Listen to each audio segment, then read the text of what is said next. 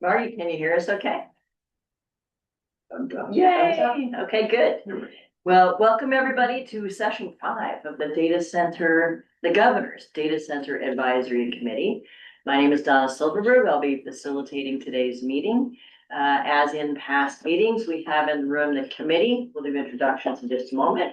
We have some of our presenters and a number of presenters online. If you are a presenter and you're online, I will promote you to panelist when it's time for you to be talking. So don't worry about that.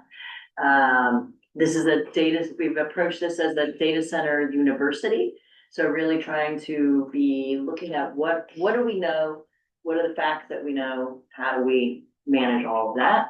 The committee's been wrestling with all of that. I'm gonna let the chairs say more about all of that. So let me turn this over to Mike and Marky. Well, welcome everyone. You wouldn't know it from looking outside, but summer hath begun. And with that comes what always surprises me, catches me off guard, is the complexities of juggling family, kids, schedules, and all that comes with summer. We are jumping right into that by trying to do 2 agendas in one day.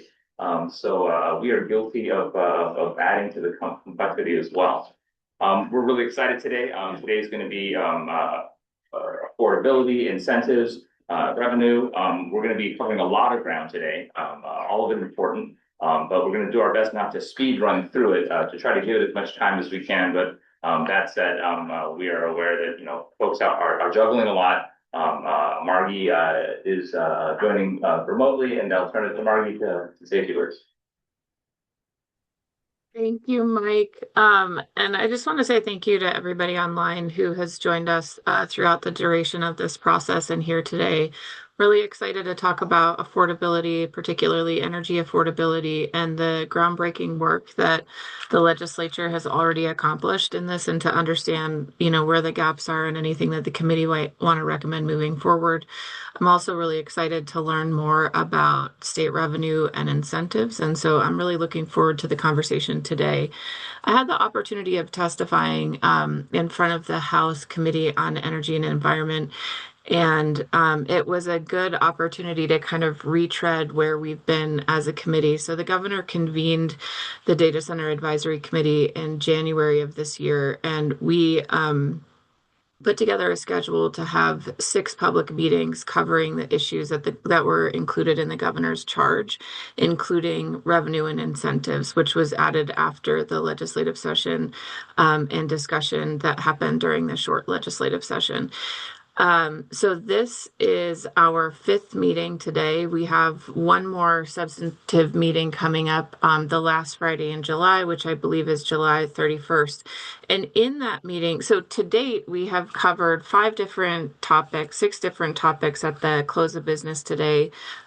We have also conducted over 8 hours of listening sessions with the public to provide ample opportunity to hear what is top of mind for members living in communities where data centers are being developed, or wherever you live in the state.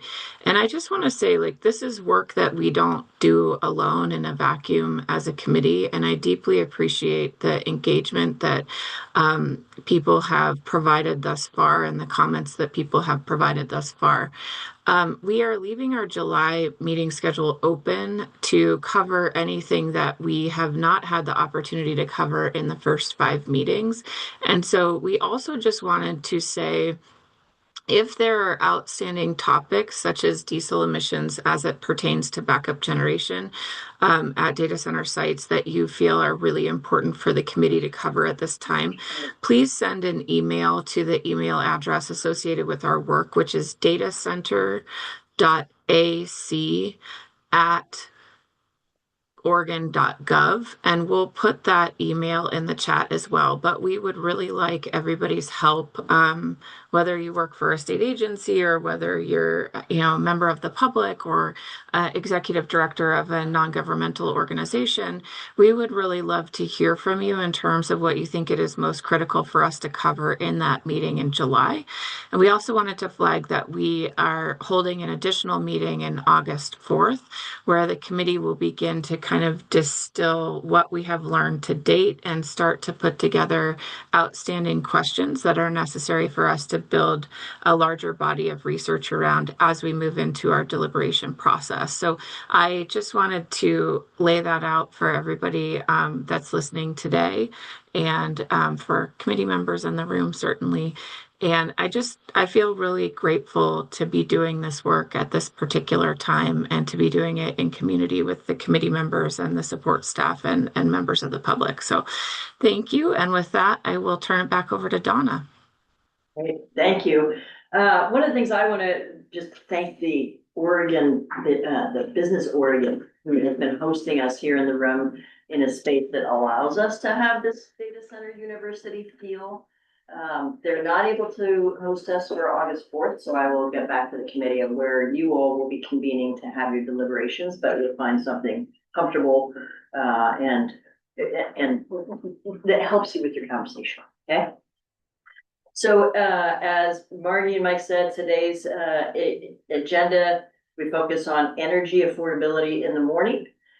We then move after lunch to be looking at the revenue and incentives issues this afternoon. Each of them start with the level setting panel. We're going to start with PUC to do that this morning. We then hear from some other people, some Oregon voices, some other, an example we have this morning and also this afternoon, and then close the day with some thoughts from a national thought leader to be looking at the trends that are happening everywhere else in the country that the committee might want to hear about. So the one thing I want to say is that in the room, online, as you're asking questions, that sort of thing, the protocols the committee has accepted. I don't need to remind you all because you've done it so well, but I'll just let everybody else know that it's really, everybody's treating each other respectfully. They're approaching the problems with curiosity, with an eye towards how do we solve the problems that we're hearing, how do we accept the information that we're hearing, and speaking, when you speak as though you're right, spend the rest of the time listening as though you might be wrong. That'll help everybody learn a little bit more. This is not a hearing. It is not a litigation setting. That will come later, I'm sure.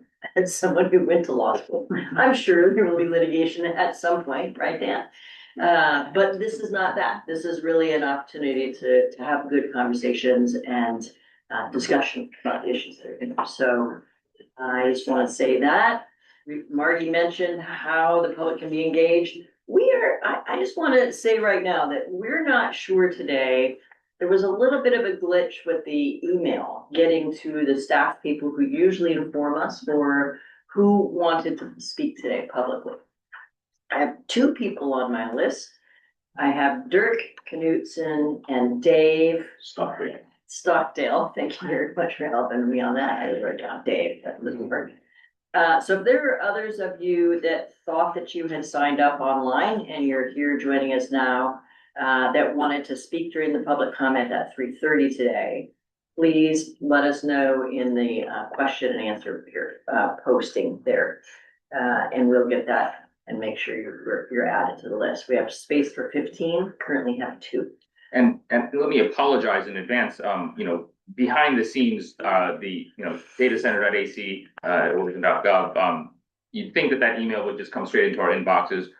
In fact, behind the scenes, there are gerbils running through wheels and this whole, crazy machine where there are handoffs electronically. And we are not a governmental organization. We are citizen volunteers. And as such, behind the scenes, there are kind of contraptions that we don't always nail in terms of the smoothness of it. That's happened with some of our public listening sessions. That's happened with email that's coming inbound. We're doing our best. We don't always get it right, but we appreciate your patience, your understanding as we try to figure it out, and we appreciate your grace. Yeah, really is not a conspiracy. Okay, so let me then do the introductions of the committee, and then we'll move on to our speakers. So Jean Wilson, based in Portland, Oregon, and I'm a longtime renewable energy developer. And due to time constraints, I'll leave it at that. okay. Mike Jung, co-chair of Portland Metro, have been accused of being an energy nerd and guilty as charged. Good morning, I'm Tim Miller. I'm the Director of Oregon Business for Climate and excited to be here. Dan Dorn, one of the 3 commissioners of the legendary Umatilla County, as labeled by Governor Kotek. Greg Dawson, I'm with Oregon Law down in Eugene, Oregon. One thing I just wanted to say really quickly, because there's been a lot of developments at the federal level since our last meeting. We've had a FERC order that addressed the TELS RTOs and independent system operators to accelerate their time for data center connection. As far as I can tell, it has no effect in Oregon because we are not a member of either of those kinds of organizations. The other thing is that the Congress is racing to pass a Ratepayer Protection Act, which is sort of characterized as requiring PUCs to ensure that data centers pay their fair share. And people need to know that this provision is something that just requires PUCs to consider doing this. And if they've already done it, they don't have to do anything at all. So all those activities are making headlines. They don't really affect us here in Oregon, which I just think it makes our committee even more relevant. Thanks for that. Thanks. Bill Edmonds, Energy Sustainability Professor and a member of the committee. Just a word on affordability before we get going. We're a bunch of energy wonks. We dive in deeply into energy flexibility and the impacts of energy. And important to note, I think we all know that a lot of people don't think of any of that. They think of energy one time a month, and it's when the bill arrives. And that can be a sinking moment when people are choosing between energy and rent and energy and food. And it's core to what we're doing. And I'm so glad that we have the group that we have to talk about affordability. And it's really important to me. I know it's really important to all committee members. And we too are grateful that you guys, Bill, Greg, Jean, have continued your work as a subcommittee on the energy meeting that we most recently had to carry on and organize this affordability part of today. Thank you. Great. Okay. All right. We have one staff. Oh, sorry, I didn't see Doug come in. We have Colby Mills and Doug Port that are with us that are staff to the committee, and probably a few more that might be online. I'm not sure. But I want to really thank the staff that helps us get ready for these and have these meetings. So with that, let me allow you to introduce yourselves, Nolan, while I pull up your Awesome. Thank you so much. Good morning, members of the committee. My name is Nolan Moser. I'm the Executive Director of the Oregon Public Utility Commission. And joining me today is Brent Stevens, Senior Economist with us and really data center expert, witness on many of our major data center cases, and also has been providing background support to this committee. So we're going to talk about the Power Act today, which is House Bill 3546, passed in the 2025 legislative session, focusing on data center rates, providing our commission with important new tools that we've actually started to implement. And we have real results to report today as a part of that. So we'll move on to the second slide. And I'll begin with a really high level discussion of the key elements in the power bill. And before I do that, I'll note a little bit of background on how we got to this piece of legislation. So in the 2025 session, there was a tremendous focus on affordability in general. We have representatives from the consumer community here, Anna Bob, both very active in the legislative session on a variety of bills focused on real consumer impacts. So we had a number of pieces of legislation designed to support customers, this being one of them. Data centers were identified as a unique type of impact on the grid with creating unique potential impacts to customers because of the size and scale of the growth of this customer class, really unprecedented. In electric regulation, we normally see and expect to see all sectors of the economy kind of move in tandem. So when we're in an expansionary period, residential load is going up, industrial loads going up, commercial loads going up. Data centers have introduced a new dynamic, and the growth there has been inconsistent with the growth in other sectors. So the bill was designed to address that and to ensure that other customers were not impacted unfairly and inappropriately by this expanding customer class. We were part of that discussion. One of the major things that we pushed for as part of this legislation was the explicit ability to create a separate data center customer class. That was a key flashpoint amongst consumer groups like CUB and us and the Data Center Coalition that was working on the bill. Can you say who CUB is, just for? Yes, the Citizens Utility Board, they are your ratepayer advocate. So all residential ratepayers in the state, customers of investor-owned utilities get support from CUB and representation from them in our proceedings. So we were largely successful with the development of this act. The legislature took a huge lead role. Pam Marsh was Representative Pam Marsh, really the key leader on this bill, but a number of very involved sponsors. Key elements, it directs the changes to investor-owned utility tariffs, which we have to implement, defines large energy use facility as essentially a data center customer or a crypto mining Bitcoin facility larger than 20 megawatts. Like I said, we create that new separate customer class, and then it requires that cost allocation amongst the various customer classes protects the other customers. As we experience this growth, I want to ensure that residential, commercial, and other industrial customers are protected. There are minimum contract requirements, so essentially guarantees to ensure that the data centers pay their fair share over the long term. And then it allows our staff and the utilities to develop risk mitigation strategies to avoid stranded costs. It requires reporting and sunsets in 2035. Brett is going to talk a little bit more about some details. Brett, I'll pass it over to you for a second.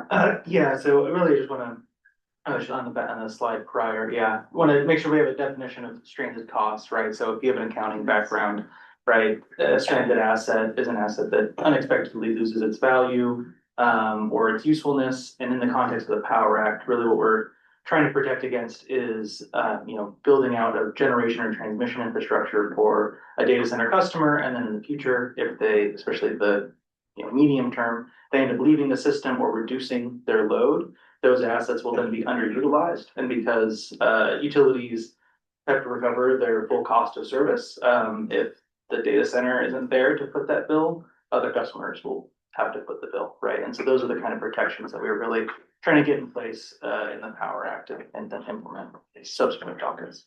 Great, thank you, Brett. Let's move on to the next slide. And, in the context of what we're saying today, we're talking about investor-owned utilities only. This bill only applies to investor-owned utilities, and for the most part, our agency only regulates investor-owned utilities. So I just want to make that very clear. This is not a statewide bill. It doesn't apply to all utilities across the state, just investor-owned utilities.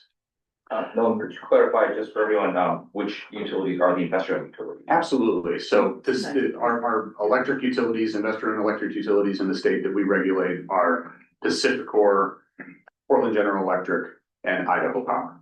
Thanks. Now, normally we implement legislation through rulemakings. We're typically given kind of a broad mandate by the legislature, and we develop a stakeholder focused or interested party focused process, often lengthy process, like most agencies, to implement the bill. We didn't do that for the Power Act. What we did is we sought to move quickly and to take advantage of open existing dockets. So we already had our staff had the foresight to start investigating large load issues a couple of years ago. So we had some open dockets. We had UM 2377, which is a docket which will come up numerous times today because it was focused on Portland General Electric and has recently been implemented. We also had a docket open for PacifiCorp. So normally we implement through rulemakings, but we didn't do that this time, and we did that to be as quick as possible in terms of implementing these provisions. The Power Act sets specific requirements for tariffs, and tariffs are essentially the published rates that a utility offers to customers. Those are impartial rates. Every customer gets the same rate if you're in that individual class. And all tariffs have to be approved by the commission and are decided and reviewed in contested cases, so trial-like proceedings. And so that's what we did for the Power Act. We utilized these existing dockets in order to reduce delays, move quickly, get protections in place for consumers as quickly as possible. So we'll move to the next slide. So I'll talk a bit about our initial results. So the first kind of core implementation step is order number 26154. And that was issued on May 7th of this year in UM 2377, which is that docket related to Portland General Electric.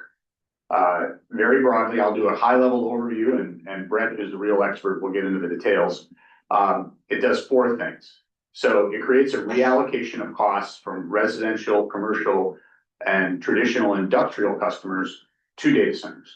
So data center rates going up, those other classes going down slightly. And it's important to note that all of this is based on contested case evidence. I mean, this is a trial. So there was evidence presented and the commission determined that it was appropriate to change these rates and reallocate these costs based on the actual tested evidence and data in that trial. It guarantees payments for investments made to serve data centers. So data centers are essentially on the hook. They must offer guaranteed payments for any incremental investment required to serve. So if you have to put in new infrastructure to serve this large new facility, they're going to have to guarantee payment for that. It ensures that the utilities are able to procure the supply necessary to serve data centers, and that supply is House Bill 2021 compliant. One of the interesting things that the Power Act does, one of the new powers it creates for our agency, is it allows us to ensure that this growing new load is accommodated in a way that allows us to meet our core legislative goals, like House Bill 2021, which is essentially a decarbonization bill for our system here in Oregon. And then finally, it requires very large data centers to support the system through investment in energy efficiency, specifically for energy burden customers. So there's a charge that will go on to data center bills that will support incremental energy efficiency that ETO struggles to provide right now because it is cost effectively challenged. So we're really trying to reach into difficult low-income communities where the easy energy efficiency measures have already been put in place. This will allow us to go deeper and provide more support to those impacted customers. Real quickly, you say Sure. very large data centers, is that your 25 megawatt? Yeah, sorry, yeah, that's the 20. So if you're under 20, the Power Act does not apply to you, to 20 megawatts. And Marty's got a hand online, so. Oh, sorry, can I ask for a clarification? Yes. Really quick, so the surcharge for the energy efficiency fund does only apply to data centers that are 100 megawatts or larger. So that's a special. Oh, that's what I was asking. Oh, Thank you. Is that a building or a campus, or how do you define? That's a good, yeah, I think, so we have certain site aggregation rules, so if the campus is relatively close, right, then it counts as one customer, right? I think it's, I'm trying to remember the exact site aggregation rules, I think it's, they have to be, the points have to be within, half a mile or electrically connected, which means served by the same substation, I think is how it works. I'd have to revisit the language to get exactly for you, but effectively it's supposed to be, if it's a campus, it would be counted as one customer. Okay, Marty. Just wanted to ask if the backup generation that exists within the data center campus, is that covered by either the Power Act or HB 2021? A great question, and I'll ask Brett to weigh in on it too. I think it is probably indirectly, there's an indirect HB 2021 component that is not addressed in this individual decision. But I think our read on the legislation is that our agency has a mandate and responsibility to ensure that we're meeting that requirement and that data centers aren't impacting our ability to meet that requirement. So if there was evidence that came to the fore that showed that this diesel backup generation was impeding the ability of our utilities to meet its standards, then I think it would become an issue and could be addressed in a potential tariff. But to my knowledge, is not addressed now. No, I don't think so. So I think if it's a behind the meter backup diesel generator, I don't think it would fall under the power, or sorry, the HB 2021, but I'd have to confirm that. And so I know that there's certain rules that Odo has around how long those generators can run.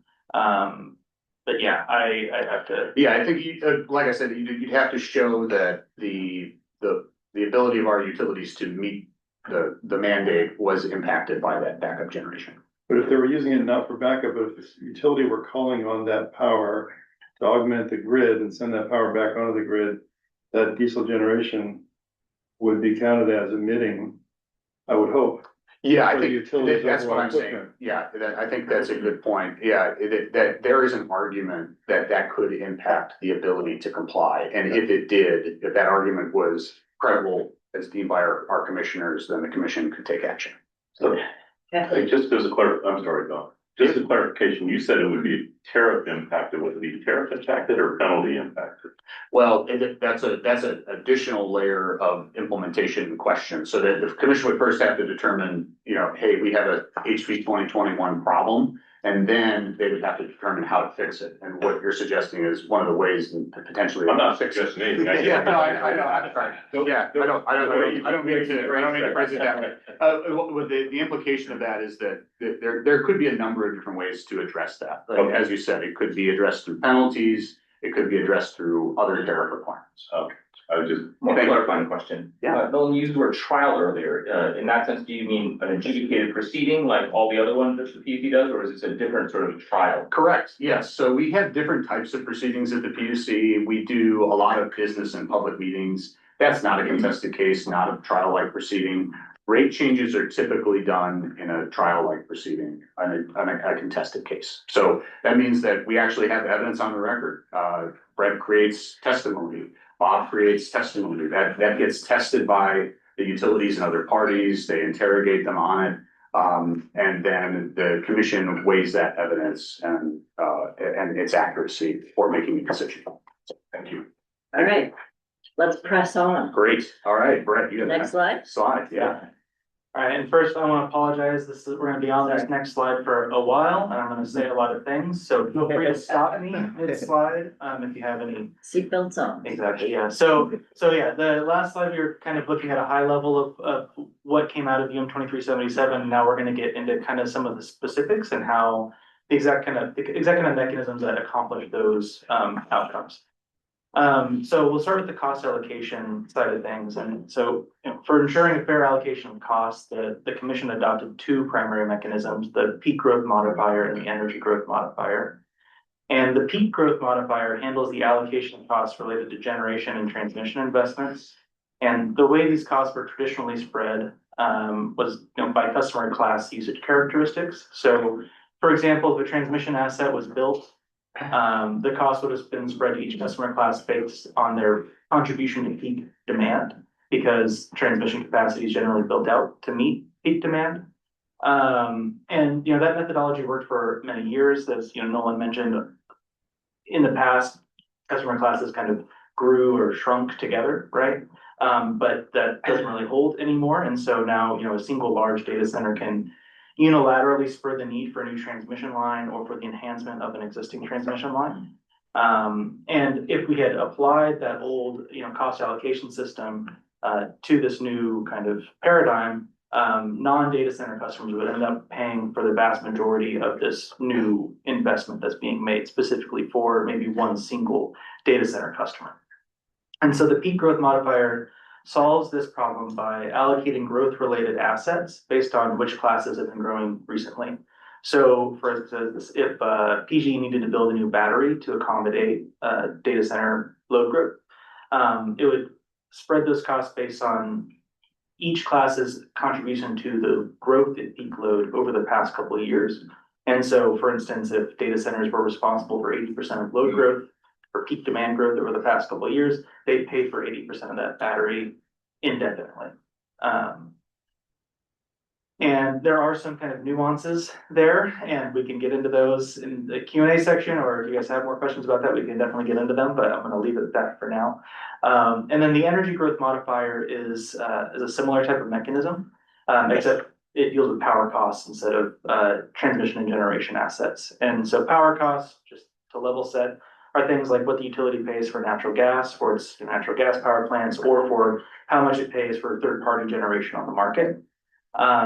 And the issue here is that, you know, large load growth may stress regional power markets, leading to an increase in market prices. That would raise power costs for all customer classes. And so to deal with that potential outcome, PG is running a counterfactual power cost forecast that excludes load growth. And then they kind of find the difference between their actual forecasts and that counterfactual forecast, and they spread the difference between those based on which customer classes have been growing recently. So again, if you know they think that power costs would have been $100 million lower without load growth, and load or data centers were 80% of that load growth, they would assign $80 million more to data centers to have them pay for that increased cost. 80 out of 100. 80 out of 100, yeah, and the rest would go to the other classes that had been contributing to that growth. When you're talking about recently for both of these, Yeah. is there a defined period of time? Yeah, it's one of those nuances. So right now it's 3 years. So for the past 3 years, although for the peak growth modifier, that will change over time. It'll get out. longer. Yeah, it'll get a little bit longer.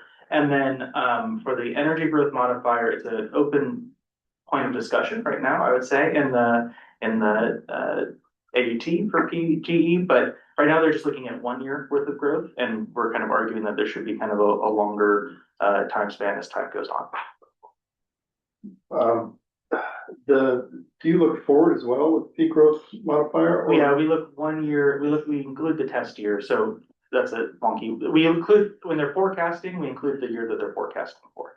So we don't look well into the future, it's just kind of this year, and part of the reason for that in the peak growth modifier in particular is that we have a very strong used and useful standard in Oregon, so assets can only come into rates once they're completed. And so typically, you know, if they've completed a power plant to accommodate a data center's load growth, that data center's coming online imminently. They're not gonna build out a bunch of generation kind of well in advance of. Don't they build transmission well in advance and substations well in advance? So for these substations, they're building them for the customer generally. In this case, but they might say, put an industrial park over here, I'm gonna need a substation, it's gonna fill in over the next 10 years. Yeah. I think you must look forward in some cases. No? Yeah, a lot of times they're not building Most a of ton of overhead Yeah. like that. I would say Yeah. for these customers in particular, the amount of infrastructure you need, you can't yeah. build not these. that much in it. You don't want to have a gigawatt of excess capacity for 7 years just kind of hanging out, right? They're kind of building to order for these expansionary projects. Okay. I just wrote real long. Sorry. Two things really. The formula that you described really kind of mirrors the loss of generation paid back by the ratepayers, like when Carty coal fire plant was decommissioned. It seems almost like a mirror of those calculations, time-wise, on a time scale. But second, on the hypothetical portion that Tim brought up earlier, how does the mitigating that when a data center's diesel comes online to mitigate short power in the grid, how does that get calculated back in? Do you mean like the flexibility thing? Mm-hmm. How does that get lumped in the cost allocation? Yeah. Yeah, so it depends, I guess, on what they how they're doing that, I suppose. If they're doing it through their own owned assets, if they're building, say, batteries for that kind of short-term flexibility, then those would get allocated probably through the peak growth modifier. If they're doing that with third-party market purchases, it would be through the energy growth modifier. But there's no formula. It's kind of baked in one way or the other. It's either capital or really all that matters is whether it's capital or variable. If the utility is making that. If the utilities at least make things. Yeah, If the data center is building, say, giant batteries that have a longer lasting. Yeah. That's a reduction of what the utility would need to build out. Yep. So there'd be a negative. So load that's modifier? yeah, so that was a big discussion in the case, and we didn't get a framework ironed out for like a compensation framework for flexibility ironed out in the case. It's definitely something we're interested in developing as we go on, something that's standardized. And really, so the way flexibility agreements are right now is they're kind of negotiated between the data center customer and the utility. And if that flexibility really does lower their need for capacity, then they can just ask for less capacity. So if they're a 500 megawatt data center with a 100 megawatt battery that they feel very confident in, they can simply ask for a less overall capacity and then end up paying less. Or they can have a flexibility agreement worked out with the company that we would have to approve. You still gotta load the battery though. Yeah, But off peak. yeah, which would not contribute to the. My understanding from your order, tell me if this is right, that basically what you ended up saying, we don't have enough factual information to really build this into the order at this The point. flexibility, yeah, But you're interested in seeing that. Yeah. And then the special contracts provision of the Power Act. Yeah. Allows you to do that on a one-off basis going forward, should someone come forward with a project that. That's absolutely Exactly. right. I think the special contract provision, it's important that we get into that maybe for a minute. The Power Act allows for utilities and these large customers to come to special arrangements with the approval of the commission. And that's really important because, we're focused on obviously protecting customers, non-data center customers, but there are a significant amount of resources that the data center customer can bring to the table potentially. And so what the special contract provision does is it allows the utility and that large customer to come to an arrangement, utilize that customer capital to potentially provide grid benefits that accrue to all customers potentially. So we do think there are ways in which we can integrate this new load that not only protects customers, but enhances other goals. We have yet to see that happen yet, so far. I mean, that's a provision that hasn't been tested yet, but I think it's really important when we say we're focused on consumer protection, there's also opportunities for data centers to come into our state and do something unique that supports our own broader goals. So just be real simple, those are one-off special. Correct. There isn't you can negotiate something You out can outside of negotiate. the Power Act. But then it has to go through the commission. It has to be screened by the commission and our experts to ensure that we're doing all the things that the data center, that the Power Act requires in terms of properly allocating costs, protecting customers, and achieving our broader goals like HB 2021. Okay, so I wanna can you remind me how many slides you have? Oh, I'm sorry. Yeah, we can start 10? moving Is along. that right? 9, 8, 9, 10, Yeah, okay. we've got, Okay, so after you're this. more than halfway done. Yeah. I just wanna be sure, cause I know, we've got others that we're gonna be adding in, we got 2 online. And we will And- continue to derail you with that. No problem.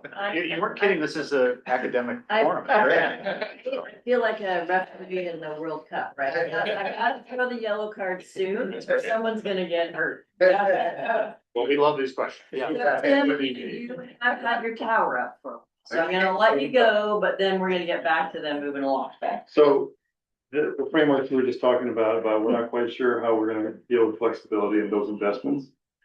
I hope that the frameworks aren't only able to think about capital and investment, because sometimes flexibility might look like, hey, we're gonna power down. We're gonna run our stuff in Los Angeles for 3 days while you're in a peak power load. And some folks don't like that idea. I'm just wanting it to be on the table and you're thinking, can you handle that? Absolutely. In your thinking. Yeah, I think that's a great point, and it's something our team's been focused on for a while. For example, for other large customers, we face statewide capacity issues. They've been thinking about essentially interruptibility as a tool instead of making that new capital investment. If we have customers that are willing to be interrupted, that's a much cheaper option in terms of. That saves real capital. Absolutely. Okay.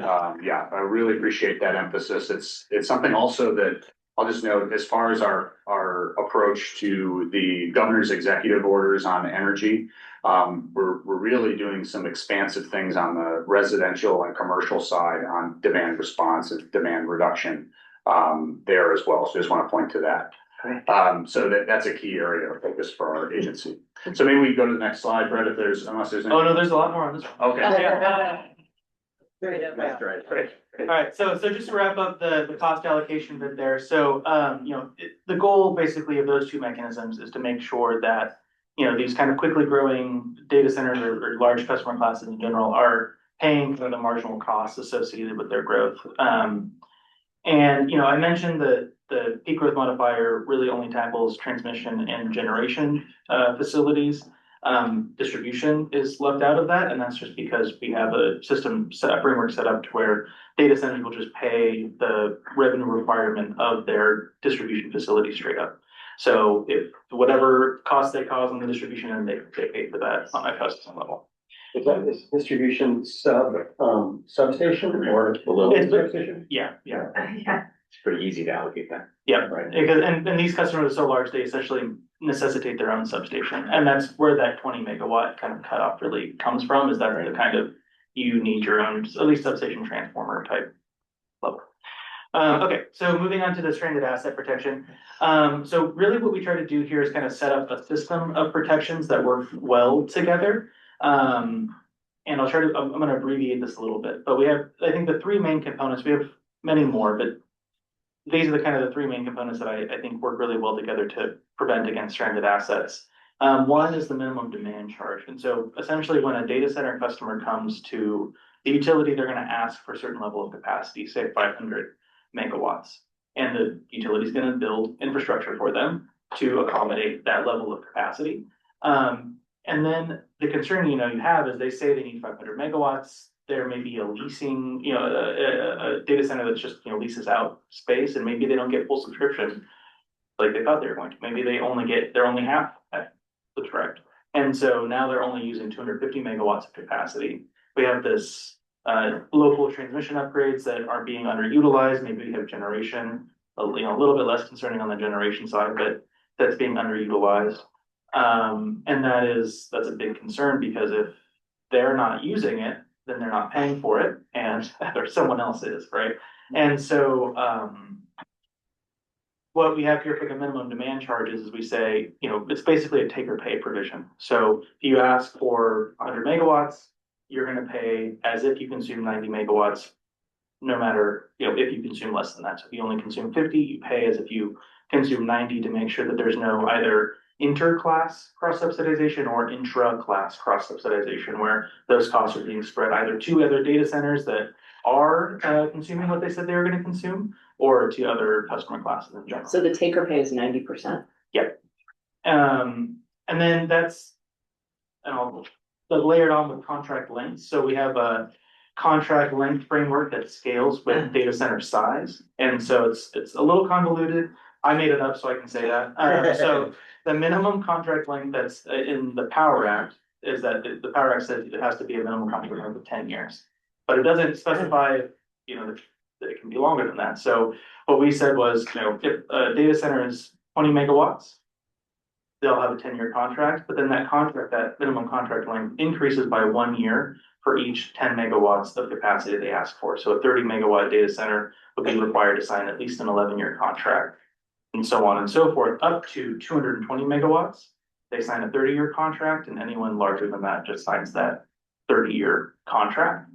And the reason that contract length is so important is with the exit fee.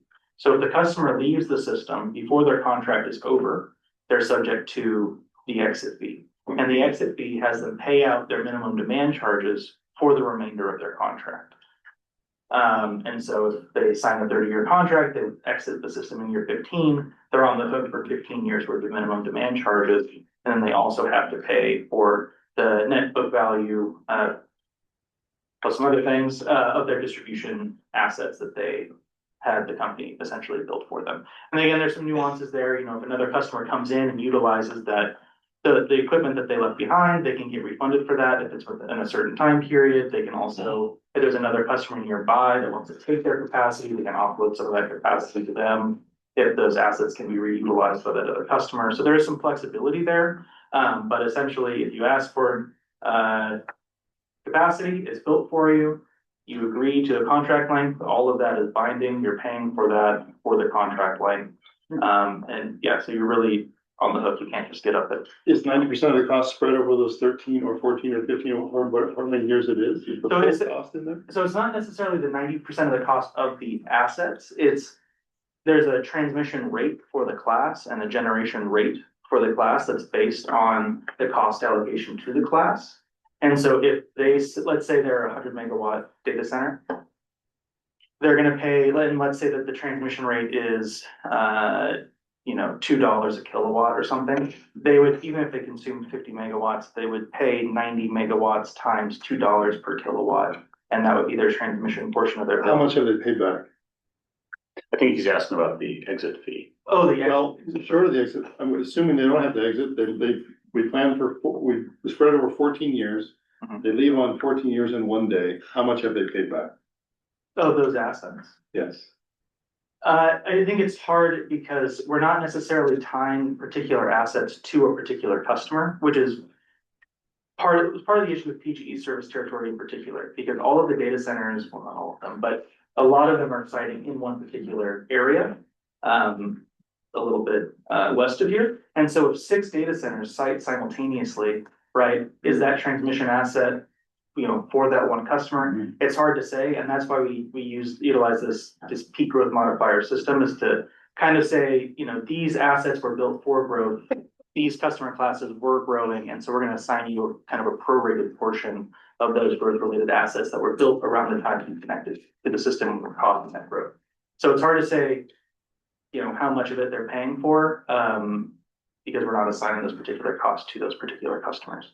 Okay, I'm gonna push him on. These are great questions, and we have 2 more people online. You can't tell, but we I have 2 just more want to people. note too, for this, because we do have to make sure we cover the consumer owned portion of it. So it's 9:21 right now, and at 9:30 on the dot, we'll click over just to make sure we have enough time. But you guys can stay at the table too, in case there are questions for investor owned. So I just wanted the committee to be aware of that. Okay. Cool, Yeah. let's cut down on any intro background history stuff. Okay, Yeah. go. All right, so that was the bulk of it. So we can go next slide. Yeah, that was the hard part. And so there are 2 other, main outcomes here. One was around emissions, and so the commission created a generation queue, and the goal of this was essentially to make sure that when a customer connects to the system, they're not going to be either stressing the system on a resource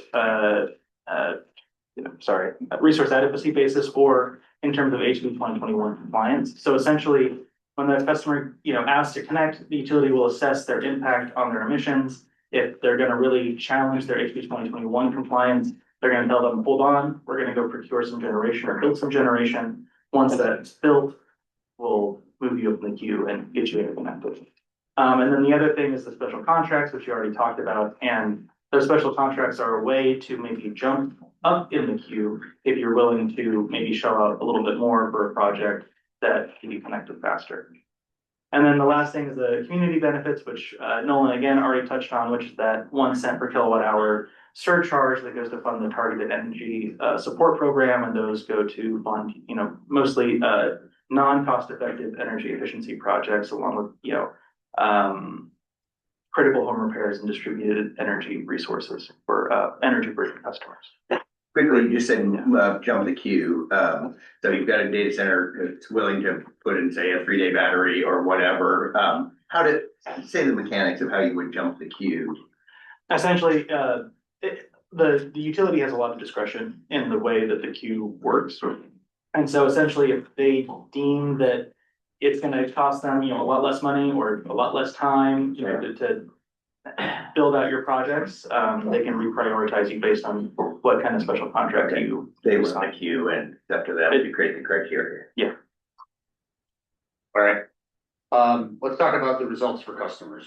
So this is a summary of the compliance filing that PGE put forward on June 3rd.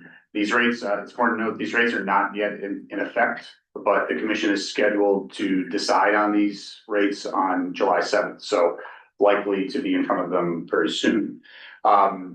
Rates are proposed to go up 29% for existing large data centers, down 1.3% for residential customers, down 3.7% for small business customers, 2.2% for commercial customers, and 1.5% for all other industrial customers.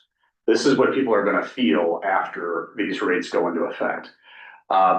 It's important to note that the time period, essentially the month that we have taken to review the filing is necessary. We have a 350-page filing from the company implementing this complicated order. There are 200 pages of tariff changes.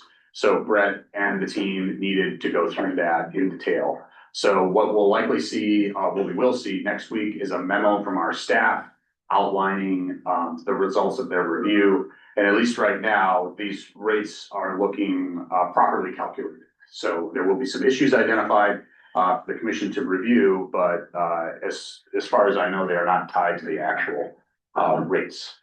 And those look likely to go into effect after July 2nd. Can I ask a question about that? Yes. So I think we've all seen reports of how data centers are actually reducing rates in some cases, with the idea being that you have more load, so therefore you have the opportunity to share the cost of the system more broadly. And this seems to suggest that that's happening here, although it could just be a reflection of an adjustment of rates that didn't properly account for that in the past. So I was wondering, do we think that with the right policies, adding the load of data centers can reduce rates for residential consumers? Is that a realistic outcome? That's a very good question. I would characterize this decision and this filing as a rebaselining. Essentially, we've looked at the impact of the data centers that have already come in consistent with the Power Act, and that analysis shows that data centers weren't paying enough. And as a result, we're not actually changing the overall revenue requirement for the utility. So that stays the same. They're still getting the same amount of money. They're just going to be getting it going forward from different places.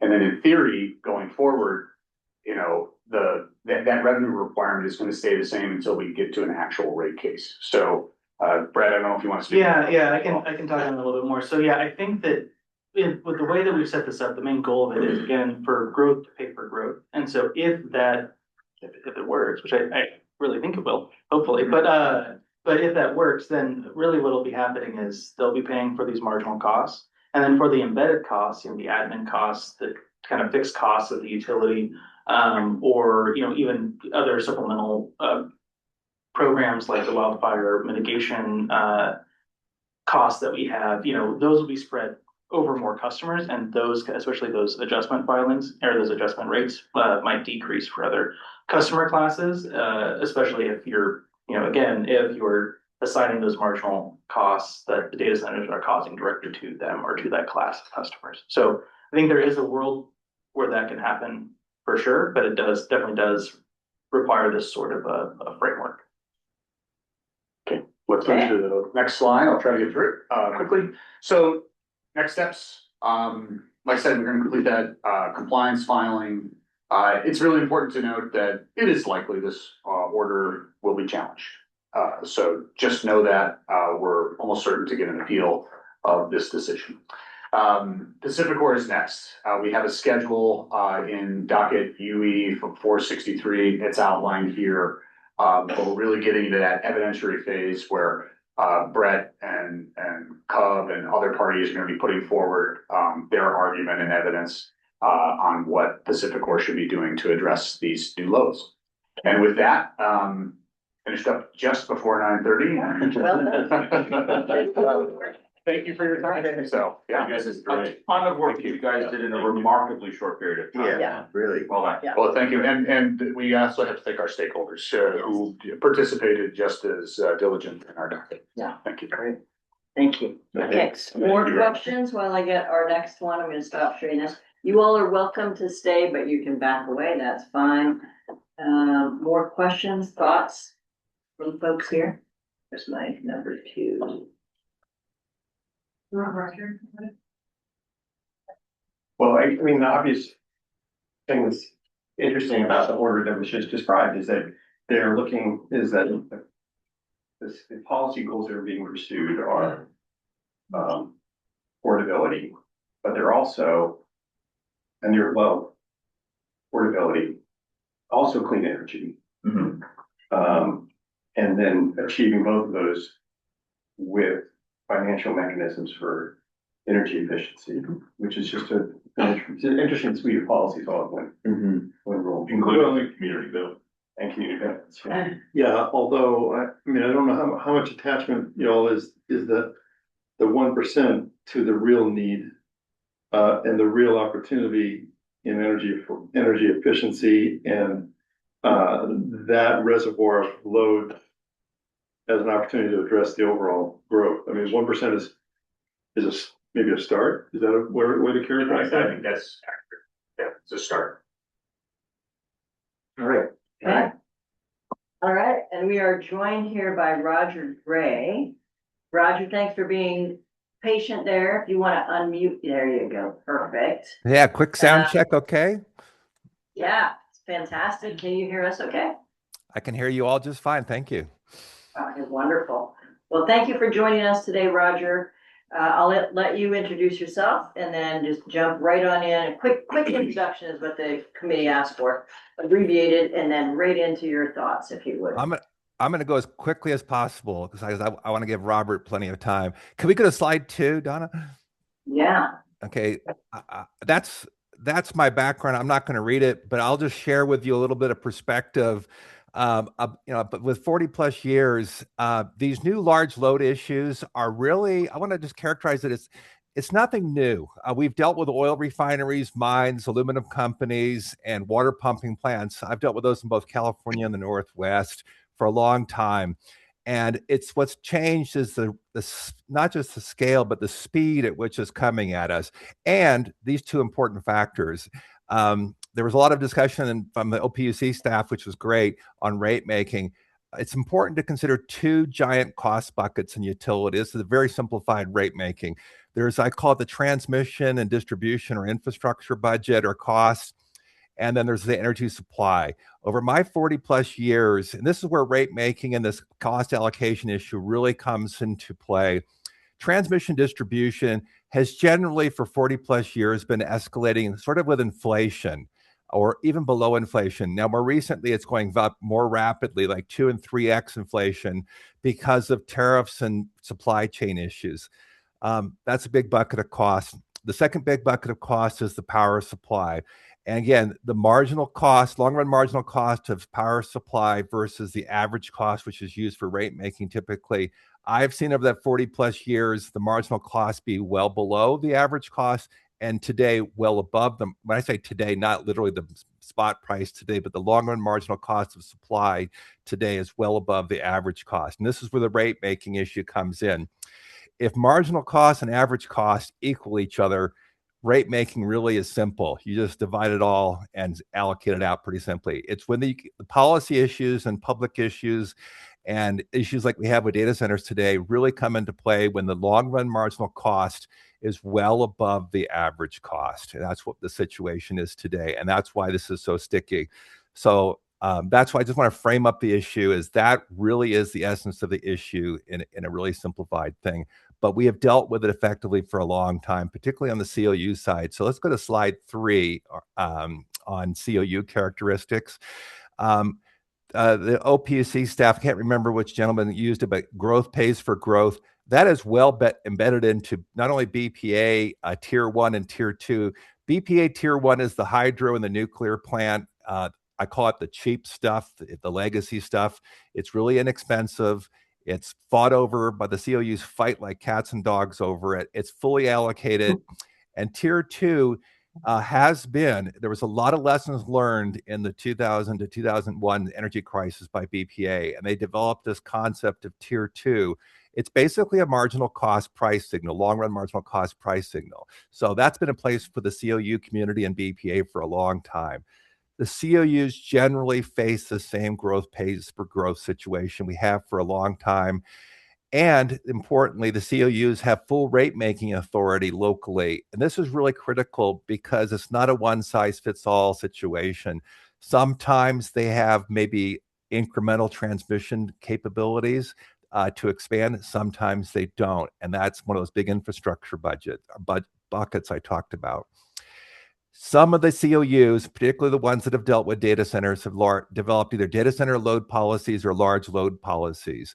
And I want to just make a comment that COUs are extremely sensitive to rates and rate making and protecting legacy customers, because boards, whether that's PUD boards or co-op boards or municipal boards like EWEB, for example, those elected members are extremely sensitive, and I've seen them lose their jobs through votings, and general managers lose their jobs because of rate issues on a pretty regular basis if they don't pay attention to that. So it's built into the DNA. It's a very powerful signal. So I'd say that the general economics of the rate making for COUs is very powerful in terms of setting the right cost signals, and the institutional, meaning the political issues, are very well aligned as well. Let's go to slide 4, Donna. Thank you. And Roger, can you, while I go to slide 4, can you just say, just to make sure everybody's on the same page, what a COU is? Oh, yes, I apologize. So investor-owned utilities, IOUs, COUs are consumer-owned utilities, and they're comprised of municipal utilities like EWEB, Eugene Water and Electric Board. They're comprised of PUDs or public utility districts like Emerald PUD down in the Eugene area, or co-ops, and Umatilla co-op. Robert's going to be on here in a minute from co-ops. There are also tribal utilities that fall into that category as well, that are considered COU customers, that are also customers of Bonneville Power Administration. Great. Thank you so much for doing that. Appreciate I apologize for the acronym alphabet soup. So I know, right? It is alphabet soup. And all right, let's talk about large load. Yeah, and also on slide 3, really quickly, NLSL is the new large single load, and the NR rate is the new resource rate. And those the threshold there is 10 average megawatts. That comes out of a 1980 Power Act, not the Power Act that you're talking about here. And 10 average megawatts is an energy basis. It's not a peak basis. I think that the Oregon law is a 20 megawatts peak. There's a detail. It's an important threshold. So there is no cheap Bonneville power available to serve data centers, period. Just want to make that clear. All right. So large load issues and risk, and I'll focus on page 4 really quickly. It's important and the COUs, consumer owns, are generally smaller than the investor owns. And so it can be an absolute number that they'll pick for their tariff for their policy, or a percentage. For example, there might be a co-op that has 10 megawatts of residential load and hundreds of megawatts of mine load. So that's a situation that we've dealt with in the COU world, and it's been for a long time. And you're going to hear from Robert in a moment, similar kinds of ratios. So the absolute number sometimes in the COU world is not as important as the percentage of load. Okay, location, I mentioned earlier, that transmission is a huge issue, because generally speaking, the Northwest transmission is highly constrained today because, frankly, we didn't do anything building much for decades because we had low growth or no growth, and now we have a lot of growth. Frankly, we had a beautifully built system in the 50s and 60s and 70s, and then we kind of stopped doing things, and now we're paying the price for that. Data centers are part of the driver, but it's not the only driver for it. Stranded assets and supply contracts are huge issues. You heard about that from the OPUC staff. Power supply contracts and cost risks. Generally speaking, the COU community passes these risks on 100%. We're very, very careful in the structure of our contracts and tariffs. Same on the transmission side. If we have to build out a transmission line or a transmission substation, those costs get passed through as well. Clean energy policies. There are some that apply to the COU community. There's some that don't, that only apply to the IOU community. But these things, and the Renewable Portfolio Standard, or RPS, can be an example of this. You can have some of the COU communities. Very few COUs today have RPS requirements, because it generally applies to larger utilities. But if you have a mega data center comes in, you can get bumped into these new laws, and that has become an issue. but by the way, those costs also get passed on if they're realized to the data center or the frankly, new large loads in general. Dealing with these mega institutions that are in some cases thousands of times bigger than the utility in terms of assets and balance sheets and stuff. There's credit default risk, cash flow risk if they just don't even pay a bill 1 month. I used to have a statement, I won't use a reference to what company I refer to, but if mega company spits, we swim. So that's sort of the cash flow concern. And so the way to handle this is through contracts and tariffs. And I just want to point out, you're going to hear a lot more about this from Robert. Robert has dealt with this really, really, really well. And then finally, this is an emerging issue that is not really paid attention to. Affordability is really the main one, which is, I think, critically important.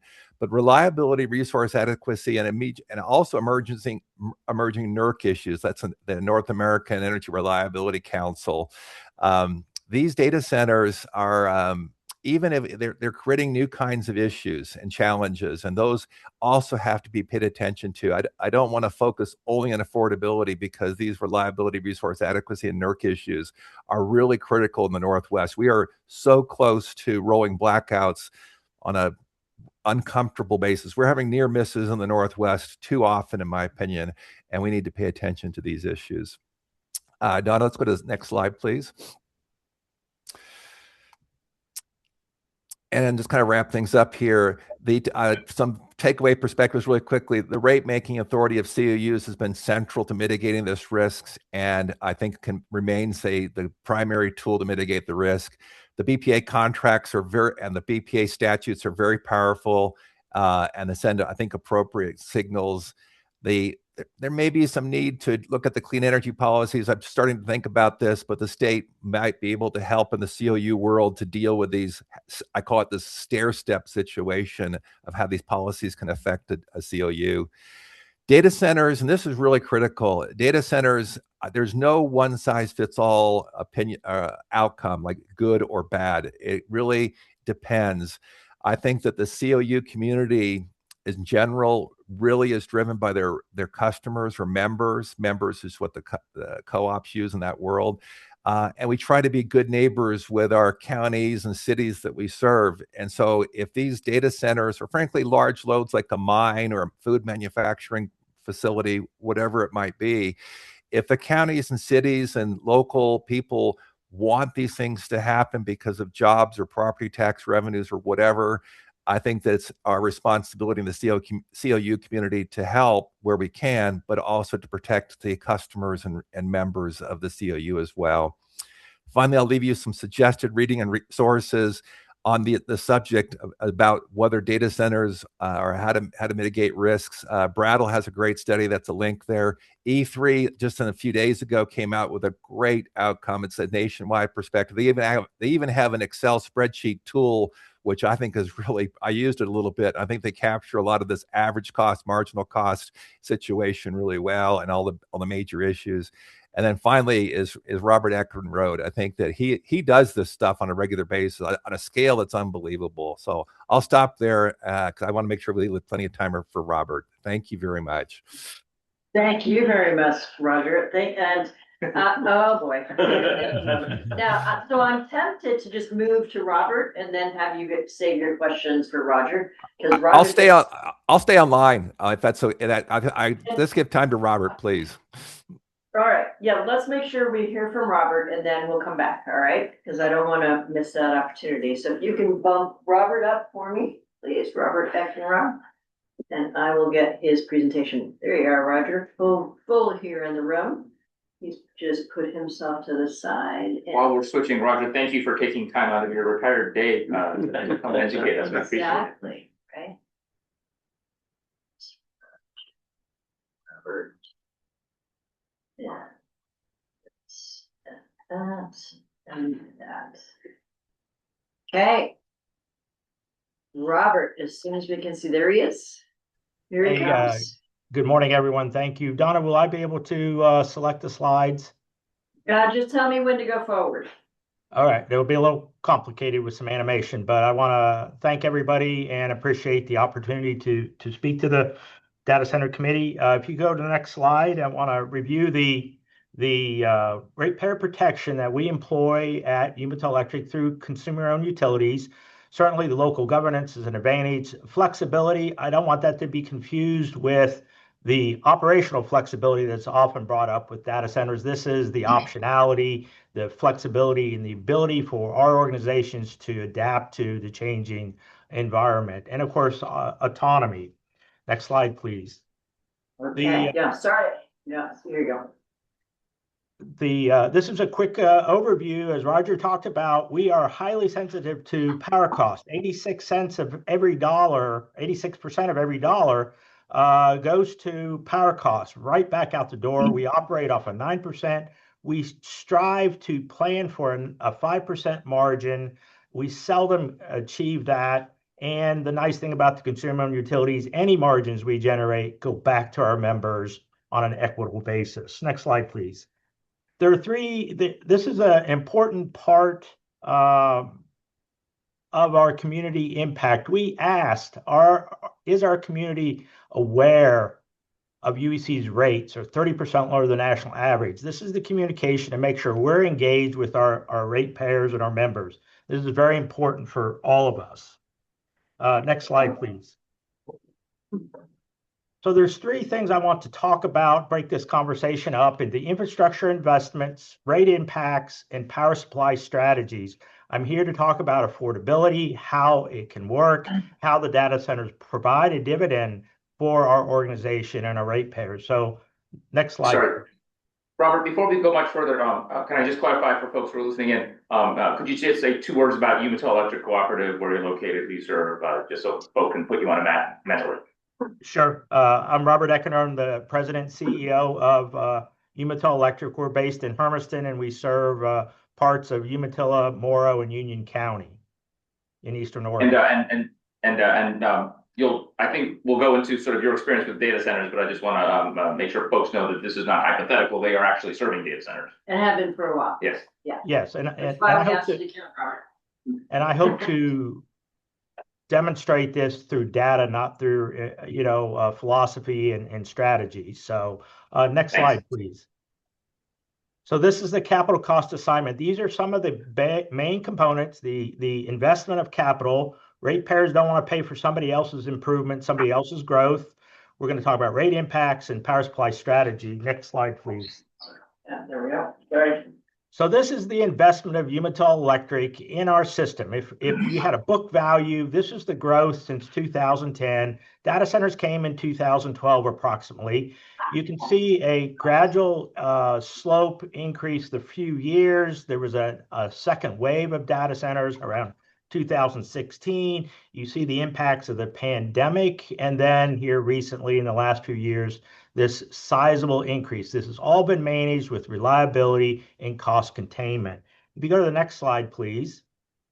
This demonstrates the rate-based portion of our capital investment. This is what our ratepayers, our members pay through their rates, through the kilowatt hour and demand costs. This is a rather steady and stable. This is not data center related. This is for irrigation, load growth, and other things in the community. The next slide, please. This represents the total contribution through contribution aid to construction. This is payments by large loads and even residential loads who build a house miles from the existing power line. They must contribute capital to the organization. This is a fundamental part of an electric cooperative philosophy. And you can see in 2025, more than 50% of our facilities have been paid for by our members. This is an important aspect of the consumer and utilities, the advantages and our ability to adapt to these large loads and still be able to provide fairness for small and growing other loads. Next slide, please. So now we're going to talk about ratepayer protection on rates. While we have this infrastructure, we have the transmission line and the substations, it's now time to pay the ongoing annual costs of supplying power to our ratepayers. Next slide. We heard about much of the complexities of the Power Act that the PUC is going through. One of the things that is most important for us is let's keep it simple. And so this is our large industrial load, rate schedule 6. It's available on the website. It is public information. This is the key components of this rate, and we will pass through to the member all charges and costs. We don't talk about percentages and lengths of time. If it comes in, it goes back out. That 86% of power supply costs, that goes right back out to these ratepayers. Next slide, please. And if we earn no income or no margins on passing through all costs, where do we get our money to operate? And we charge a delivery charge of $1.24 per kVA. This is approximately $30 for a residential customer as a base charge. It has a very close parallel for all ratepayers to make sure it's kept open and fair. If there's an increase in costs, because this is a rate, our regulatory board, our board of directors, has the ability to change this rate to $1.25 or $1.30 as necessary to ensure that Umatilla Electric and our members are treated fairly. Next slide. Quick clarifying question, Robert. Would your Schedule 6 be akin to the data center customer class that we heard about earlier? Yes, we have other rate classes that go up to about 10 megawatts. That would be the trigger point for the new large single load from Bonneville. All right. So our other large loads, irrigation and further processing, food processors, none of them are on this rate. If something came that large, we would apply this rate because Bonneville forces us to go through the new large single load process and segregate those loads from the Bonneville process. Thanks. Next slide. This is a very important slide for me. I hope I can go through this. It takes a little bit of time. To set this up, this is nearly 30 years of data, and this is actual data. It's verifiable. You can either go through EIA to collect it, or we get this in a convenient format from one of our banks. The red line represents the median power cost per kilowatt hour revenue, not rates. This is revenue, all in, for Oregon co-ops, my peers. The green represents the U.S. median co-op price. UEC's performance will come in with the next slide. And you will see as it comes through with the data centers starting in 2012. Next slide. Really minimal impact because of the data centers until you see the latter years. And we're going to talk about that. Next slide, please. The interesting thing that identifies this is you overlay this with the natural gas prices through this period of time, fracking and directional drilling coming in 12 and 13. It has stabilized the natural gas prices. You see our revenue come down in the blue bars because our power costs have come down in the blue bars, while the rest of the country has continued to go up. And then, of course, in the spiking period, you see the invasion of Ukraine by the Russians, and therefore the spike in natural gas prices, it's starting to come down. These are very important aspects that world events impact even small consumer-owned utilities in Eastern Oregon. Next slide, please. And what's important here is this is residential. The previous slide was all our revenue. But here you can see just our residential ratepayers, same numbers or same intent of green and red. You do not see that spike from the power markets in that same time period. And if you look closely, you can see the gap between Umatilla Electric's blue bar and Oregon's average in red slightly increases. And that's about a 2 cent per kilowatt hour savings over our peers, and considerably more across the country. 2 cents is roughly a 20% savings to our residential. This is what's perceived as a data center dividend because that gap starts in 2012 when the data centers have come. Next slide, please. Here we want to talk about power supply strategy to ensure the reliability. One of the goals of the Data Center Advisory Committee is to ensure reliability and affordability. So we're going to talk about our resource structure, how we're able to do this. Next slide. This is our power acquisition. We have both the blue, the orange, the green, and the yellow. We can talk about Bonneville Tier 1. That is the preferred power or the preference power from Bonneville, and it's fully subscribed. If you click the next slide. The orange is BPA in the market. We don't own any generation. We must purchase all our generation. We're in all requirements. Customer Bonneville, everything must come through Bonneville. Unfortunately, through the 1980 Power Act, as Roger talked about, anything over 10 average megawatts is ineligible for Bonneville Hydro or federal resources. So we either go to the market or buy the new resource rate, which is a punitive rate from Bonneville. So you can see the market purchases from the data center are the vast majority. If you click to the next slide, this is one of the factors that protects us. And the next slide, please. UEC is responsible for just a small portion of our total resources. We have put those responsibilities of power acquisition and the environmental attributes onto the data centers to collect that. We report it as ours, so it's important that we have influence on how they acquire power and what they acquire, and we report it to the state under our obligations. And it is a responsibility of the data centers and these large loads to procure power to meet the state's requirements. Next slide, please. Yes. Clarifying question. The separation here, would this be comparable to the special contract that we heard about earlier under the Power Act, having sort of the data centers purchasing or acquiring their resources separately here, like we heard about? I think you could say there is a parallel. It's not distinct and one for one, but it was the flexibility from Bonneville and our power suppliers to allow this to happen. Not all data centers would be qualified to acquire their own power. They don't have the skill sets or the pockets necessary, financial pockets. And so therefore we would be careful to determine if these large loads would have this opportunity. Great. All right. Thank you.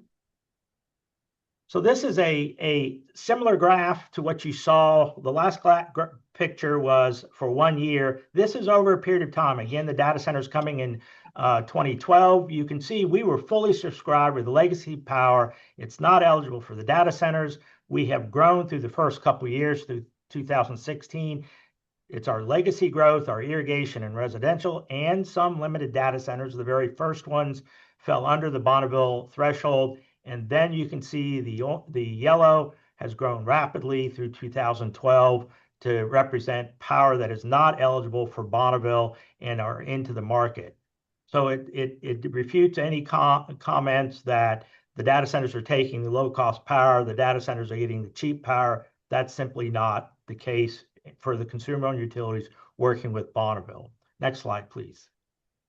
Here we overlay this on the similar graph of our growth over time. And you can see the red and green line at the bottom, which represents the same red and green line on previous slides. Umatilla Electric has always been a large consumer-owned utility by a national standard. And this is the ability for us to demonstrate our professionalism and responsibility to handle these large growths and protect the ratepayers to ensure that costs are treated fairly across the board. Next slide, please. So this is I mentioned briefly earlier that we did a stakeholder survey, and next slide. We sought some community voices, and we asked this question: how satisfied are you that UEC is fairly balancing infrastructure costs between our agriculture and residential compared to the large-scale data centers? 75% of the respondents said they were satisfied. 40% are very satisfied, and 0% are very dissatisfied. I think this is a direct reflection of the opportunities for Eastern Oregon to help in the development of data centers, and we have demonstrated that we've been able to do that responsibly. Next slide. And just to remind the committee, the responsibilities of one of the goals. You have many goals, many burdens here. local governance, the flexibility and optionality and the autonomy that we have, which is very important. We have been doing this for over 90 years, and we've been doing that large loads for 15 years. And so with that, the last slide, I want to thank everybody for the opportunity and try and keep you on schedule. Wonderful. Thank you, Rachel. That's great. And I'm gonna let the committee know that the moment has arrived that I'm taking away your first break. So if you need to use the restroom, go ahead and use it at your time.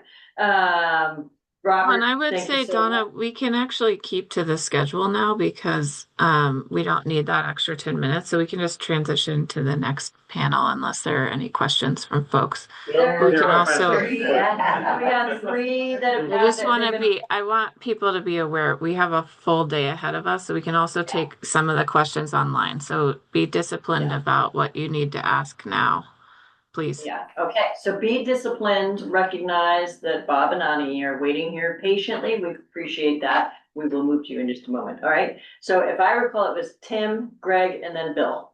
Bill's ahead of me. Was Bill ahead of you? Tim? My Bill, question's for Greg. Roger. Roger, can you describe you mentioned the clean energy policies, sometimes a big data center can push a COU into clean energy requirements. And you mentioned clean energy policies and sort of a stair-step issue. Can you describe those for us? Now you're testing my 2 years plus being retired of the specifics, but so I'm going on. I'll be happy to follow up too. But RPS is an example that applies to especially COUs as they reach a certain threshold. Robert, I think, has reached this threshold, and then you're subject to the RPS. There's also another Oregon law, and I can't remember what it is, but it's like 25,000 metric tons of CO2 if you hit that threshold. And because natural gas remains on the margin for a lot of the power supply, those kinds of things. But I think generally, at least in my awareness of COUs, they have even looked at these kinds of costs and passed through these regulatory costs as well. Thank you. Okay, great, thank you. I put it back up. Yeah, I see Yeah, that. all right, real quick, that was my question for Roger, and maybe Robert, you talked about in the same area, that you have influence over the data centers and the power they buy. Could you just say a little bit more about that? Sure. The data centers are required to pass through any environmental attributes that they secure through their purchasing contracts so that we can properly report that to the state of Oregon. Our carbon requirements are reported. They're third-party verified. It's been in the news, as you've seen and read. As we transition through a period of time around 2020, there was a spike in our carbon, but we have since employed techniques and purchases that have reduced that. Of the 5 largest utilities in the state of Oregon, we're the second lowest. And so we continue to be very aggressive. And the lowest of those utilities in the state has no data center load, to my knowledge. So we are managing it and we're improving upon it with each and every year. Great, thank you. Well, thank you both for your presentation. I really appreciate it. Roger, I want to thank you. You brought to our attention a LB&L study about electricity rates, and just looking at that, it's interesting. Year-on-year drivers, it has clean energy as one of the lowest reasons for increased costs. The highest reason is, of course, increased fuel costs, and inflation and other transmission cost generation, CapEx, et cetera. So I just think it's really important that we not misattribute our, go after the wrong factors as we seek to address this issue. And I guess as has kind of come out in this conversation, and that same study actually said that the RPS in Oregon is responsible for reducing consumer rates, interestingly enough. But it raises another question. The PUC, we had this focus on affordability, also tied to clean energy. With COUs, we don't have that legal requirement on clean energy. Robert, I really appreciate you've managed to really discuss well how you've been able to make investments, keep consumer rates low, but you've also sort of handed off the obligation on emissions to your customers. And so there's not really policy mechanism that's going to guarantee carbon reductions over time from the COUs like we have at the IOUs. And so my question for both of you is just, is there a mechanism that you can see that would address this issue, that would give us confidence that going forward, carbon emissions from public power would decline in Oregon? If I could, Roger, start first. For us to take on that responsibility, Mr. Dotson, we would have to own the facilities or have long-term contracts for those low carbon emitting generation. That would put an undue risk on our ratepayers that tied directly to the data centers or these large loads. And we feel in our mechanism, in our business plan, it is best to push that to those who need those resources, who must report to them. If they can't provide that, then there are mechanisms later to happen. But if you put that onus on consumer utilities who don't get a rate of return to protect those purchases, I can't sign a 30-year contract for a solar panel knowing that I have to follow under Bonneville's rates and their contracts and put that off on to these large loads. And I don't know what the next large load will be. Right now it's data centers and AI, and I would be careful that we would be burdened with an unknown future and an unknown obligation into the future. I think it's best to let these industries who are publicly stating they will meet those needs and hold their feet to the fire and let us do what we do best, deliver. And I would just add that COUs. How can we hold their feet to the fire beyond their promise? I think how can I hold their feet to the fire? Yeah, I think it's important to recognize that certain laws in Oregon do apply to the COUs, and these loads do add into and then bump the COUs into the reporting thresholds and the requirements thresholds under RPS and carbon emissions.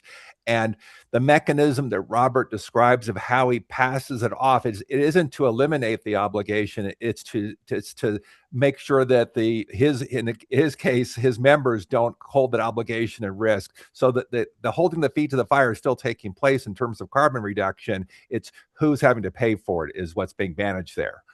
I hope that it clarifies. I don't think we have dirty data centers in Oregon that are escaping obligations unless they're below certain thresholds of RPS and emissions reporting. And I think that would be the exception and not the rule. Well, and wait one second. I want to pull us back into affordability, which is our topic this morning. Because we're kind of probably moved to that we're kind of next time. This is an important conversation, and we may circle back and pick up offline with you if you don't mind us sending questions your way. Michael, that's accurate. This is affordability, and this is the balance that the consumer and utilities are attempting to do with the rules and the options that we have. Thanks. Certainly That's available great. for improvement. Yeah. And, Thank you. And let's move forward. Yeah. Thanks So, both of you. Bob, Thank yeah. you. So much. Robert, you. Roger, thank you so much for joining us. Really appreciate your time and thoughtfulness for today's presentation. We know it was short, but it was mighty. So thank you for that. Thank you all. All right. Good Yeah, luck. Thanks. You're Thanks. welcome to stay with us for the rest of the day, just not as a on-camera panelist. Thank you very much. Okay, so next up is Bob Jenks. So we're moving on to the Oregon Voices component of our schedule. And now I'm gonna get your, if you want to introduce yourself, Bob, while I'm doing that. Yeah, I'm Bob Jenks. I'm Executive Director of Oregon the Citizens Utility Board. We're an advocate for residential customers before the PUC. In the legislature, we are heavily involved in the passage of the Power Act and in the PUC docket that's been implemented. And luckily, I'm following the PUC so I can look forward at different things and not just focus on what we've done over the last year and a half on this. Mhm. Sorry, trying to get there. Anahi, would you go ahead and introduce yourself over? Yeah. Yeah, good morning, everyone. My name is Anaí Silva Rodriguez. I use she, her pronouns. I work with Verde as the Energy Justice Coordinator. Thank you. Thanks. Mike Gary. It was it. Now I just have to go through the steps of getting back to it so I can share it with everybody. Here we go. Okay, share. Let's do slideshow. Slideshow. There we go. Yeah, if you could skip down the next slide. This I just already introduced, there's this tab where the residential utility advocate. Skip to the next slide. This really is a summary of the Power Act. The commission talked about this.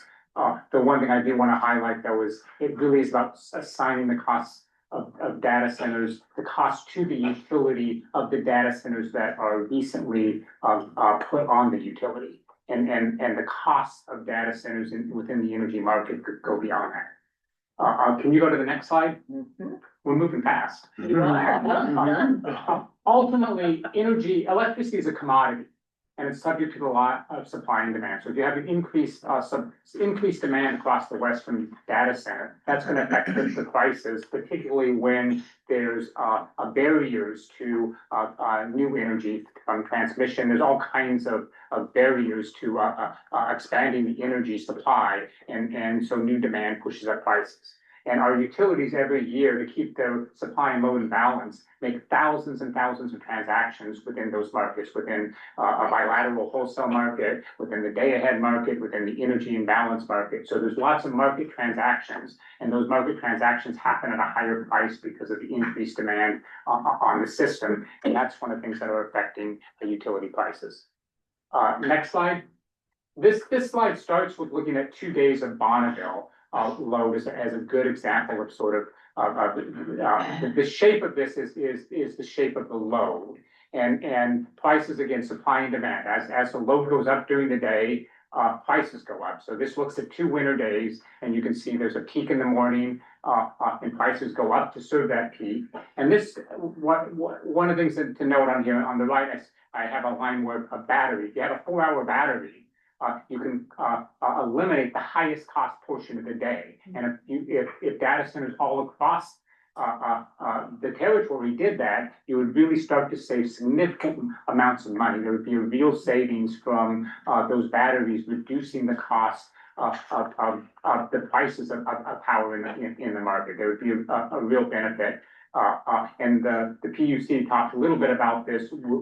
That one of the unfinished points of business in the rate making procedure is how do we account for this in rate making? How do we incentivize our utilities? You heard from Veris last month, a data center that wants to put in batteries, and we've got to look, I think, a little bit better about how we recognize that in rate making. But there's a lot of potential cost savings from that.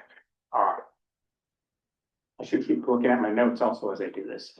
Can you go to the next slide? But one of the questions that we have is, what if you could reduce energy, not just for 4 hours in a battery, but what if you could reduce the energy demand in all hours? You would get, the savings would compound, you would get a savings throughout the day. You could lower costs more dramatically if we could shift the entire demand curve down. Next slide. This is a slide of a mobile home from a manufactured housing community in Ontario. And I want to focus on the yellow line. The yellow line is the highest third of those manufactured housing. And you can see that the demand, the winter usage of these customers is 3,500 kilowatt hours a month in their January peak. That is a huge amount of electricity compared to the average. The cost of that at 15 cents a kilowatt hour is $525. The cost of that, as our rates go up and we get 20 cents a kilowatt hour, will be $700 a month. Now, these are mostly older, pre-1990 manufactured housing. You can't really weatherize them, and I personally don't understand how this is the housing they can afford the bills that go with this. And so this is really, when we talk about an affordability crisis, this is the kind of thing we're talking about.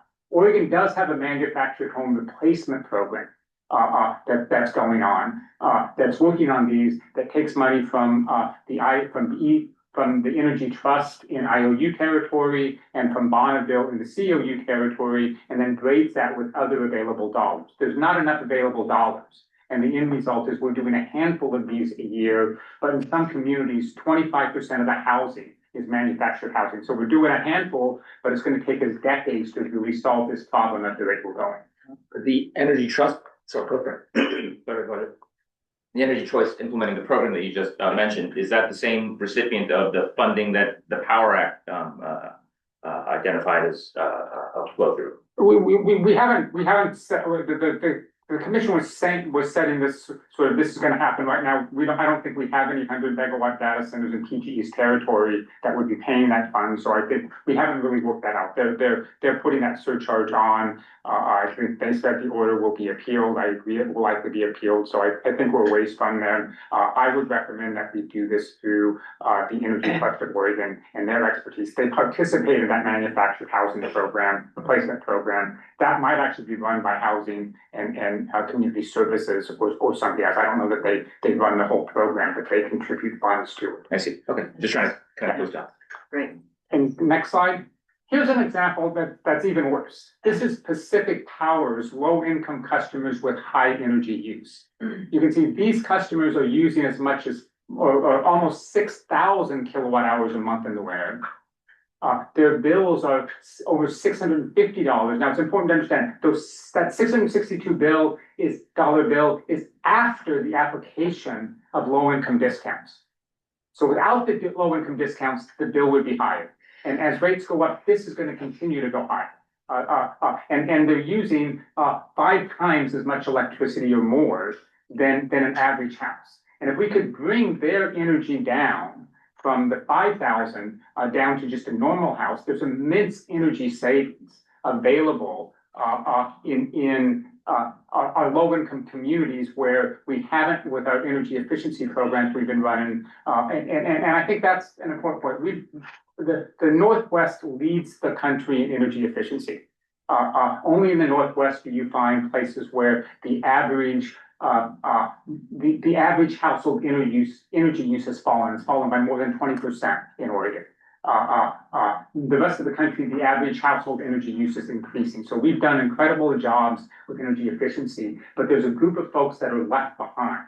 And we have a 2-tier system where for a lot of us, we can afford our energy bills. We don't like them going up, but we can ultimately afford them. But then there's a group of folks that simply can't afford it because their bills are just staggering. And that's something we haven't addressed. Quick question, Bob, or across the board, it talks about residential and then you get to the low income. Does that include low income rural residential that have a couple acres they're irrigating, or what's the distinction? It would be, it's based on the rate classes that the utility does. So a residential home is typically there. An agricultural irrigation, there's also an irrigation rate class. So this is strictly average low income residential? Average low income residential, yes. Does average residential include the low income residential? Yes. Okay, so it would actually be. So It could be even more different. Yeah. No, the average residential is just the average residential usage on the system. And Pacific Core serves a fair amount of Eastern Oregon low where you have more extreme temperatures and you do have lower incomes. So. Some of these are manufactured, but not. This would include manufactured homes in Eastern Oregon, but it's not all manufactured homes. So. The next slide, in order to sort of address these, we've got to make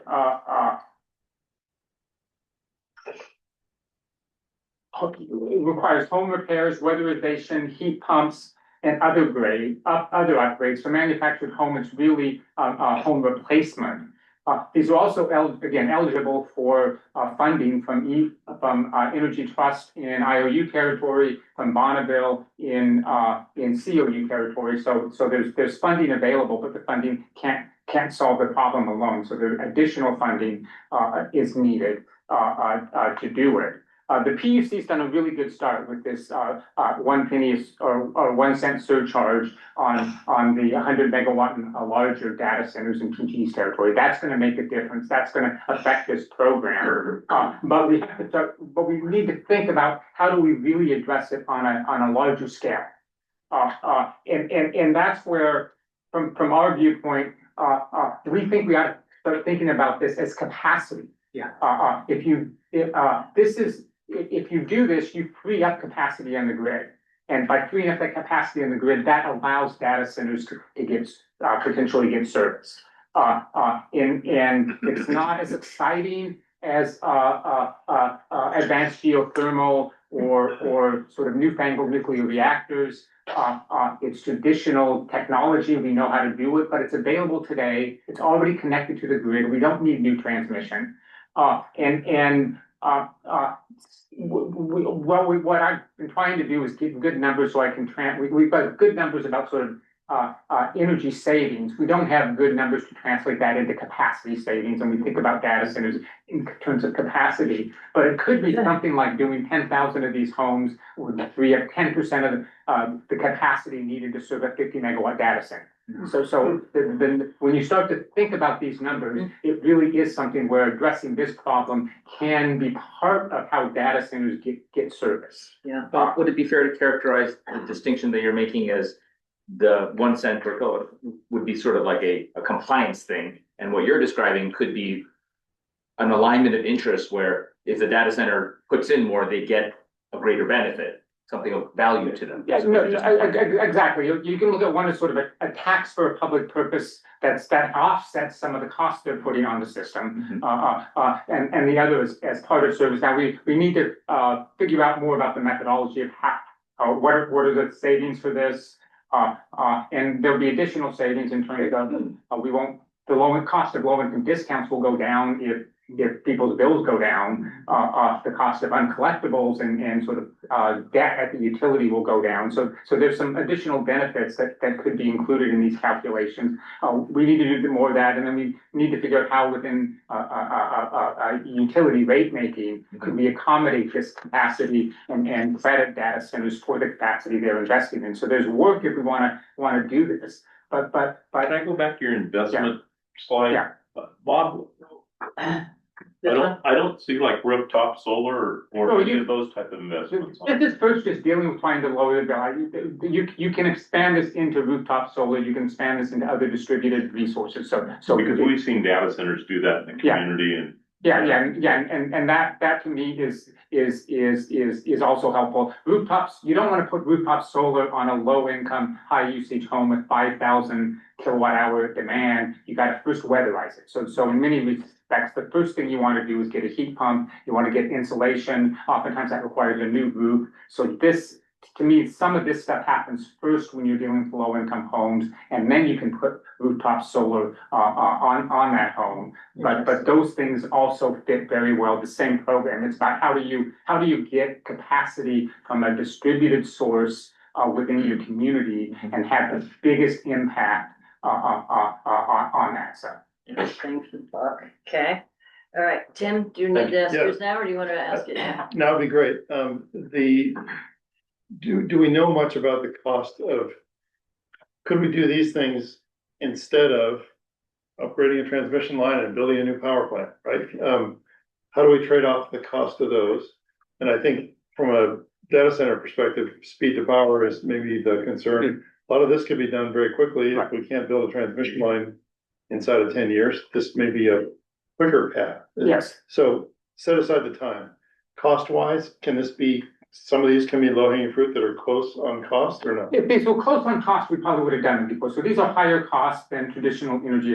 Traditional energy efficiency is very cost effective. These are going to be higher cost. But when we're in a world where we're talking about sort of advanced geothermal and small modular reactors, this would be a cheaper thing than those, undoubtedly, and it's available today. So we're still trying to get a better handle on the costs because the homes require home repair, new roofs, things like that.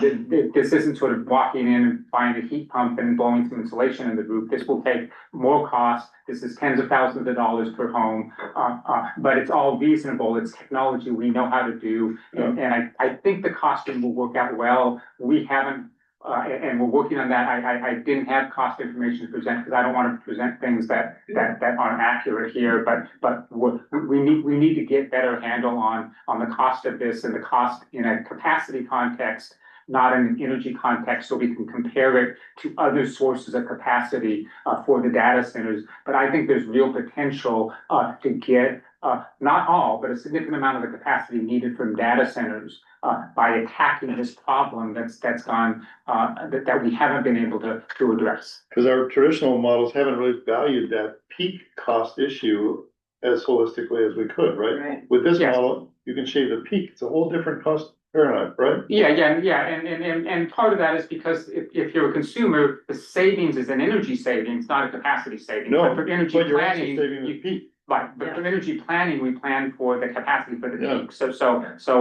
that's part of what we're, the piece that sort of is missing is changing the energy benefits to a capacity benefit. Great. I just want to note that we're at the halfway point of the time that we set aside for this part, so I want to make sure we Yeah. try to get equal time for our speakers. Is this your last slide, right here? Yeah, I think there's one more, but I'm largely done with the presentation and Well, the let's make sure questions. you get, let's just do a quick look at your Yeah. slides, make sure you're done. Yeah, no, that mean, you go on to one more. Oh, yeah, there it is. Nailed it. It builds directly with what Tim just, Tim, might ask a quick question, which is, there's another, so you've identified the low income opportunity there. There's another tranche of freeing up capacity, which could be incentives or rooftop solar and other things that are residential customers that might not fall into that low income category. Yes. Is that something else worth exploring in this? I think that is, I mean, this is, I mean, we're trying desperately to figure out how do we deal with this. This is the affordability crisis and how do we address that? And so we've been thinking a lot about that. That's a separate issue from how do we meet our climate goals with clean energy and get it out there in a way with transmission type of constraints, rooftop solar and other things, address data center capacity and serve other interests in here. But we've been trying to think a lot about this affordability problem. Thank you. I'm only gonna go halfway and be really quick. No, let's move forward on the heat, and we can circle back, Dan, Okay. after. Okay. Thanks for, thanks.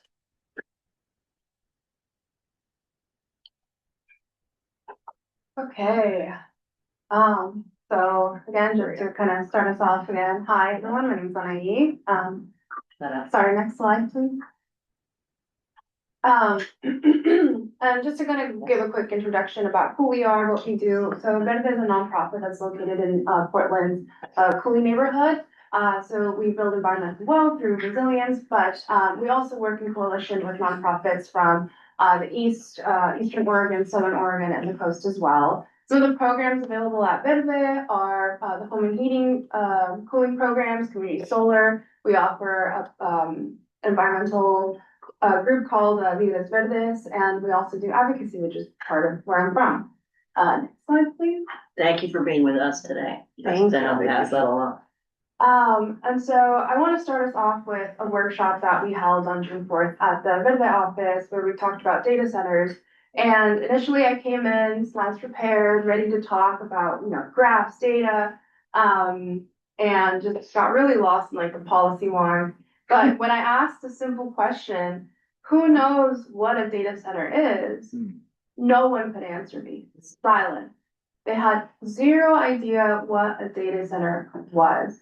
And so how to put my slides away, and it became a conversation with the community. We talked about what they were, how data centers are used in their daily lives. We talked about examples. If you use the internet, if you text, if you ever Google something and you see little Google AI, that's through the data center. We talked about transmission. We talked about how transmission increases their bills, and we talked about how they are able to comment or talk about this with their legislators or through comments to the Public Utility Commission. And we also lastly talked about kind of what was in the Power Act and how that impacts them, and the FAIR Act, which was House Bill 3179. But then the conversation turned into affordability, which is what we're here to talk about today. They were very passionate about these issues. They wanted to know more. They wanted to know how they can be more involved. They talked about how utilities were becoming extremely unaffordable. Actually, I got yelled at. The conversation turned into just me trying, okay. But they raised an important question, which is why has no one talked to us about this issue? Why is nobody talking about this issue to us if it pertains to affordability, which is again why we're here today. If you could go to the next slide, please. Is that a hand you were raising or were you stretching your hand? I was stretching my hand, Okay, but sorry. next time you have a workshop, I would love to, if you could share that with us. Some of us might be interested and able to attend it. Yes, they actually begged me to come back because they felt like we didn't have enough time. Happy to be yelled at. So we're planning to do one in July. Oh, right. Great, please Okay. invite. Yeah, please Yeah. let us know.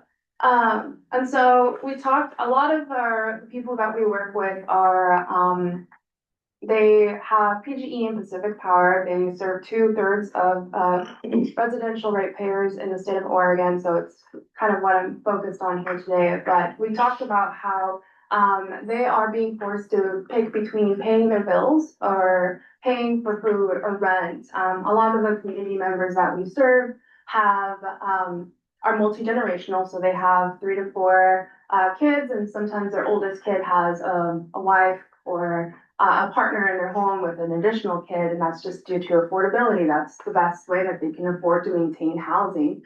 Over the last couple of years, from 2019 to 2025, Pacific Power customers and Portland General Electric ratepayers have seen an increase of over 50% in their bills.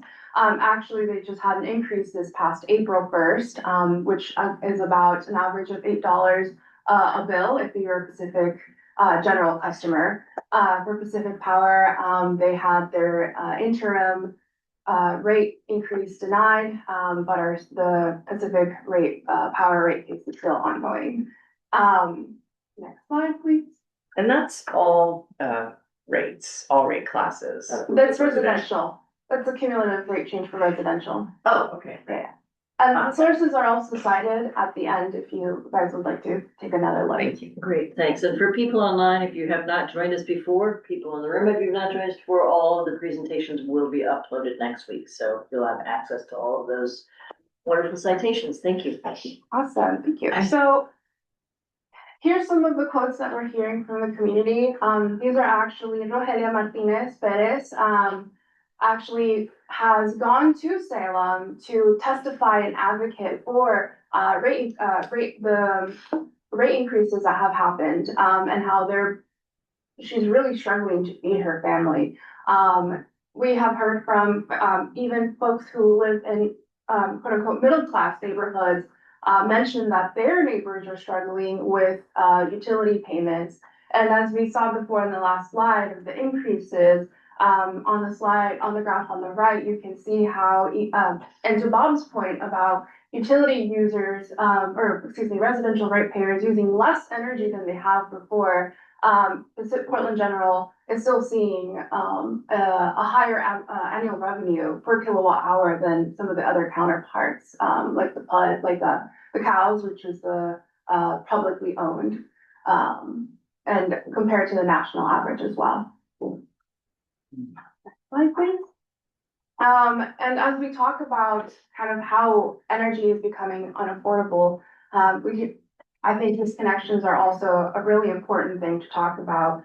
Under docket RO at the under docket RO 16 at the Public Utility Commission, utilities are they are required to submit statistics on disconnections, time payment arrears, disconnection notices, amongst other things. Highly encourage you to please go look through the docket. They're very, very informative to kind of get the health of what is happening in the community. As of 2024, the numbers were nearly 70,000 in disconnections in that year. As of 2025, the number was 71,190.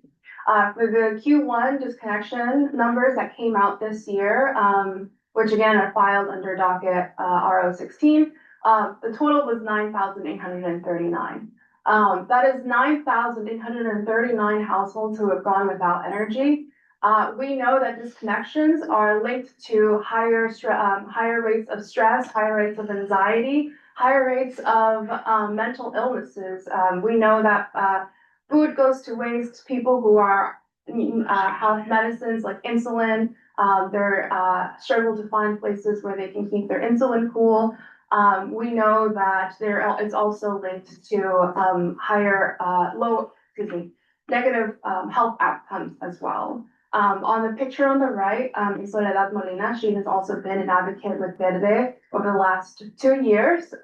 She has gone to Salem to give testimony regarding the rates that have increased. She has when the article came out, I believe in April, she had over $1,000 that she owed to PGE. She is a single mother, has 4 kids.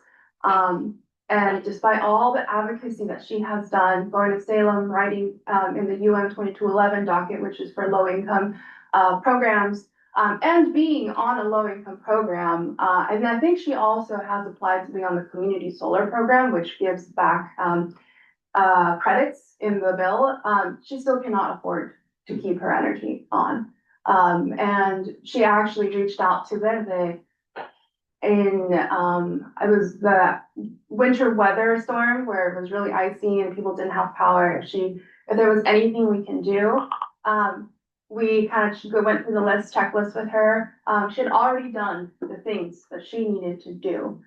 She had applied to all sorts of federal, state programs. And as we have seen with the reduction of some of the federal programs, it has become increasingly difficult to get assistance. We have expanded the Oregon Energy Assistance Program from 20 million to 40 million. That is a Band-Aid. That is not solving the bigger issue that we're seeing, and that is not solving the harm that disconnections are causing to our families and households here in the state of Oregon. Next slide, please. Some of the ways that Verde has tried to build some resilience through our communities that we know are being impacted by higher bills. We have, through the Portland Clean Energy Community Fund, we have installed over 800 ductless heat pumps in the Portland metro area. For those who are maybe unfamiliar, PSEF is only for the Portland residents.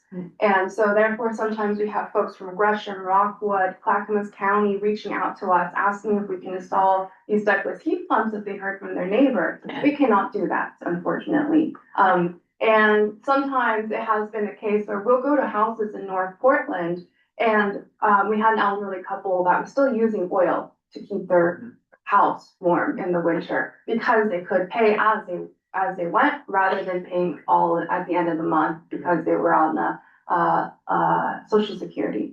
We have also, and kind of to Bob's point, where we're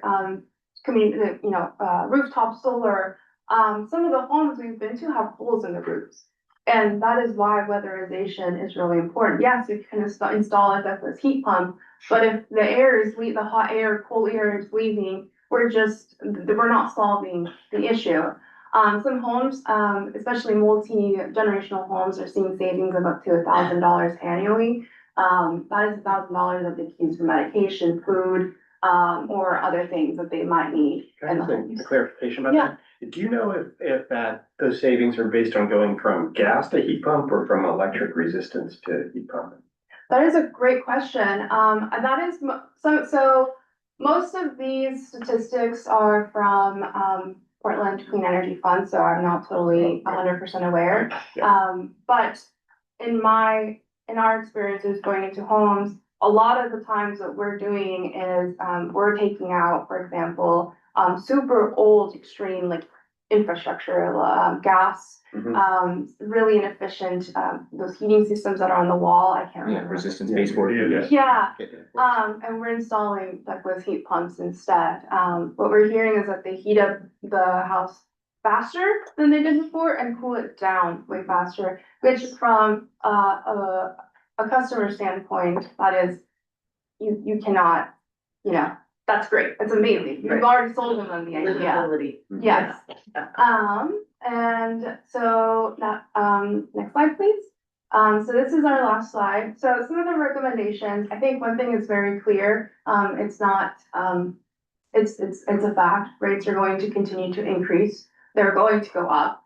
Nothing, that they can do is going to stop that, but we can slow it down. And so some of the things that we heard from some of the workshops and just, even later, the emails I got from some of those community members, they want to be invited into the conversation. They want to hear more. They want to be educated. One of the questions they asked me is, why isn't the government reaching out to us about this? And for them, government is just an entity, someone from a government entity. They want to be a decision maker in how their bills are, in their bills. And then lastly, they want more investments in bill saving solutions. A lot of the folks that we talked to are recipients of the ductless heat pumps, the home weatherizations, energy efficiency upgrades that we are able to give them through ETO and our Energy Trust of Oregon and through the Portland Clean Energy Fund. We also helped a lot of these households get funding through the one-stop shop, which I just looked up, is now called the Hub for Information Incentive Programs in Oregon. A little bit of a mouthful. Through this Can you say that one more time? Hub for Information and Incentive Programs in Oregon. Great, thank you. And it was really popular. It opened up, and I think I don't want to give the wrong information, but it opened up for 3 days and it closed within 3 days because of how popular this program was. It has been a huge success. Unfortunately, it has been difficult to continue to fund this due to the limitations on federal funding, as well as I'm sure in the last session you all have heard of Oregon's financial situation as well. And lastly, just to kind of go back to the our last slide here, on affordability. Affordability should be in the center of the conversations that we're having. We are seeing a situation where people can no longer afford their bills. There are a lot of the communities that we serve, but this impacts the entire state of Oregon. Is that we're seeing higher costs of living. And especially if you're a Portland resident, Portland residents just got hit with higher water rates and other new fees.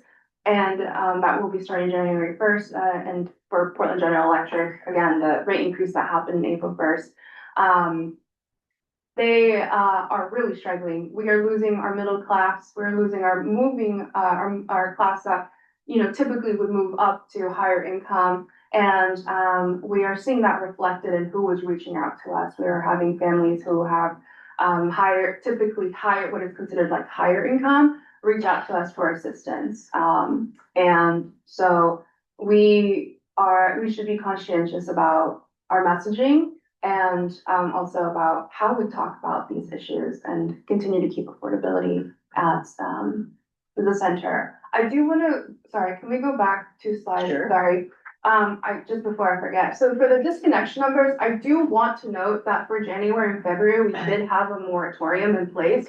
So these numbers are actually lower. And as you can see, once that moratorium is over, in March, those numbers almost doubled. Yeah. I was wondering about the statistics on that slide, so it's due to the moratorium. Yes.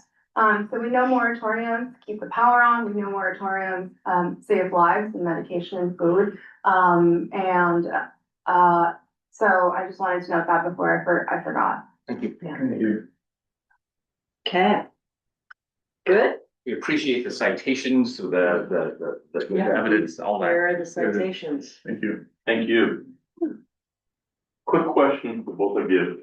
A lot of the programs, because and Tori probably can talk to this too later, but a lot of these programs that you guys cited for the assistance strictly are for homeowners. And we see the majority of those residents, at least in Eastern Oregon, I can't speak to Portland, but the majority of those situations are in rental homes. How do you approach that? And that's one of the barriers. That's one of the reasons we haven't got to these. And I think it's that the problem is the landlord. Most of these programs require money from the building owner, whether it's some of these are homeowners, but they're on the manufactured housing, but they don't have the income to put in their own money into manufactured home replacement and stuff. Some of them are rental housing. What you really need to do is to do more generous programs ultimately to get the landlord to put in there, along with some controls that the landlord's not just gonna turn around and raise rents and other stuff in because they've upgraded their house. So I think it's a matter of that is a barrier. There are program designs that you can do to get more rental housing. They tend to be more expensive. So it's more of a combination of policy and funding. Yeah. Okay. It's a classic long running challenge. Incentives. And there's people in the energy efficiency community in Oregon who have been talking about that and looking at ways and stuff. There's been a lot of thinking about how you get rental homes upgraded, so this isn't a problem that we have discovered and solved. Solutions are there. It's really that's the problem. But what was really interesting on your slide was most of the communities outside of the IOUs were not data center communities. Mhm. And the rates were at that large gap. So that was kind of interesting. But from an affordability standpoint, It doesn't matter. that doesn't matter, and the data centers, the extent that Bob's concept was outlining, have an impact on the grid, and they have a benefit in power availability and capacity, or energy availability and power availability. And they may not be in the same community where they might go serve Right, But families. infrastructure is, Yeah. Yeah. but there could be benefit. The power flows across the community, is what I'm Yeah, saying. yeah, as part of the infrastructure system. Yeah. Can I have that, Anahit, do you have any thoughts on this landlord renter? So I do have a lot of thoughts. Hey, man. So when we're going into homes, a lot of the times it's, sometimes the renter will reach out to us, hey, I live in a 2-bedroom apartment in Northeast Portland. My energy bill is $230 and it's April. And so we know that the home is extremely energy efficient, and then we ask, are you a renter? Yes. Okay, so now we have to go talk to the landlord. We have to convince the landlord that we're not trying to scam them, because sometimes a lot of the landlords are older. And so they don't trust these programs, they don't trust that they're gonna get their pay, their return on investment if they do this.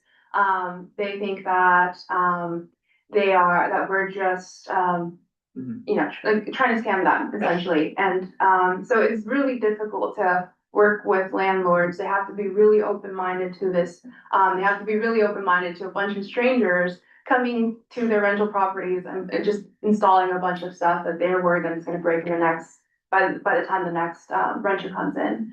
And so we've tried a lot of different approaches, but it's a difficult issue because it's trying to get to this property through someone who doesn't know these programs or are uninterested in getting to know what these programs do. Same thing happened with the Oregon Emergency Rental Assistance Program through the landlord program. Landlords did not want to receive money from the state to pay their renters what they owed. So we would have to hand the renter the check directly to them to be able to pay what they owed in rent. So landlords are a barrier in a lot of cases to these like state programs or federal programs. You were in a room where it sounds like you did a lot of listening, which is Yeah. great. I wonder if either of these messages you could get out, and if you did, would they resonate, which is data centers have the potential, let's just say that, the data centers have the potential to lower residential bills. I wonder if that was in the room at all. And or that data centers could, if they come to Oregon, increase our energy efficiency programs. Are those, maybe you didn't have a chance to say much, but if you did, can you imagine those ideas resonating? Or is it, we're just not to that point yet with your community? I think that data centers, the ones that are here to stay. And I think if we can message that in a way that is appropriate to the community, where we can say that, we already talked about how it is a day-to-day thing in their, if these internet chats and stuff. Yes. They've had, I think we're still trying to introduce them to the idea of data centers. And a lot of the folks once they were like, oh yeah, I know this now. Like I know what we're talking about now. There's a lot of, for example, I believe it's a Utah massive data center that is being planned, which is like really hot news right now. Mhm. That's what they came up with. They were like, oh yeah, I know now. Kind of thing. Yeah, and so they're hearing what is happening in that situation with the community and the uproar, and so in a way, it's kind of like, well, I'm already having a negative perception of what's happening. How does this impact me then? So I think where I'm at right now is I think we're just barely starting to introduce them to the idea of data centers and how they impact their lives. Maybe in the future, but I think right now, I don't think we're there yet. Yeah. Can I just say one thing on that? I think if we get data centers to do sort of energy efficiency and weatherization and improve sort of individual buildings, we can actually lower people's bills. But data centers aren't, we should be real careful about talking about data centers lowering rates or lowering bills generally. Bills are gonna go up. PGE's 5-year infrastructure plan has gone up 130% in the last 4 years. Their 5-year capital spending plan. That's increasing rate. Some of that is for data centers. 600 million of that a year is on the distribution system that data centers really don't pay. Some of that is wildfire mitigation. Bills are going to go up. That to me is why I'm sort of more desperate to try to address the affordability challenge and these homes today, because rates are going to go up.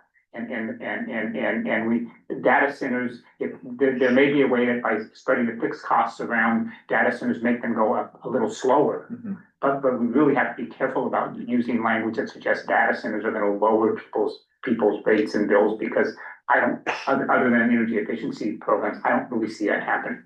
And that's helpful. And would it be correct to say that that's just because there isn't extra headroom, there isn't grid to spare that we're filling in? Some parts of the country have excess capacity. We've used that. I want to be, I think the utility would say that. I think there's room for the utility to spend less money. I mean, I don't want to sort of validate that all of that spending is necessary, that you can't spread the cost of rebuilding the distribution system out over more years. So I want to be careful. I don't want to. I don't want to go. So I don't want to go there. Okay, good. All right. And Jean, next question, and then you all have helped us get back on schedule so they can take a quick break before they continue on to the next panel. I'm just curious on, so the buckets of money for energy efficiency. There's a chunk that comes from IOUs. Those funds go straight to Energy Trust of Oregon. There's a chunk that comes from BPA. Those funds also go straight to Energy Trust, or they? No, they go to the consumer-owned utilities. They go back to the consumer to implement. Yeah. And then there's this new charge, the 1 cent per kilowatt hour for loads greater than 100 megawatt installation. Trying to get a context between those, is that 1 cent, how does that compare to the current charge to fund energy efficiency, either through IOUs or Bonneville? We did some back of the envelope math, and again, right now, there's not any, right now that's zero. Because we don't have any that large. We don't have any that large in PG's territory. We did some back of the math numbers and got the right that with a certain amount, I don't remember what the number was, it would be $50 million. And so that would be about maybe 1/7 of sort of the energy efficiency programs that the ETO runs. So it's the 1 cent would be. Yeah, the 1 cent, but it depends on how many 100 megawatt data centers you get in PG's territory, but it would, and 1/7 of an increase, and again, this is an increase focused on the stuff we can't do right now. Yeah. So it would be extremely helpful. But it's still only, like you're saying, it's 1/7. Existing program. And I don't remember how many 100 megawatt data centers we were including in that amount, so I don't know what it took to get to that $50 million figure, but so. And sorry about when you're talking about 1/7 of what the IOUs are funding, how does that compare to the BPA bucket? Is it kind of comparable or? Well, the BPA, I mean, again, the consumer-owned utilities are more closer to 30% of the residential customers, so that number is going to be lower. I mean, I think BPA sometimes looks at this as a cost, whereas we look at it in the IOU community as a cost-effective investment that lowers costs overall. So I would, so I don't know that, and not every consumer utility really, I think pushes this heavily, but Bonneville, again, we've been doing this, and I think the more important thing is we've been doing this in the region since the 80s, and no other part of the country has done this. And so I think Bonneville deserves a lot of credit, Energy Trust deserves a lot of credit, NEA, the Northwest Energy Efficiency Alliance. We've got institutions here that are really institutions built around energy efficiency. Outside of the ETO, or what percentage of does the ETO contribute to energy expense relief? I mean, state of Oregon has many programs. What percentage is the ETO? For energy efficiency funding, I would say it's in IOU territory, it's pretty significant. We also have from the federal dollars and some money in addition to that the states put into rates for weatherization that goes to the counties and to the county anti-poverty programs. The continuums and the housing authority. Yes. So that's pretty significant. So there's additional money. Somebody, Annie mentioned PSEP. PSEP is also funding more of this within the city of Portland. I don't have a good. I think it's 50-50 maybe.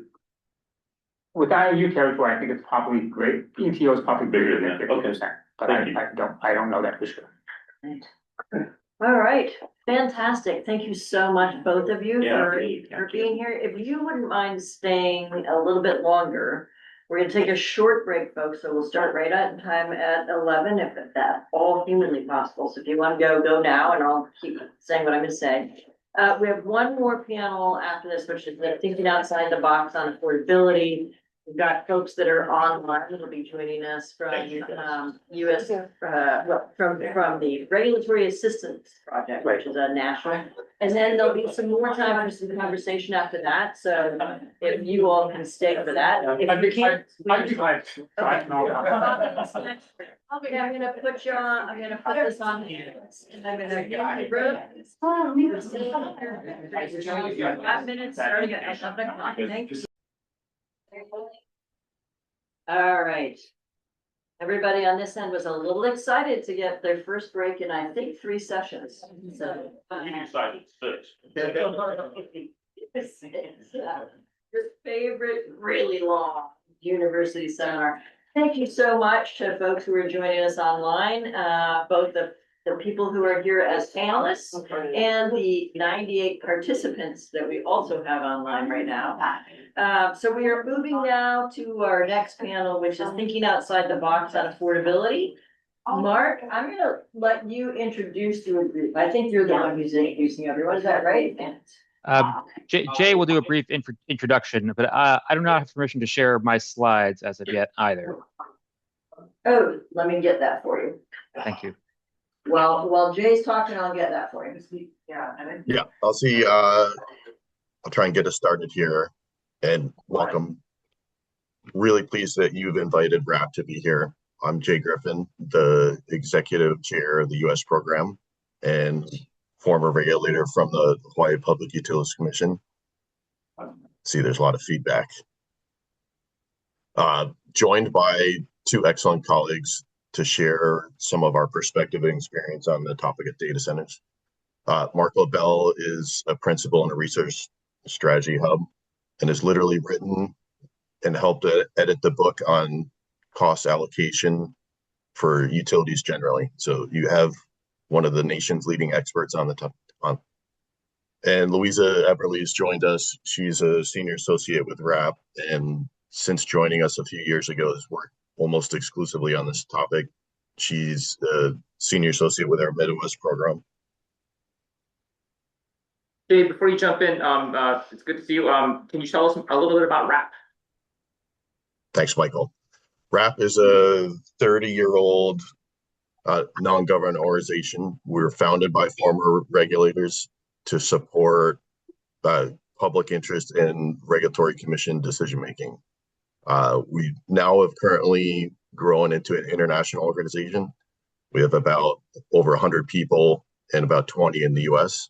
And we're regionally represented with a principal in each region of the United States. And we've recently gone through a strategic renewal program and renewing our organization.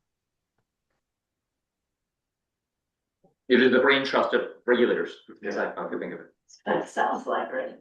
All right, I think you should be able to use your you should be able to share now.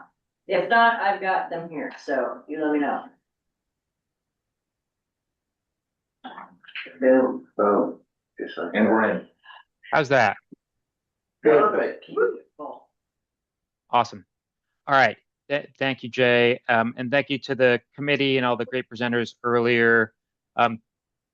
Just at the beginning, I think everyone knows there's sort of two senses of affordability. A lot of people use the word affordability and they're thinking about low-income disadvantaged communities. Those are incredibly important issues that were addressed earlier. Affordability is also used in a more general sense for all ratepayers and overall costs and how those costs are split up across ratepayers. So we're going to focus a little bit more on the second half of that equation here, but the first half is incredibly important as well. Here we go. I'm not sure if we're going to go all the way outside the box, but we're going to at least zoom out a little bit and start looking at the most general terms of like what the challenge is here. And I think you've said this in different words earlier today. Data centers are one form of load growth. They have some outsized impacts and unique characteristics, but the general considerations are not that different in terms of what you're evaluating compared to electric vehicle load growth or some other things that have happened historically. Understanding their affordability impacts, you have to look at the incremental costs and incremental revenues, right? And when you as a fundamental problem, drilling down on it, you just have to look at both sides. How are we controlling costs, and how are we splitting up contributions to those costs from all the relevant entities? All right, next layer down. When is load growth bad for existing customers? Or you can flip it around and ask when load growth is good for existing customers. We'll focus on the bad case. It's a little more exciting. Existing customers pay more when marginal costs are higher than the additional revenue, right? You said that in different words earlier today. Some tendencies when that will be true, right? If the new load has high marginal costs, if the rates for the new load are low in some sense, right? And then when the new load is speculative or could exit quickly before the investments are depreciated and paid off. There's also, I think, a specific set of issues around previously unexpected load growth, right? If you haven't been able to plan in advance for something that's about to happen, expensive power plants generate more often. If you're in a market, and Oregon's less exposed to markets, I think, particularly the investor-owned utilities, than many other states and regions, the market prices shift up, right? You have higher line losses because you have higher load on the wires and equipment. And you have greater reliability risks. So these are issues to all take quite seriously. Now, we have these two halves of the affordability puzzle. My colleague Louisa is going to speak to the first half in a second here, but this is the agenda for the rest of our presentation. What are all the things you can do to control costs, right? And then the second half is how do you shape the landscape and divide up those costs to keep them fair and efficient. So with that, I will hand it over to my colleague, Louisa Eberle. Thanks, Mark, and thanks everyone for having us. It's really nice to join you today. So digging more into that first puzzle piece, this slide lays out 3 key strategies for proactive planning. And these strategies they can apply to load growth generally, right? Not necessarily data centers alone. On the next slide, I'm going to talk a little bit more about forecasting improvements specific to data center demand. But here you can see we're talking just generally about forecasting improvements. how will data center demand evolve alongside industrial electrification or distributed demand from electric vehicles? Could be an example of the second piece here. And then prioritization can be used to ensure that demand is incorporated as there is adequate capacity to maintain reliable service. I know that the Commission recently approved the PGE large load queue, and I would place that into this third category here. So basically looking at forecasting improvements and making sure that the decision-making processes around investments can account for both the uncertainty of load as well as anticipating some that might be coming, and then how to prioritize what's actually connected at a high level. We'll go to the next slide, please. All right, so digging in a little bit more to how to better understand what's coming. I'm sure you all have talked about this separately as well. The graph on the side here of the slide, I really like because it shows the range of uncertainty. This is an updated figure that came from LBNL. And so it's really important to get clarity on what might be coming. You can do that through contingencies, scenarios, and sensitivities. It's important to exclude data centers from a base case in order to then get insight into what would be needed, what would be triggered by having those data centers if they do actually show up. And then another principle that we consider important is looking at the likelihood that projects will actually come online by examining where they are, different milestones that the projects have achieved. And those can be related to different likelihoods, right? As you get further in the process, you can be more confident that that project will come online. The second main bullet here talks about the importance of accounting for flexibility from the data centers themselves in modeling. I know you all have already talked about that a little bit this morning. So you've probably seen the studies, including from the Nicholas Institute at Duke. Several others have also shown real significant potential benefits from even a small amount of flexibility coming from data centers. And this is specifically looking at flexibility from the data centers themselves. In a little bit, I'm going to talk more about system-wide flexibility. But regardless of the type of flexibility, it's really important that it's accounted for in the planning so that you can actually get the benefits, right? If you're going to try to avoid building out a new power plant because flexibility provides capacity benefits, you can only utilize and capture those benefits if you're really accounting for that and choose not to build a new power plant. Next slide, please.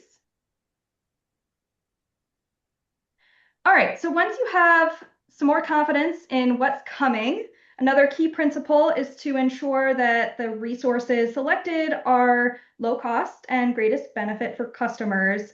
So these are some of the buckets of resources that could be used to meet data center demand, and options that don't rely on new gas plants, which at this point we know have queues spanning out into the 2030s.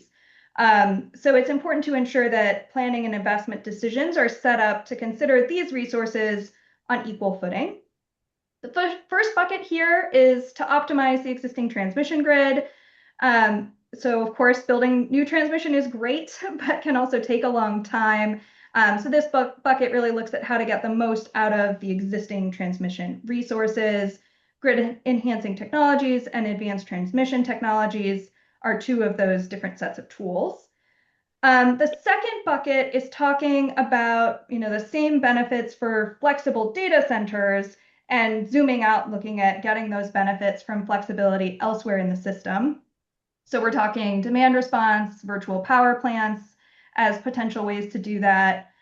We keep seeing announcements of projects and frameworks that work to integrate VPP development with data center expansion, and I'll give you a couple examples of that on the next slide. The great thing about this category, which we've already heard a little bit about this morning, is that at least a portion of the costs will go directly to customers, right? In a VPP, a customer is getting compensated for flexibility that they might be providing. So it can be providing them that direct support in addition to lowering the overall cost of the system. And then the third bucket is looking at utility scale resources. This could be on site with the data center or new resources added more broadly on the grid. And we list out here battery storage and renewable energy falling into this category. So next slide. Quick question, Lisa. Is there a specific reason you indicated that's utility scale as opposed to, or does the non-utility scale fall into the VPP DER bucket in your mind? Yeah, I was just thinking smaller scale would fall under more DER category. But it's not like a better than or worse than, just different, right? No, just different. Yeah. Okay. And you'll see actually on the next slide, the Google example here is distributed batteries that Google is paying for, which is exciting. And that's an example from Minnesota.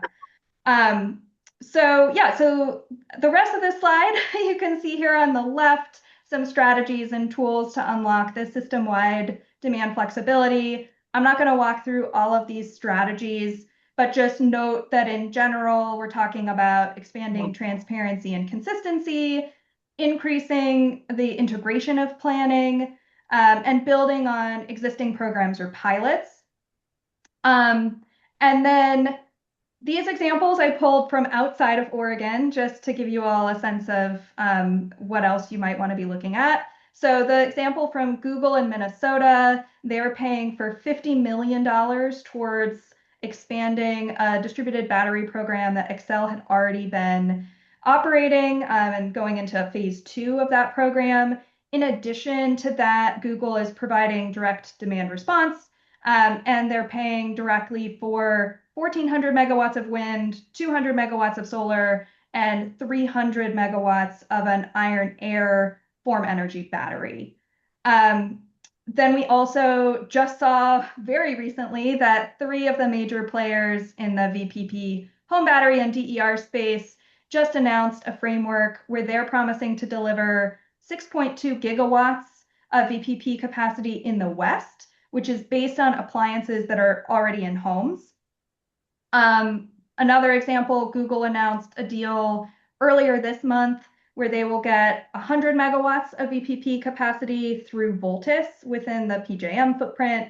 And then there are some examples here of tools and strategies that enable large load customers to opt into clean energy, including explicitly contemplating DERs or VPPs or energy efficiency. And then, we see states adopting VPP mandates or requiring data centers to fund low-income weatherization directly. We already heard some about that happening in Oregon as well.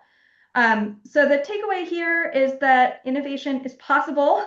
There's real motivation among some of the hyperscalers to pursue demand flexibility resources that will keep these overall system costs down and provide direct benefits to customers. So with that, unless there are any other questions, we can also do more questions at the end. Yes, we have one for you, Dan. I agree. The VPP is very innovative, has a really good optimistic outlook. But the problem with it is the expense in the leveling, distribution, and the movement of those electrons is extremely, extremely expensive. And the ones that you've listed up here all rely on the utilities to supply that portion. Somebody has to pay for that, even though the data centers are extremely invested in the storage itself. But wheeling that power is extremely expensive. So sending it on from that. Yeah, because it has to be leveled before it moves. Greg? I would just like to hear. I'd love to hear the reaction of that. That's all. Because I'm a VPP fan. It's just expensive to move. Did you say what VPP is? Virtual power plant. Thank you. Yeah, I'll just note that So not all of these examples have all of the specifics out there around how exactly how all of the payments will happen. But the idea is that these companies, the customers are really motivated to get these things moving because they can be connected quickly. The Renew Home Sunrun Tesla example, they think that can be up and running within months. So to the extent that it's just a cost problem, I think there's significant motivation by these large load customers to unlock the capital there. And I see Jay also wants to respond, so defer to him too. Yeah. Go ahead. Oh, sorry, go ahead. No, I was pointing at you. Go ahead. I think I just want to reiterate what Louisa said. I think the way to think about this is you have highly motivated customer, a lot of these other bulk power system solutions that are still needed take a lot more time. And so complementing the portfolio resources with distributed resources allows those customers to get on faster. And so I think they're willing to pay a premium. Now, how that is all dispatched, it still is, I think the commenter noted, under the utilities control, and they're dispatching like all of the bulk power and distributed resources throughout the year. So it's not like just the VPP customers flowing to the data center is my experience with how these are working. Isn't it my understanding about VPPs is that essentially you're getting the resource that they're providing is getting loaded into a queue with other resources, and so it's only being deployed to the extent it's cost effective compared to other things they might do. Is that not accurate? It's aggregated. Like in an RTO, you can aggregate the DERs and then have them bid in. Right, but I'm saying like if it was cheaper just to get a resource from a certain generator, you would do that instead of having a VPP. Yeah. But a VPP just gives you one more tool to call upon. Is that not accurate? Cheaper or faster? You might do it because it's faster, if somebody wants to write a check. But I mean, they can get it up and running. I'd love to hear from them about this, but my sense is once it exists, it's only deployed to the extent it's cost effective compared to other things. Is that not right? Jay or Louisa? Yeah. I mean, look, I think on an ongoing basis, you're not deploying a VPP on the cheapest day of the year. You're more likely to deploy it at a peak day when the system is constrained and the market and generation lambda is high, right? Like that's if you're deploying these things mostly for resource adequacy needs at the highest hours of the year, there's lots of other things that distributed resources can do in addition to that. But that's sort of the starting point. And it also doesn't solve some of these other core challenges of cost allocation, who pays for the distribution and transmission system. VPPs can be a great resource adequacy tool for all the reasons that we've been talking about. Yeah, I think the only other thing I would add to what Mark just said is it just depends on what all is in the VPP and how it's structured, right? Like what the program is. If it's just smart thermostats, for example, you're going to have a limited category of times when you could deploy that and have it bring real value. If it's just home batteries, right? There's a different category. Some of these, really high level aggregations that include lots of different types of resources. If you get EV charging and home batteries and smart thermostats, can be a little bit more flexible in when they could be deployed and how. That's the only other thing I'd add beyond what Mark said. Okay. Keep moving. Okay. All right. Do you have more slides? Yeah, sorry. Real quick. I think we started a little late, so hopefully we have a couple extra minutes here. You could think about broader structures and regulatory frameworks to help make the overall affordability challenge easier, right? And this is very, very quick bullets on things that can be considered specifically for data centers, but also more broadly. We want to have more resources for commission staff to do reviews of rate filings. Can we incorporate artificial intelligence at the first step of rate review to give those staff a leg up in identifying issues? how do we get commissioners, other parties in the utilities, have a better understanding of prudence review and to get the utilities to sharpen their pencil when they're designing projects and making investment decisions and doing procurements? How can we streamline permitting the interconnection processes for generation and transmission? Some of this is underway in Oregon. What are the utility business model reforms that we need to have the utility be a partner in affordability efforts, managing costs, protecting customers from price risks?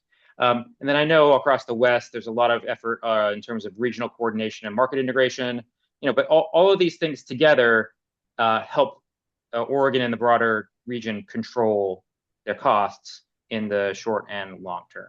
So this is just to think about sort of the structure that you're operating within as you're trying to control costs. All right, now we're going to dive into the rates more specifically.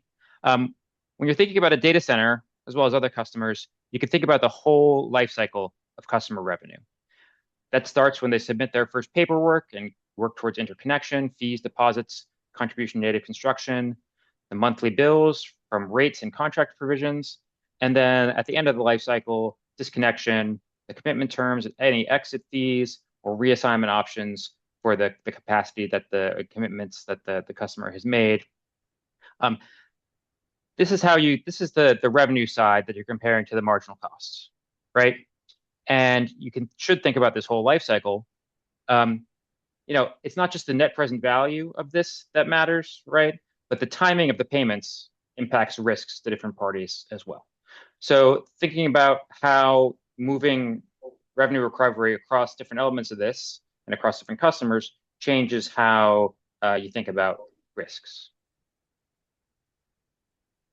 And then look, the commission has been doing a great job with the Power Act and really appreciate all their presentation this morning. This is a generic list of issues with the rates that you might find across the country in any given state. This is not a direct criticism of Oregon, but just things you want to look at, right? Contribution native construction policies may be outdated. Many rates in states do not have a good marginal cost basis. Many states don't have very good marginal cost analysis in their current practices.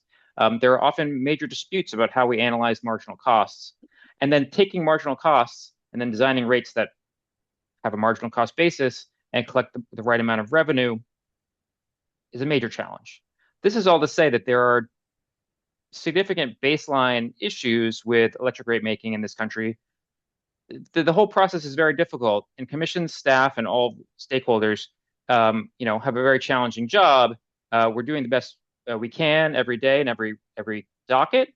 One key frame that I look at for all of this is, as technology and markets shift, right, it puts new pressure on our existing regulatory frameworks. So to the extent that rates, cost allocation mechanisms, methods were designed in the 1980s, 1990s, it's just not going to work for the technology of today. The same assumptions that held true back then no longer held true. So you have to go back and start to think about those things, not from scratch, but with a new eye on current technologies and issues. So I picked an example here that I hopefully illustrates, one sort of clear cost allocation concern that I have across the country that is not specific to Oregon. When we look at wholesale or bulk transition cost allocation in many places, California, New England, and Texas, California ISO New England, and ERCOT, they use 3 different methods for allocating bulk transmission. And my opinion is that they both get it partially right and partially wrong. That there's virtues to each of these, but they have countervailing problems. And if you combine them, you can get a better result. This is a clear example. Base intermediate peak method. There's a name for this combination of 3 different cost allocation techniques. It's been used in many places. The commission has talked about this in their orders.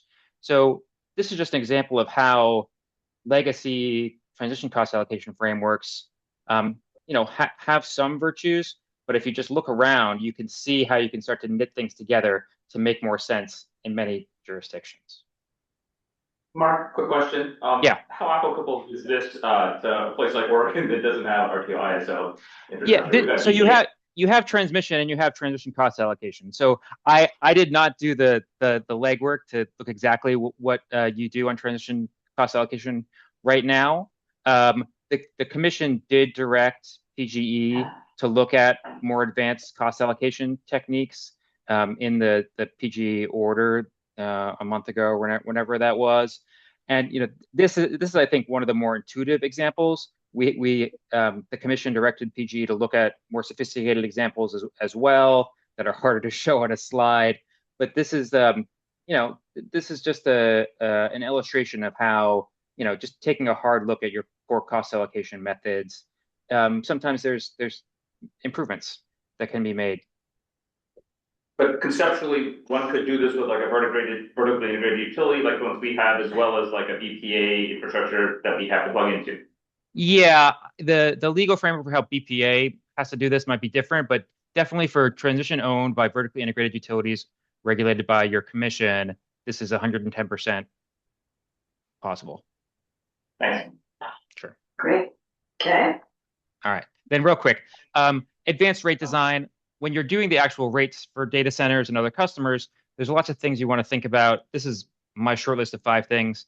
You want to have efficient price signals, customer understanding, fair cost allocation, manage administrative costs, and then you want to effectively recover the revenue requirement.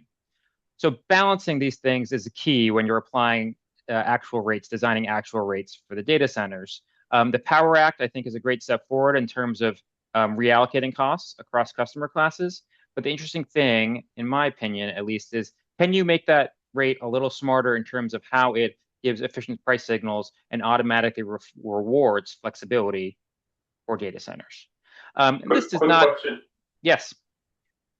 The one thing that we've heard today is the critical aspects of community benefits. And in your rate review, is that where that should be plugged in at the bottom of your list on the previous slide? Or are you saying that should be beyond that at the meter itself?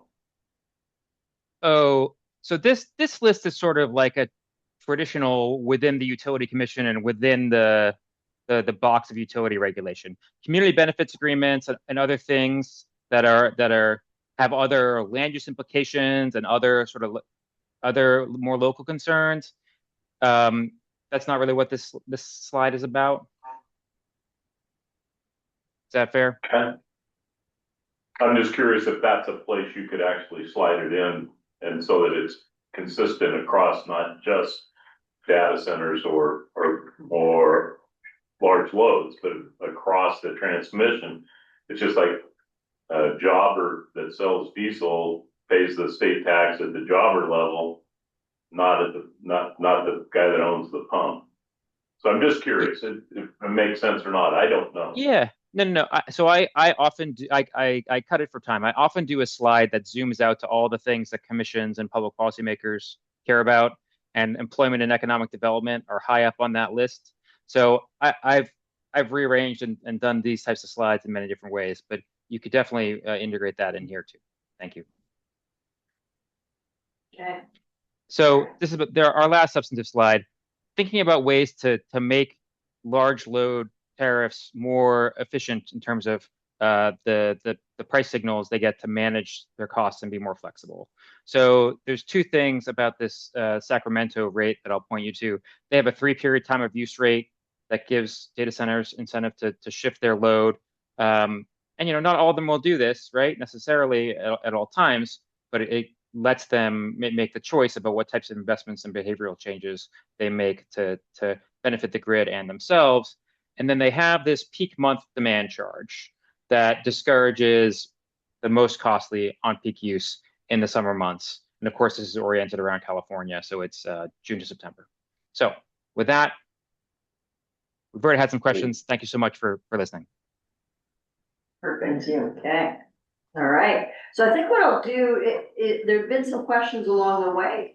I don't see towers up yet, but we have the next half hour for questions for all. So Bob, Ani, if you want to come up to the table and just join in case there are some questions that folks may have for all of this. So, yeah, and Jay, Mark, Louisa, please stay there. But we can see you, so thanks, this is great.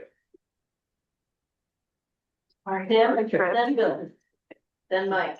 Okay, this one I think is probably for Bob, but I'd love to hear Ralph's perspective on it too.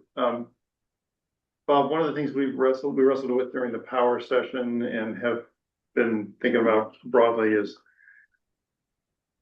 Oregon has this 3-day peak that we're more and more concerned about in the winter, and also probably extended peaks in the summer. And maybe it'll become 4 days as the Arctic curves get weaker and weaker. I don't know. In one sense, would the Power Act say, hey, if we have to build out the grid to address that 3-day peak, and we have to build out the grid because we have all this new load, would that mean that the new load would have to cover the cost of whatever build out is needed to cover the 3-day peak? Yes and no. The new law, the peak growth modifier looks at the last 3 years of new load and then charges them going forward. So the data centers that have been here longer than that are contributing to that winter peak. But you're right. I think that the challenge in Oregon in the summer with solar and with batteries, you can largely deal with the peak, and if the peak happens on sunny days, it's challenging. There's transmission constraints and other things, but we sort of have technology can do it. In the winter, our renewable resource is more wind, and you can have 4 or 5 days on the Bonneville system where there's almost no wind. And you don't have batteries that last for days. So I do think our challenge, that's why my example was in when I was looking at the winter days. I do think that's a challenge. I do think to the degree that data centers are contributing to it. One of the things on PG&E's system, because of the installation of heat pumps, the residential winter peak has actually fallen over the last few years. I don't know if that will continue if we start to migrate enough people from the gas system to the electric system. Though an electric heat pump makes room for a couple gas customers to migrate to the electric system. But the electric peak, the winter peak is going down to residential customers. Air conditioning, as we have hotter days, is going up on the residential class. And so when you're starting to talk about assigning peak load stuff, you get different things in the winter, and some of the residential customers are picking up more of the peak costs for the summer. But generally, I think the Power Act would say yes. If data centers are creating peak load problems in the winter, then data centers should be paying those costs. The question is how do we meet those costs? How do we serve that load? Is really the question. Yeah, so the Power Act has that broader vision built into it. It seems like you mentioned other strategies that can get at that peak, or flexibility strategies at the data center, or all kinds of other strategies. But if the ultimate arbiter is, no, that's the cost that needs to be borne, then anything that's cheaper than that is a good idea. And I'm just trying to figure out how much the data centers play into that. Thanks. I'm going to try to combine a couple of things here. It seems like we're in this moment of policy development where everyone's experimenting, and we see some cool things because it's Google steps up and tries something, or Tesla is saying we'll do a VPP. Good, but we're trying to help policymakers, and this is a question maybe it goes to Mark first, but I'd be interested in the Oregon take too. How have policymakers, or how do you see policymakers will use VPPs and energy efficiency? How have policymakers helped make those happen, or at least gotten out of the way so that they do happen? What can the state do rather than just waiting for great examples of experiments? Oh, well, there's a lot that the states have done on these topics. I mean, in some places it depends on the statutes for whether commissions have inherent authority to do these things on their own, as part of energy efficiency programs or other venues where they have discretion over how they design programs. Demand response policies, market policies. All these different areas of authority commissions have, give them some leeway to just go ahead and build out new programs, at least within limits. It does often help to have legislative direction and clear authority to create from whole cloth major new programs, right? The more costly and the bigger deal something is, other people tend to notice, and having their blessing in advance is sometimes helpful. But look, there's a lot of experimentation and great things that are happening at the commission level just within existing statutes. Great. And Bob, do you see there's enough room currently to bring VPPs or additional energy efficiency forward in the context of data center siting? I think there's one change we probably ought to make. Right now, there's a limit on how much the PUC can make any one customer pay for energy efficiency that's cost effective. Now, the PUC order gets around that by focusing on the non-cost effective stuff that creates a barrier, but we also then have to pay for the cost effective part of that. And I think that law was put in place before there was an expectation that we would have data centers coming in. So I think removing the cap on energy efficiency that's on data centers, I contribute a larger contribution per kilowatt hour to energy efficiency than data centers than large data centers because of that, and that doesn't necessarily make sense when so I think there's and on VPP I think there's issues with third-party aggregators and stuff that can be so there are issues. I think we've got pretty good state law and we've got a pretty creative commission. So sometimes putting things in state law then become barriers later, like the statutory cap on large customers in energy efficiency. So we want to be careful. We need to find the statutory cap on energy efficiency contribution. There's a limit on what an individual customer can be charged. The commission can require you to charge them for essentially energy efficiency programs. It was public purpose charge. Well, we moved energy efficiency out of the public purpose charge, but so the energy efficiency floats out there, but essentially it's for ETO energy efficiency programs. You can only charge, and it really was designed to only apply to really sort of one customer at the time who was objecting to it. But now we've got new customers coming in that have loads that are on that level. Who was the first customer? You can imagine. The individual customer use fees and stuff isn't really sort of public information, so I Yeah, no, I get it. But that's very interesting though, because so this new 1 cent charge for the 100 megawatts is for non-cost effective energy efficiency. And the commission said they expect to be challenged on this. I expect that to be one of the potential places they could be challenged, so. Well, that's very interesting. Good. What other questions have you all got? Mike, sorry. I'm curious to learn more about the Minnesota legislation on assistance to low-income weatherization. While others, if we could learn a little bit more about how that may or may not be applicable to what we're trying to accomplish in Oregon. Yeah, Are you asking me about? If you're familiar with weatherization. I can share a little bit more. Yeah, go ahead, Louisa. Yeah, so the Minnesota legislation, it's on it sets a sliding scale annual fee for data centers based on their size. I do not remember offhand the exact size thresholds, but the dollar amount ranges from 2 million to 5 million a year per data center. And it gets directed into a fund for low income weatherization. As I understand it, that is basically to replace what the data center as a customer would otherwise be paying into an energy efficiency program. But if others may know more about the specifics of the Minnesota legislation as well, and unfortunately, I can't speak as much to the energy efficiency cap, et cetera, in Oregon, and how that might apply. But that's some of the details on what they did in Minnesota. Do you know if those fees stay local, or are they a statewide fee, or It goes into how a are they statewide distributed? fund. Yeah, it goes into a statewide weatherization, low income support and weatherization fund, I believe.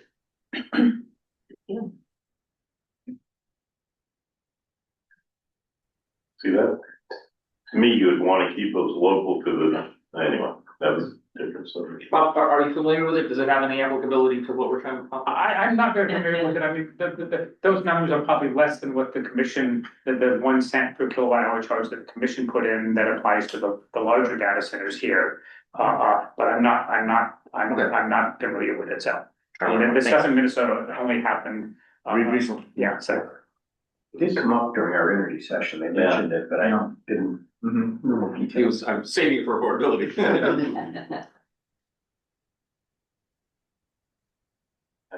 Other questions on affordability? I would make this statement is that I think we've heard just some great presentations today, as always. But in some ways, it seems like a lot of these proposals seem to complicate things. As a group, it would be nice to find a simple formula that's simply explainable, simply implementable, and if we need a policy, I don't even know if we need a policy, but some of these with sliding scales and distribution and gets to be confusing. I like the 100 megawatt. I mean, that's pretty straightforward. Right, easy, simple, straightforward. Okay? But you don't want to see a bunch of 99 megawatt No. plants get put in place. That's the benefit of, or the downside of this, of course. Yeah, I mean, they think some about the audience that he was in front of, and when you start talking about VPPs and non-cost effective energy efficiency, you don't get very far. It sounds like, I think Bob's warning is good. We can't say bills will go down thanks to these data centers, because they're not gonna likely go down. Less than they would otherwise be. So anyway, it's hard to create that simple message. It is. It's just like saying if we don't have wildfires, your power bills are gonna go down. Right. I mean, Yeah.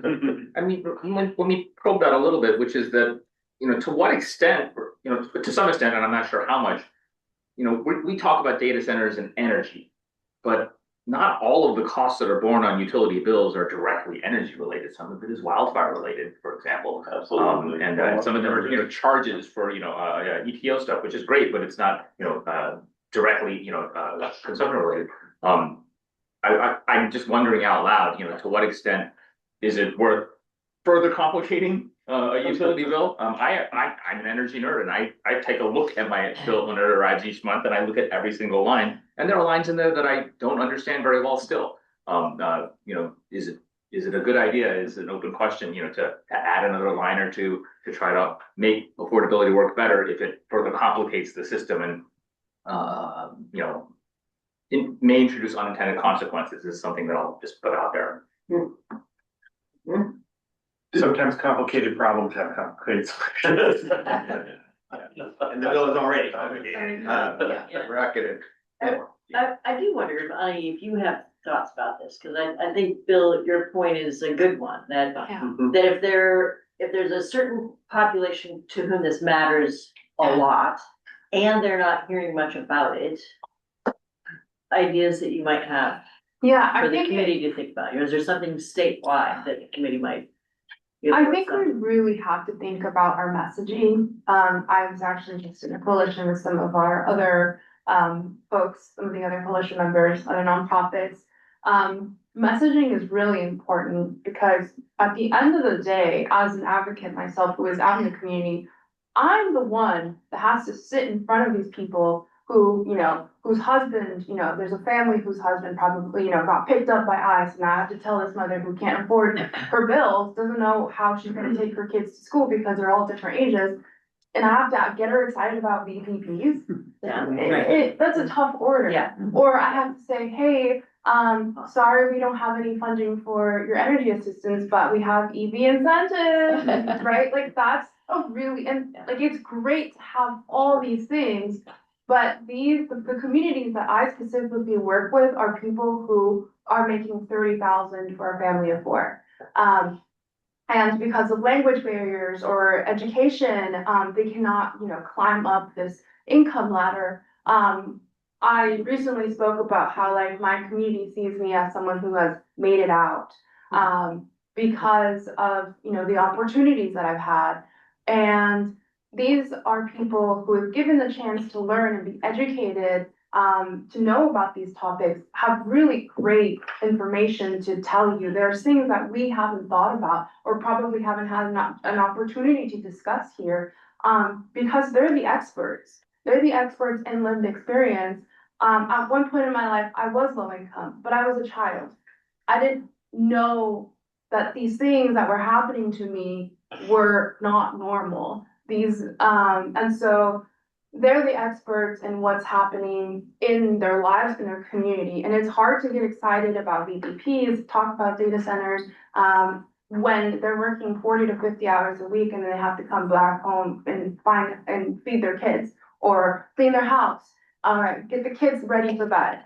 And so that leaves only time to think about what's the next thing that I have to pay, my bills.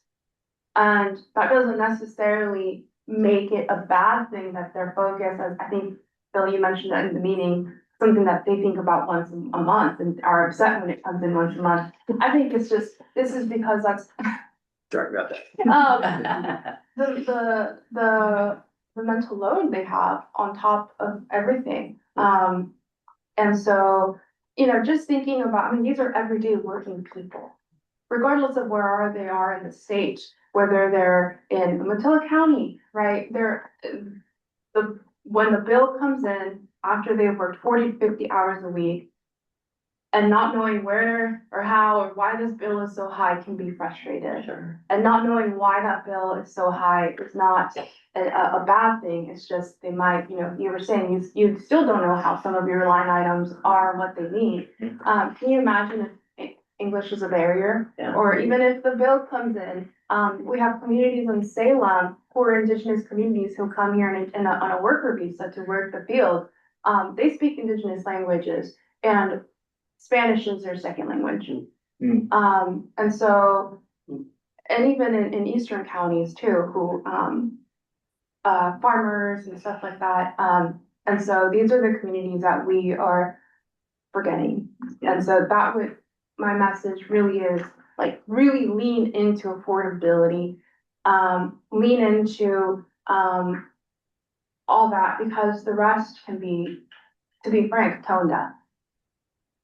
And as we do, we also just have to, internally, we have a lot of jargon that actually is a barrier to communicate. One of our utilities had an IRP section in the evening and was trying to sort of get members of community groups and stuff to come there, and they were kept talking about demand response, and nobody knew what the hell they were talking about. And finally I stood up and said, what they're talking about is paying you to get energy resources by having you not use power at peak at the times where it's most expensive and things like this. But what demand response is about is buying this stuff from you.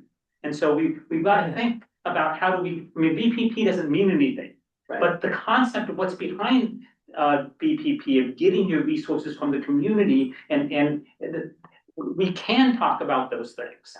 And we have to just, it's when we take the jargon in this room out to the community, we will fail.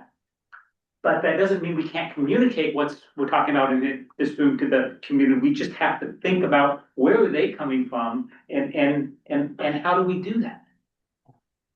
Well, and also I just really appreciate Alan you being here because to the extent it's necessary to talk about jargon, having people translate it a little bit is just so critical. Yeah, I got yelled at by at the workshop. I'm sorry for that part of it.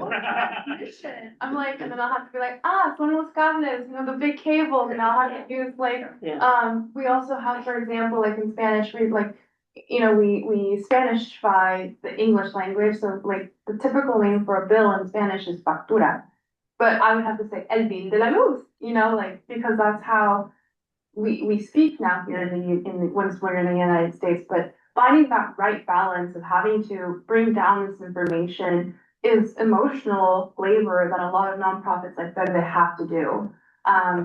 And that's why it's so important to have people with these lived experiences, have knowledge of different languages, have knowledge of how to talk to these communities in a way that they understand.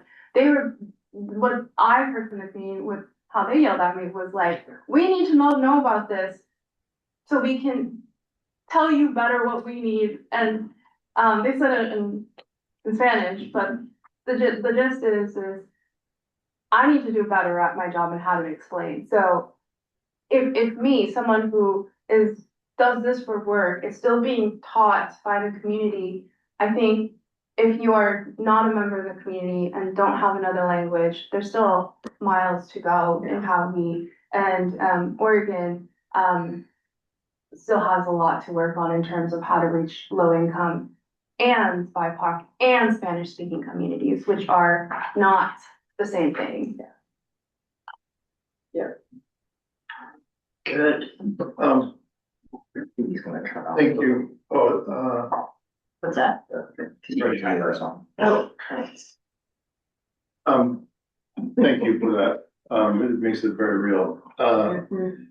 And moving forward, we're kind of clarifying, we shouldn't be promising that rates are gonna go down or, or we should be very thoughtful about how we communicate that. Did I understand, the commission saying that at least within the PGE rate structure, this is sort of a kind of a one-time reset with data center rates going up 29% and residential going down 1.3% and a whole bunch of adjustments. And then we'll move from here. So if data centers continue to put more cost on the system, that thing that went up 29 will maybe go up 31 and go up faster, whereas the other part might go up more slowly, right? But that separation should stay. Yes, yeah, no, I think you're right, that separation should stay, and if the data centers, because we're putting the cost of growth on growth, if data centers are going faster than other rate classes, then their rates will go up faster in comparison to other rate classes. We haven't implemented the part of the order that deals with power costs yet. That should also create some division. There's some unfinished business in terms of a couple different things where they said we should address those in the PGE rate case. So I think this doesn't complete that process. And going forward, we'll see where some of this goes. What you're saying, Bob, is it should reflect more towards what Umatilla Electric put up there, where the residential rates were climbing minimums at this rate, but the data center rates were climbing at this rate. Yes. Okay. So the power costs we haven't dealt with yet, really. We dealt with mostly the capacity cost or the infrastructure cost. Yes, yeah, exactly. Got it. Okay. Yeah. Until BPA will answer your phone call. It's a tough conversation. Okay. All right, any other questions from committee members, or is this gonna be the first time since we started Oh my God. February that we actually take a break for lunch? We did the first time. We did. Did we? Yeah. Yes. She didn't get to, she was. You did. You guys have anything you wanna add? Right, We do have good question. We have 2 minutes.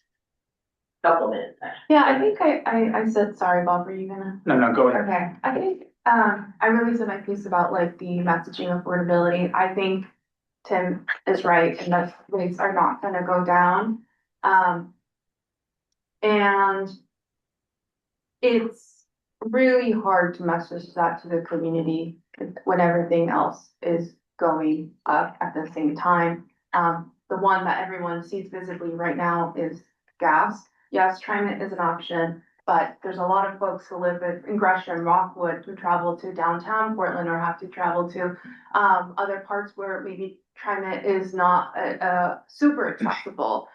There's a lot of food deserts in Southeast Portland, Gresham, and they have to drive to the store. And so these are the costs that they're seeing the most when they go to groceries, when they go, we know that groceries prices are going up because of the cost of gas. And so a lot is happening to consumers and ratepayers right now that makes it really difficult to absorb this information or makes it difficult for us advocates to sit with them and say what's happening and why this is happening. And it's just because everything that's going up. How do we explain that? I'm glad you brought that up, and kind of circling back is, and again, I'm not familiar with the Portland market, but I am familiar with the data centers in our area. And they've done extreme outreach to the low income folks in at least in both of Umatilla and Morrow County. One is offering classes in Spanish and even down to Fusion, working with the community college. So is there really a place to champion mobility up, and just instead of just throwing our hands up saying we're not gonna move up? I mean, I think data centers have been a huge part of that in our communities, seeing low income move up and out of these issues, even though that's a perpetual cycle. I understand that. I'm not dismissing that at all, but I think part of the lived life portion sometimes gets diminished when we have discussion. Anyway, I'm pretty happy, proud of what I've seen. Not that everybody can't do more, including the county governments and everything else. But I think it is an opportunity that we stress. I think if we're gonna have that as soon as we've got to do something differently. If the Power Act was being passed this year, I would be getting phone calls saying, what are you doing? Why don't you just ban these things? Why don't you just put a moratorium? I mean, the public opinion on data centers has turned pretty sharp in a really short amount of time. Yeah, we've seen some questions online today in the webinar. Yeah, no. They keep talking about how, but shouldn't we have a conversation about whether there even should be? Yeah, no, and I think that's true. And I think that if we don't find a way to accommodate them with our values here, they'll go to other places that don't necessarily share those values on clean energy and affordability and things like this. So I'm not sure that but I do think it's an issue of, I mean, when we're trying to think about, can data centers actually help solve some of these community problems? I really hope that the data centers realize how much that's what they need. I worry we're gonna be in a place, they're gonna sue over the Power Act, they're gonna sue over the PUC commission, and we're gonna start to draw sharper lines rather than solve problems. And the data centers really need programs that build community support, or at least, I mean, again, this is, I've been amazed at how fast the public has turned against something that does create jobs in building trades and other things in this way. And I don't think I just, in my mind, what's missing from some of this conversation is, are the data centers really willing? The data centers in Oregon, how much are they, or the data centers that want to come to Oregon? I don't want to, are they willing to sort of look at this stuff differently and recognize that where the public is, and try to meet the public where it is and say, okay, we'll locate in a community, but we're going to weatherize the homes of low-income customers in that community. We're going to do things to offset the costs, the burdens that we're putting on that community, and we're going to try to create, we're going to try to be a good neighbor within wherever we're locating, because if we don't do that, there'll be an initiative. Oregon has an low initiative required. There'll be an initiative to ban data centers. I mean, we'll see other things start to happen because of where the public is. Yeah, that's very interesting. Yeah. I don't know, we want to have.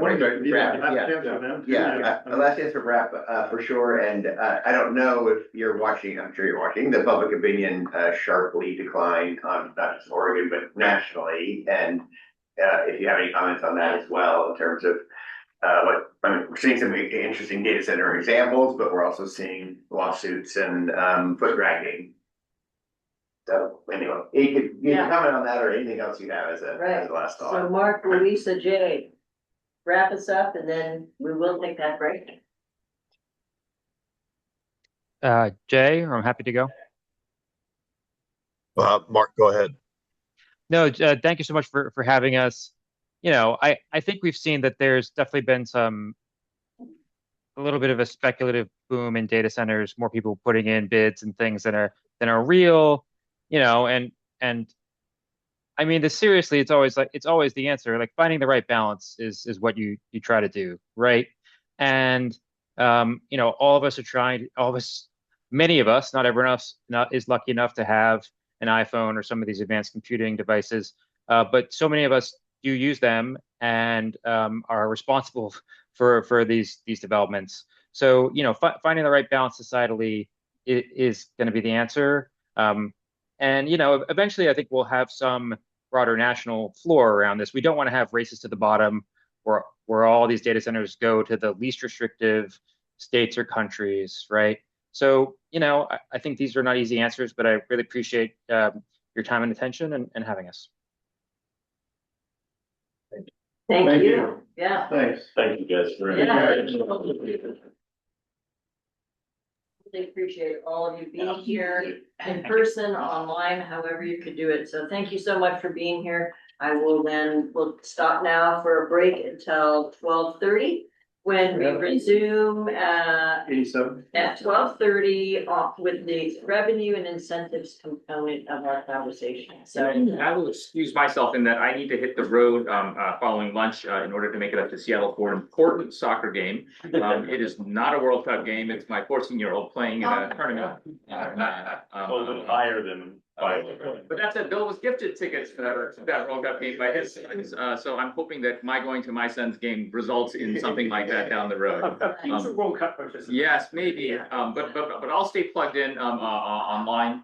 So we can listen. I can listen as we go. Great. And I think Bill will do your best on the train as well. yeah, okay, wonderful. All right, then I'm gonna pause the recording. I'm gonna turn off the video and the audio until 12:30. We'll start then probably. Can only go up by 3. No, that would be an exception event. So in that case, we actually will recalculate that assessed value, taking that information into an account. But if nothing happens, and say, I don't know, there's a change in the market, the growth of the value for taxes would be limited to that. No, just like somebody's home, as long as. Your home, yeah, that's a good example. Yeah, it's limited. So the real market value can still go up, but the assessed market value can only go up 3%. Unless you Unless the modify big the change. facility Yeah, and added capital Okay. cost to it. thank you. And that concludes my portion of the presentation today. Can I go back to it? I just don't understand. So I'm just a little bit confused. Did the law that says it's data centers are no longer centrally assessed, sounds like maybe that doesn't matter very much. Like the thing that's more important is that you can still assess them under the industrial program, but you don't always assess them under the industrial program. And so I'm just trying to understand when you were involved. Sure, and maybe Mike Gorman, we'll be talking later from Oregon County, will give a little bit more insight into this. These agreements were made, almost 20 years ago, but the large data centers that were going in Eastern Oregon were pretty complex. And I think that we made an agreement with the county to take on the responsibility for them, because of how complex these properties were. So that is an exceptional. An exception. We are not, any data center that is built in Oregon is not going to become a state appraised industrial property. But if there are some exceptions that will happen where we will agree to take on the responsibility for the county. When the county asks you to do something. When they ask us to, we won't just go in and take it. If you do look at ORS 306-126, there are qualifications for what becomes a state appraised property. And there's a lot of thresholds there, but one of the requirements is to be industrial processing or manufacturing. Data centers really don't meet that requirement. And I do think Mike's gonna get into some of that. Okay, good. On the local level, what that looks like on their end. Okay, all right, great on time. Thank you very much. Thank you. Excellent, so, Michael and Held, let's get out of this.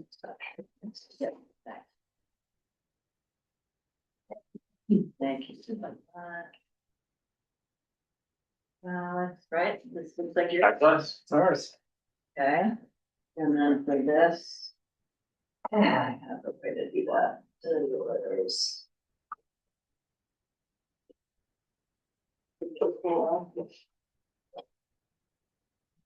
You go ahead, I'll be able to. Oh, look through it. It's working, I just need to. Yeah, there you go. All right, well, good afternoon, everybody. Thanks for having Business Oregon here and talk about tax incentives with you guys. As Donna said, my name is Michael Held. I'm the Regional Services Manager here at Business Oregon, joined by. And I'm Alex Albertine, the Programs and Incentives Manager for Business Oregon. Yeah, so we're gonna divide and conquer this presentation. We're gonna stick to the script pretty closely for this part, but please interject with any questions along the way. And obviously we'll have time after the presentations here for more Q&A. But just to start with, big picture, who Business Oregon is, we're the state's economic development agency. We work with private sector businesses, communities across the state, and in close partnership with counties, local governments, ports, tribes, federal government, and well over hundreds of other types of economic development organizations across the state. Our goal is to drive sustainable and inclusive economic prosperity for all Oregonians. Our approach at Business Oregon to economic development is fairly straightforward. We believe it is most effective when it's fully aligned with local community objectives and championed by local elected representatives. And it always needs to be measured, accountable, and transparent. And I think as you'll learn today, as we talk about these incentive programs, the approach is really reinforced by legislative intent and how some of the state's economic development programs, specifically tax incentives, are designed and implemented, which is highly local. Big picture, when a business opportunity like a data center or industrial development investment emerges, our most direct contact really begins with our local community partners. As we partner with them to meet the business's specific needs, and we work with them to do that. We work with them across all levels of government to do that, to be making sure that we're bringing all resources to bear to that project to make sure that Oregon is getting that investment. And then we're supporting the locals as they have negotiations for with those companies, always with long-term planning in mind, and just making sure that our local leaders are well equipped to make the best decisions for their communities. Narrowing in a little bit to today's conversation, tax incentives are a really important tool in economic development. Obviously, it's not the only tool that we have, but it is critical in the state's overall efforts to recruit, retain, and expand businesses in Oregon. And before we dive into the mechanics of our incentive programs, there are some specific applications to data centers. We want to briefly address kind of the purpose and intent of the incentive programs, why we offer them, and kind of what evidence guides our approach. Next slide. Oh, you're good. No, you're good. Yeah, sorry. No, you're fine.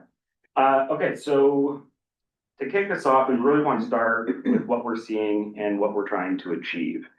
Oregon's information economy, so this is what you see on the screen, really encompasses a wide range of things like communications, software, broadcasting, data processing, being one of the fastest growing and most significant industries in Oregon. You can see here on the screen that blue line, that is what the growth that you're seeing in real GDP within the sector. Data processing companies and specifically data centers are a portion of this industry. These businesses directly contributed over 7,500 jobs in 2025 with an average payroll of $213,000 per job. And that's according to the Oregon Employment Department. Business Oregon estimates using In-Plan economic model, a common economic modeling software, that total indirect employment supported by data center processing is approximately 23,000 jobs. And that's near 4.6 billion in real GDP and over 180 million in payroll taxes in 2024. Obviously, these are real benefits, not just realized in Portland or Hillsborough, but obviously across the state and many rural communities across Oregon. Real quick question. Yeah. That's real GDP. I mean, we did this locally, but what percentage of, say the last 3 years, what percentage of GDP growth in Oregon does data centers been? And what would GDP growth be without data centers right now? So it's a little hard and tricky to pull out data centers specifically, and I know you don't want to hear that answer, right? Because we can do it. Yeah, Sure. And we're not very smart. I beg to differ on that point, but I don't recall off the top of my head the specific GDP growth of data centers, but. So you got a number of $213,000 per job. That's a data center job, but Those then are you data said, center but then you said it's what, 3x or whatever jobs when you add all the other Indirect, correct. the indirect. So then the $213,000 per job should go down to, That would change. Correct. It would change and be lower if you're looking at the indirect as well. and those indirect jobs are really you're pretty confident those were attributable to the data center being there. Yeah, for sure. And that could be anything between landscaping, fencing, all the way up to HVAC system, high efficiency HVAC systems and anything in between. And that 213,000 comes from the reported information to the Oregon Employment Department as to the number of jobs in the data center data processing space. The total number of jobs, 7,623 last year, and that we had the total payroll number. So that's the average for that total payroll. Is that just the staff on the payroll of the person who runs the building, or is it the sort of total of all the folks who are working on it? Those are the employees of those businesses that are reported through the employment insurance. Like the host of the building, not. Whoever pays employment insurance on those employees. So they're direct employees. And so if you do that times 3 that you were talking about, then that goes up to 22,000 jobs. Well, 1.7 to 2 is what. Yeah, we estimate about 23,000 jobs, yeah. Okay, oh, down here, down times. Sorry, didn't look at the bottom of the page. I'm sorry. So so 7,600 jobs, the 213 is just the total aggregate payroll number divided by 7,600. Yeah. And then that's only the people who are on payroll. So if you have a subcontractor who's doing landscaping, does it also include these sort of, a lot of times you see economic assessments that include kind of these induced jobs, like we hire an extra sandwich maker at the local shop and we, that kind of thing. Is that included in that estimate? So the in-plan model is where we're getting at those additional contractor jobs or support service jobs that are not direct employees of those businesses. That 7,600 is direct employees of data centers in Oregon. Right. And so, yes, but it could be a sandwich maker who shows up and delivers sandwiches, or it could be the HVAC service repair person. And that's where we get to that. That's how we got to that number of 23,000, yeah. The 213 is the comp divided by the jobs, or is it the tax incentives divided by the? It's the total payroll for those businesses. Okay, so that's the average payroll. That's not what Oregon expect. Okay, yeah, thank you. And are those jobs only during the construction phase, or are those continuing past? Those are not necessarily They're construction not. jobs. Those are full-time employees or employees of those businesses. They don't have to be full-time, but Okay. whoever those direct employees are of those businesses that they then pay employment insurance on, they report to the Oregon Employment Department, who has this data, and then we're reporting on it. Well, it seems like this wouldn't include construction jobs unless the company themselves. It would not include construction Yeah. jobs, but the company might include a construction type job as a full-time employee where they're managing systems or things like this, but it would not be the construction facilities. We had the job stuff up in the first session quite some time ago. Yeah. And I think these are questions that have continued to come up, like, well, what were the numbers on? And so we know that, and we've been asked this question, this is what the state data is right now, and so we wanted to provide that to you as far as what the state data has. Thank you. All right, well, continuing on, so we just wanted to note that a feature of data centers is that they are deeply, as you all know, integrated into the broader information economy and enable digital operations of virtually every other industry in the state, whether it's from cloud computing to communication transmission. Really, Oregon's businesses and citizens rely on data transmission services. And just kind of expanding that a little bit, some of Oregon's most critical industry sectors, like semiconductor manufacturers, they really depend on data intensive design, simulation, and quality control processes. Another fast growing segment of the Oregon economy is biotech, where firms really rely on the fast computing for genomic sequencing, clinical data management, and research computing that really only large scale data center infrastructure can provide. So in today's modern, in today's modern economy, we even see advanced manufacturers more broadly needing this kind of real-time data analytic supply chain platforms and connected systems that really run through data centers. So we're seeing just a broader economic need for this, fast computing. Recruiting and retaining advanced manufacturers, as well as businesses that operate in the information economy, is a highly competitive business across the state and globally. That's our context. We are always thinking about Oregon in context to the national and global context. So for the past 20 years, when the state and local communities have invested in data center capacity through the use of incentives in part, we were not recruiting an isolated industry. We were really laying a foundation for the information industry more broadly that has made Oregon a more competitive place across its entire trade sector economy. At the same time, as we have learned through the many meetings here, we are very aware of the land, the water, electricity, and resource challenges proposed by the industry. Particularly as we work with local communities to negotiate and bring in these new investments. And I think it's essential to give attention to the associated costs and benefits, particularly those costs that may not be easy to monetize. With that, I think Alex is going to shift to kind of the mechanics of the programs, but yeah. Can I ask one quick question? You sure can. You may. No more trivia questions. You guys talked about, these were some of the first industries that took advantage of these programs. Actually, renewables took advantage of the same programs that you just described, the SIPs and LTRES, those apply to renewable programs, and they have definitely taken advantage of them, even maybe at a greater level, because they're just now starting to come off of repowering and those type of things. 100%, yeah, and sorry, that was the message I gave. We see broad usage, and Alex will actually in our next slide kind of show usership a little bit to put the data center unit in context to broader program applicability with other trade sector industries. Can I ask one question? Sure. Maybe you're gonna get to your next slide. Since you know how many jobs there are, you must know how many facilities there are. How many data centers are there in Oregon? Okay, there are a little over 900 entities that are categorized by their NAICS codes as existing in Oregon that are categorized as data centers. 900? Yes. I've not personally verified by going up and showing on doors and checking if those exist. But in terms of the payroll data that we have, there's over 900. You ever talk to the Department of Revenue? They go to every one of them. We do talk to them. So that does raise this question, are we over inclusive here? Are we talking about like basement? Some of those data centers, I'll just say, what I know is that the employment there can range from near zero to several hundred employees. And it's, the top 20 employers within those 900 are employing around 170 or so employees at each location, but it does dwindle quite a bit. And some of those 900 are a lot smaller.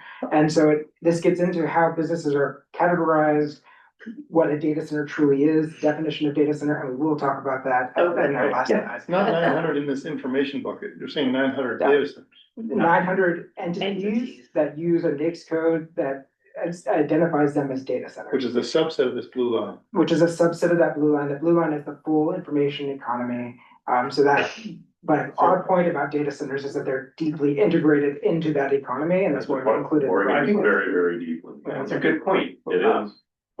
So the entity that has the most employees, how many is that?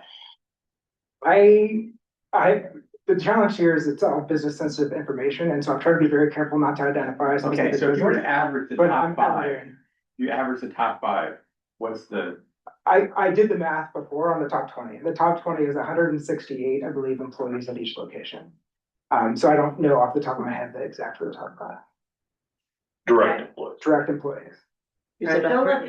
68. No, but it's actually, it's like draping an elephant. Yeah. Okay. I'm trying to be as helpful as I can, but I also have to maintain the aggregation and confidential. No one knows how many data centers you are in the state. Yeah. So. Yeah. 900. Okay, ready? 900. Well, and I'm putting a big asterisk on that because that's the number of entities using that NAICS code. Those entities may be very small. I don't even know if There could be 20 of them in one data. Yes, and it could be somebody's backyard who's filing a tax report for whatever reason under that code. So they could put a code in and be a lessee in a data center, But there could be a whole number of not things that are happening necessarily there. full campus. There's a lot of things that could happen, but I can tell you exactly what I know, and that's what I know. Yeah, All I right, appreciate it. so All right, ready next to go. slide. Don't let him throw you off. No problem, we got it. I'm with you on that, All all right. right? We're gonna keep you focused. We're gonna keep digging Next, deep. next slide. All right, so now let's get into the incentives here, which is what we really came to talk about. So Business Oregon manages a number of programs to support trade and sector growth in the state, including grants, loans, infrastructure development, industrial site development, recruitment and retention services, tax credits. As we heard yesterday, a whole bucket of things that we do. But the reason we're here today is to talk about tax incentives. The Oregon legislature has created several tax incentive programs for cities, counties, ports, and Native American tribes to temporarily reduce or forgo collection of local property taxes of traded sector businesses that build new buildings, install new equipment, and generate economic benefits through new and retained jobs. Important feature of that sentence is that it's all about new development. So it's not about previously developed or installed property, it's only about new property that is installed. These programs have become a core part of Oregon's tax system and have been used for over 40 years across many, many industries, as mentioned before. While Business Oregon has oversight over these programs, all are locally administered, and the authorities to negotiate with businesses and enter into agreements rest with the local authorities. We see this as a critical component of the program, as it is the local governments and representatives that best know what types of business investments and economic development meets the goals and objectives of their communities. Okay, before you go on. Sure. I see the coach here's got his hand up. Mike? Mike?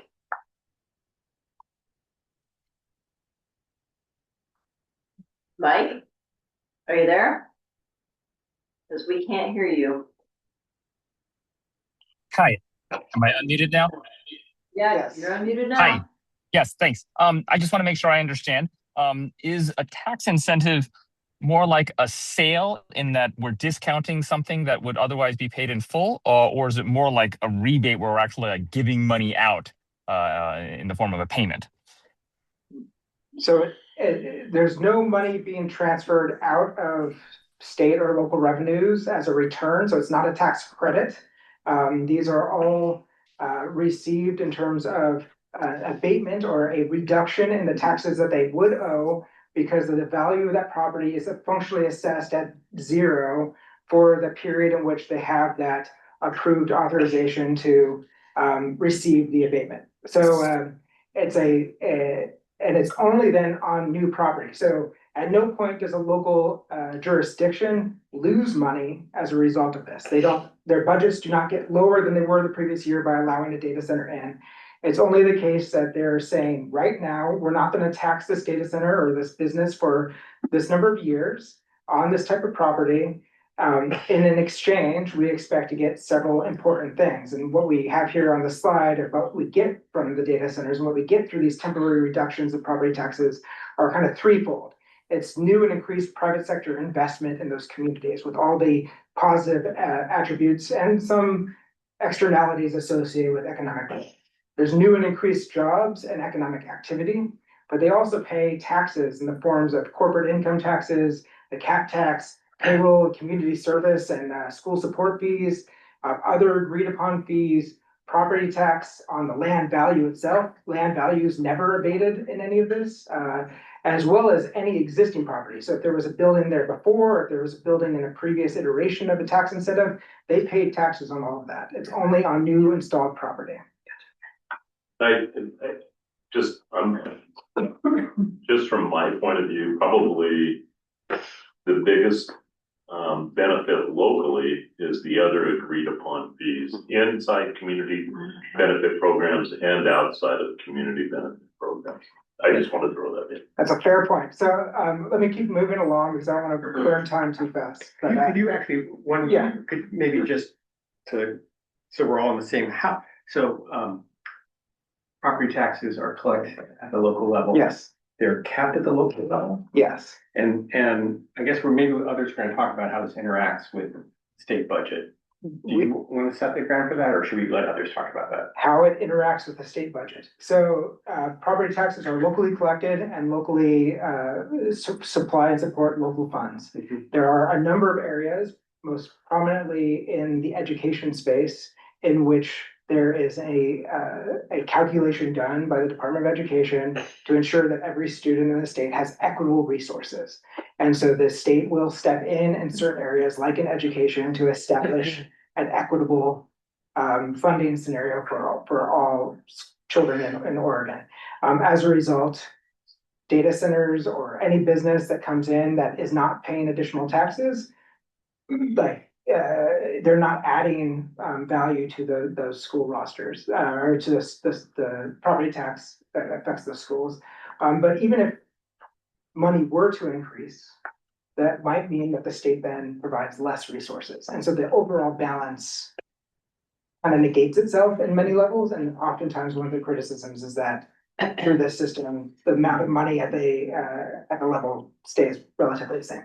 But I believe you guys have people to speak on this, and that's really my expertise. And so I will let you guys focus on that later, but Hear from you first. yeah, but that's my Do we perspective. have state people to talk on that? Local school district. Local We've got school, local but do we school don't have a district. state person to talk about the state back billing issue? Not right now. We're not with the Department of Education, and we don't Yeah, manage that there's- particular issue, there's but I There's can a tell you what we. possibility of someone later, but it's Yeah. summer, Yeah. right? So, yeah, or there's a possibility in July, so hold that thought if you think that's important. Okay, So as Go ahead. has been discussed in the media and other places, tax incentives and the lack of a state sales tax are an important part of the equation when helping to spur new investment in Oregon and a key tool in helping balance against some of the more challenging parts of the business climate. Businesses look at a number of factors in their decision to make an investment, and even a large multinational business with seemingly endless resources will only invest in a specific structure or take that step if the financial calculations demonstrate a potentially profitable venture. During the initial stages of project exploration and negotiation, tax incentives help local communities negotiate terms with a potential investor, de-risk and improve the financial opportunity for businesses, and demonstrate local buy-in to the project. We see tax incentives not just as a financial tool, but as a tool that really helps facilitate and cement an important part of these negotiations to keep businesses here in the state. We see tax incentives offered at the front end of projects that don't come into fruition for 5 or 10 years, and these lags in the point at which they're approved versus the time that they're actually received are normal with business behavior and a result of the fact that oftentimes a new facility could take many years to be installed, to be built up, to be connected to the necessary infrastructure or utilities. And so we do see the approvals of these programs happen sometimes many years in advance of when the actual abatements are received by the businesses. So at its core, the logic of the tax abatement is that local governments invest by making a temporary reduction in collecting newly generated taxes in the first few years of a project to secure new or larger investments that generate new economic activity and greater long-run tax revenue. Are there rules on at what level that abatement can be? The cap on those abatements. Within the 3 programs I'm gonna talk about on the next slide, so you can turn over to there. There is no, Oh, great, you're gonna cover it. there is no capped amount of the abatement. And so that is one part of Oregon's incentive system that is one part of our incentive system. So you were talking about the strategic value of this and the importance of local communities and having control and deciding what they need in their community. Yeah. Really important. Do you have a sense of how important it is to the data center? Because if this tool was designed for manufacturers 25 years ago that might be operating a low margin business and hey, a $20 million tax abatement might be a pretty important thing. Yeah. In a super high value, high margin business where all they care about is speed to power. Yeah. One could argue.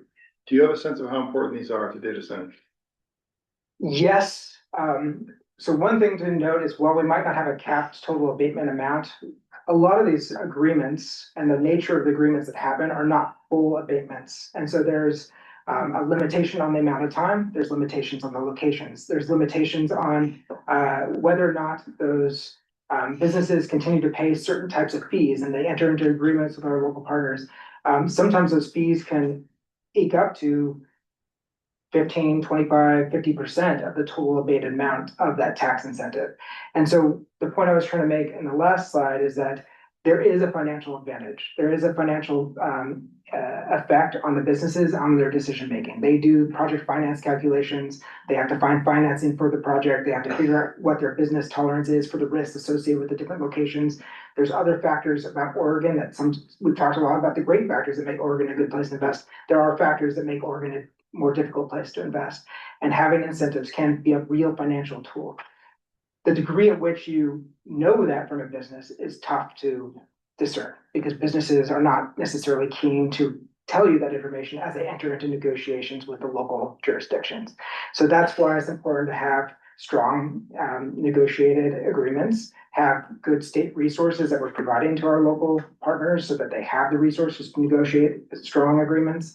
I'd also say that there's other factors besides just the financial point that are important to helping incentivize businesses to invest there. And a lot of it has to do with that community buy-in. And we've seen that where data centers have located in the state, it's not just about the location. It's not just about the natural resources or the availability of water. It's that those communities have welcomed them and provided them ample opportunity to engage with them, local leaders that want to talk to them and have those open communication points that the data centers and those local communities can negotiate, and both can benefit from those long-term relationships where they're there for a long time investing in those communities. Sorry. Should I move? I've spent a lot of time. Sorry, Donna. Because we're 5 minutes I know. beyond, we need to get to. I just have a quick one to follow up on Tim. Okay. Which is, there's only 5 states that don't have sales taxes. Yes. And we know that was like, we had Minnesota come talk to us, and like, that was a critical issue for their data centers. They wanted a sales tax exemption just for them. How do you? I know that there's a presenter coming later today who will talk about the fact that many states abate their sales taxes for data centers. For data centers, right? But how does that compare? I'm just trying to understand the relative importance issue. You'd have to balance out the cat tax then. Because there's a lot of states that don't have cat tax. What is the cat tax, just for It's people who don't know? corporate activity tax, which is a slightly modified way of accounting Get sales tax. for a type of tax assessed on businesses. So a sales tax type on But there industry. are some that do have similar. All right, sorry, Donna. I'm gonna try to get through some of the details here. I know you're looking at me because I'm taking gonna too much time. muzzle my committee. All right. Just try. Let me just go through, one of the big points here is I want to emphasize, there's the standard enterprise zone, the long-term rural enterprise zones, and the strategic investment programs. Each one have different features. There's a couple hundred pages of statute and rule about each of these programs. If you ever get really bored, you're welcome to read that. There's a lot of details, but importantly, we've seen a lot of information about how much abatements are actually being received in the state, a lot of reporting about this. The reality is that it can be, when an abatement occurs, it takes place in a tax year. We don't fully know the total amount of abated taxes until that tax year is complete and the taxes are filed and it's reported by the county assessors to the state. That time period in which that actual information comes to us can take place a year and a half later than the actual receipt of the tax abatement. And so in this case, I have down here is data centers, the usage of the programs, the number of data centers in each program, 20 out of 156 businesses currently receiving, and this is the 2025 data, so it's technically the 2024, 2025 tax year data. There's 12 out of 17 in long term, there's 2 out of 17 in the strategic investment program. When we get into the authorized but not yet receiving, these are businesses that received authorizations but are not yet receiving abatements. You can see the numbers there. We also have the taxes abated for each of these. And I think it's important to mention, we've heard some very large numbers. It's definitely growing, and I expect this number would be larger in the 2025-2026 tax year. But there is a limitation on the number of abatements that are received, and there are changes to those abatements after the fact if a business does not meet its employment targets or other requirements of the program. I'm going to skip over the ROI because that's a detailed conversation, but we do have ROI calculations down there. And the very last thing, Donna, I just want to mention is that with House Bill 4084 in the short session from 2026, there was a number of changes to how specifically the standard enterprise zone interacts with data centers. One of the requirements here is that data centers would have a moratorium for 1 year and would not be allowed to be authorized for this period lasting until 90 days after the end of the 2027 session. That is in effect. That has happened now. We put in temporary rule to ensure that this program takes place. And one of the things that we had to do is define what a data center is. So we leaned heavily on our DOR definition from 308-505, the relevant statute there that defines data centers related to how they determine assessments. And we came up with this definition, closing it out just to say that we are going into permanent rulemaking, and we look forward to having public comment on this definition and the rules that we have in place for these programs sometime in the September-October time period when we open it up for public comment. Thank you. I'm trying to go fast. Yeah, you did the best you could, Alex. I appreciate that. And I just want to note that we probably have more questions and comments online during this section. Sure. During this From short members. from non-committee members. Oh. From non-committee members, from the public.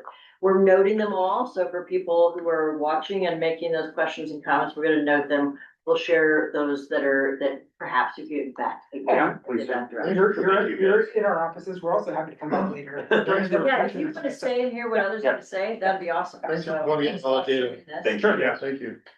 Great. Thank you. All right, so now we're gonna ask Mike Gorman, who is joining us. Let me grab your slides here real fast. Nice. Yeah, sure enough. Okay, let's do it through share this time instead of what I did last time, just forget to share with the rest of everybody. There we go. Here we go. So Mike Gorman is joining us from, where did I say? Morrow County. Sorry, no, I know where he's gonna be a good for you all to chime in. Morrow County. Yeah, thank you so much. Yeah, Mike and I had a good conversation, a couple about this presentation, so I'm ready when you are, Mike. Very good, thank you. Can you hear me all right? We can, if you want to go ahead and introduce yourself for real. Absolutely. Yeah. I'm Mike Gorman. I am the Morrow County Assessor and Tax Collector out here in Morrow County. I'm here at our historic courthouse in Heppner. It was built in 1902. But we do have running water and electricity, and our internet is a fiber cable between two soup cans. Nice. So I'd like to thank the work group for inviting me to come speak. I'm prepared a presentation on behalf of the Oregon State Assessors and Tax Collectors Association, in coordination specifically with Umatilla and Washington counties. First, I'd like to just start off with some general comments. Amazon, Google, Apple, and Facebook and other data centers have been investing, or data center companies have been investing in Oregon for several years. The first large-scale data center being constructed in the late 2000s. And back then in the beginning, like any other new industry, there were unknowns to local assessment and tax offices, as well as the Department of Revenue.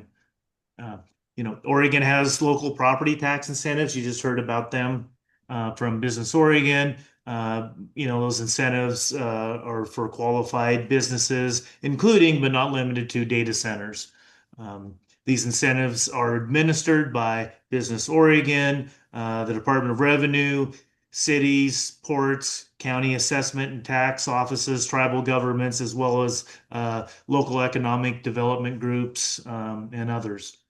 The most utilized tax incentives, you just saw a screen from this, or a shot from Business Oregon, are the enterprise zone and strategic investment programs. They're very different from one another, and these programs are utilized by many other industry types, and they all have to follow the same rules. So we'll start out talking about enterprise zones. Enterprise zones are created by zone sponsors. Zone sponsors can be a county, a city, a port, or a tribal government, or any combination.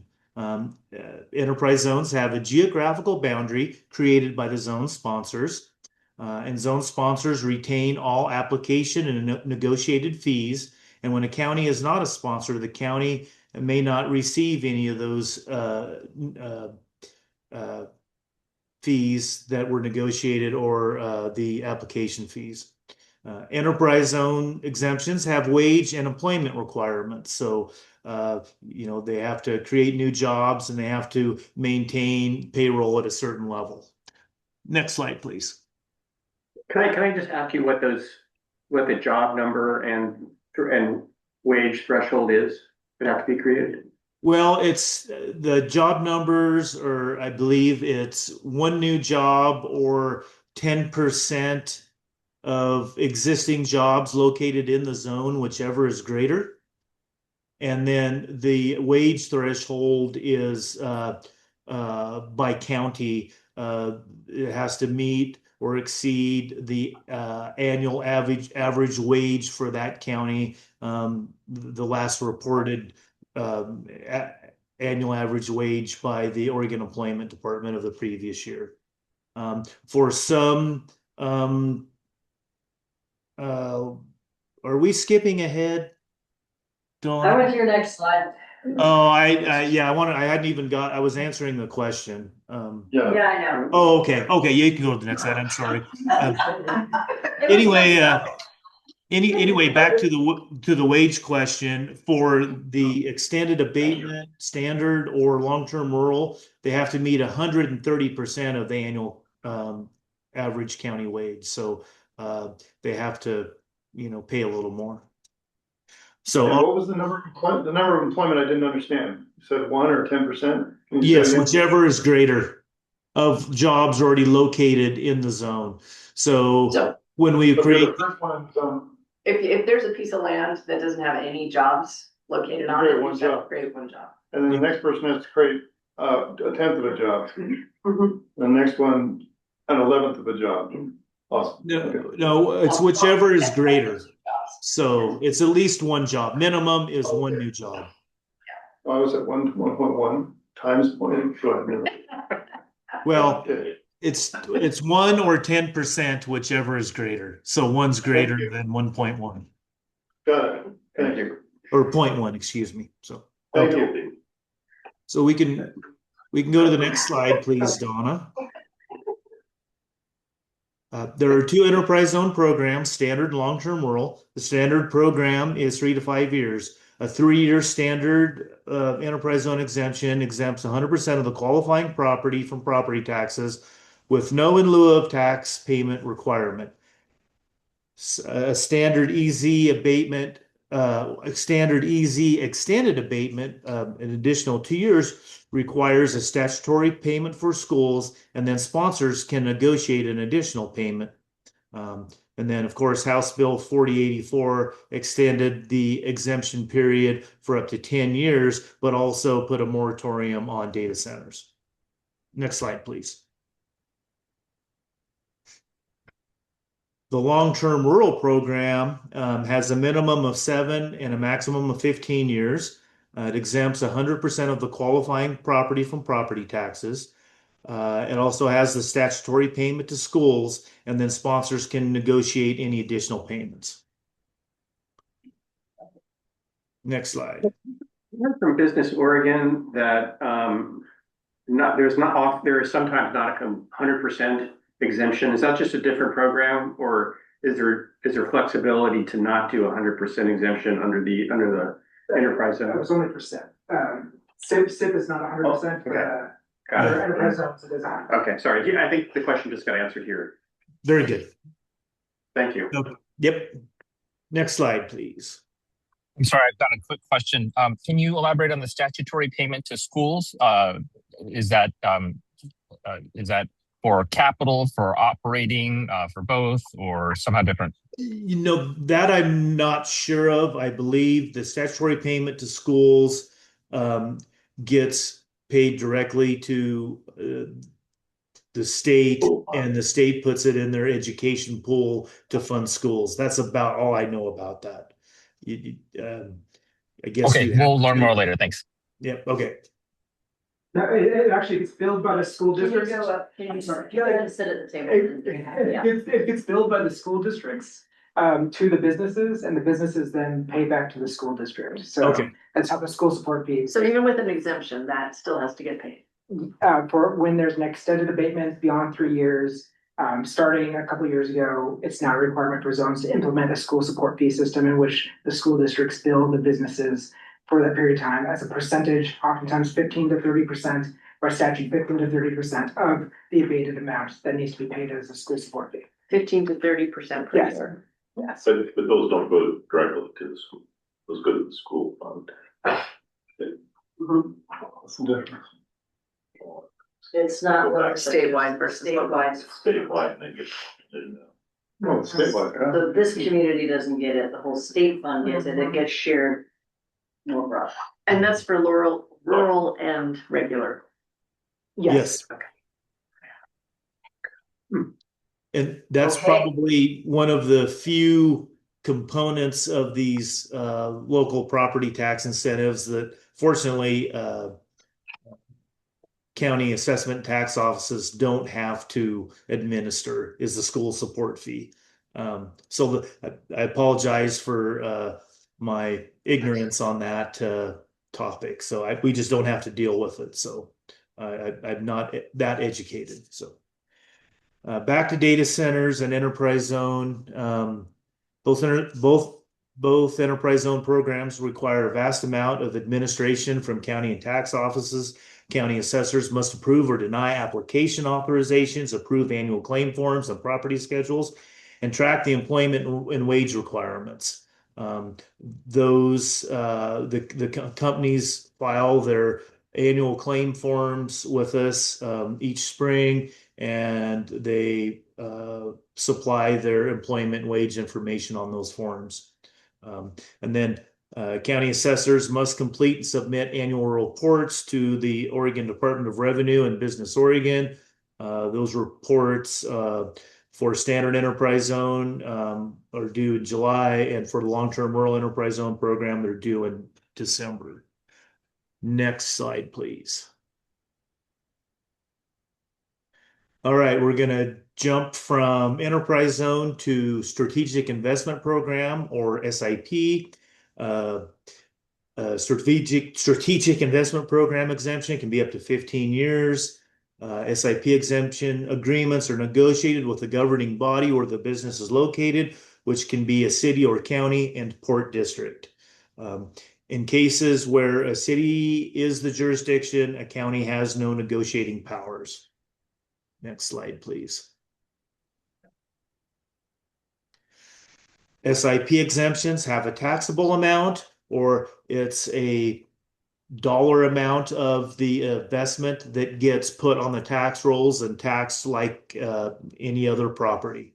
That taxable amount per statute depends on the level of investment, so it's scalable. Starts at 40 million and it can be up to 150 million.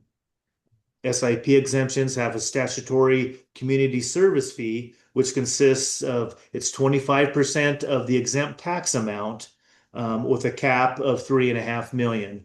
And that fee gets distributed to the affected taxing districts which serve the property, excluding schools. Any education districts are excluded from that distribution. There is opportunity for the city or county and port to negotiate additional fees beyond the community service fee for local needs. Next slide, please.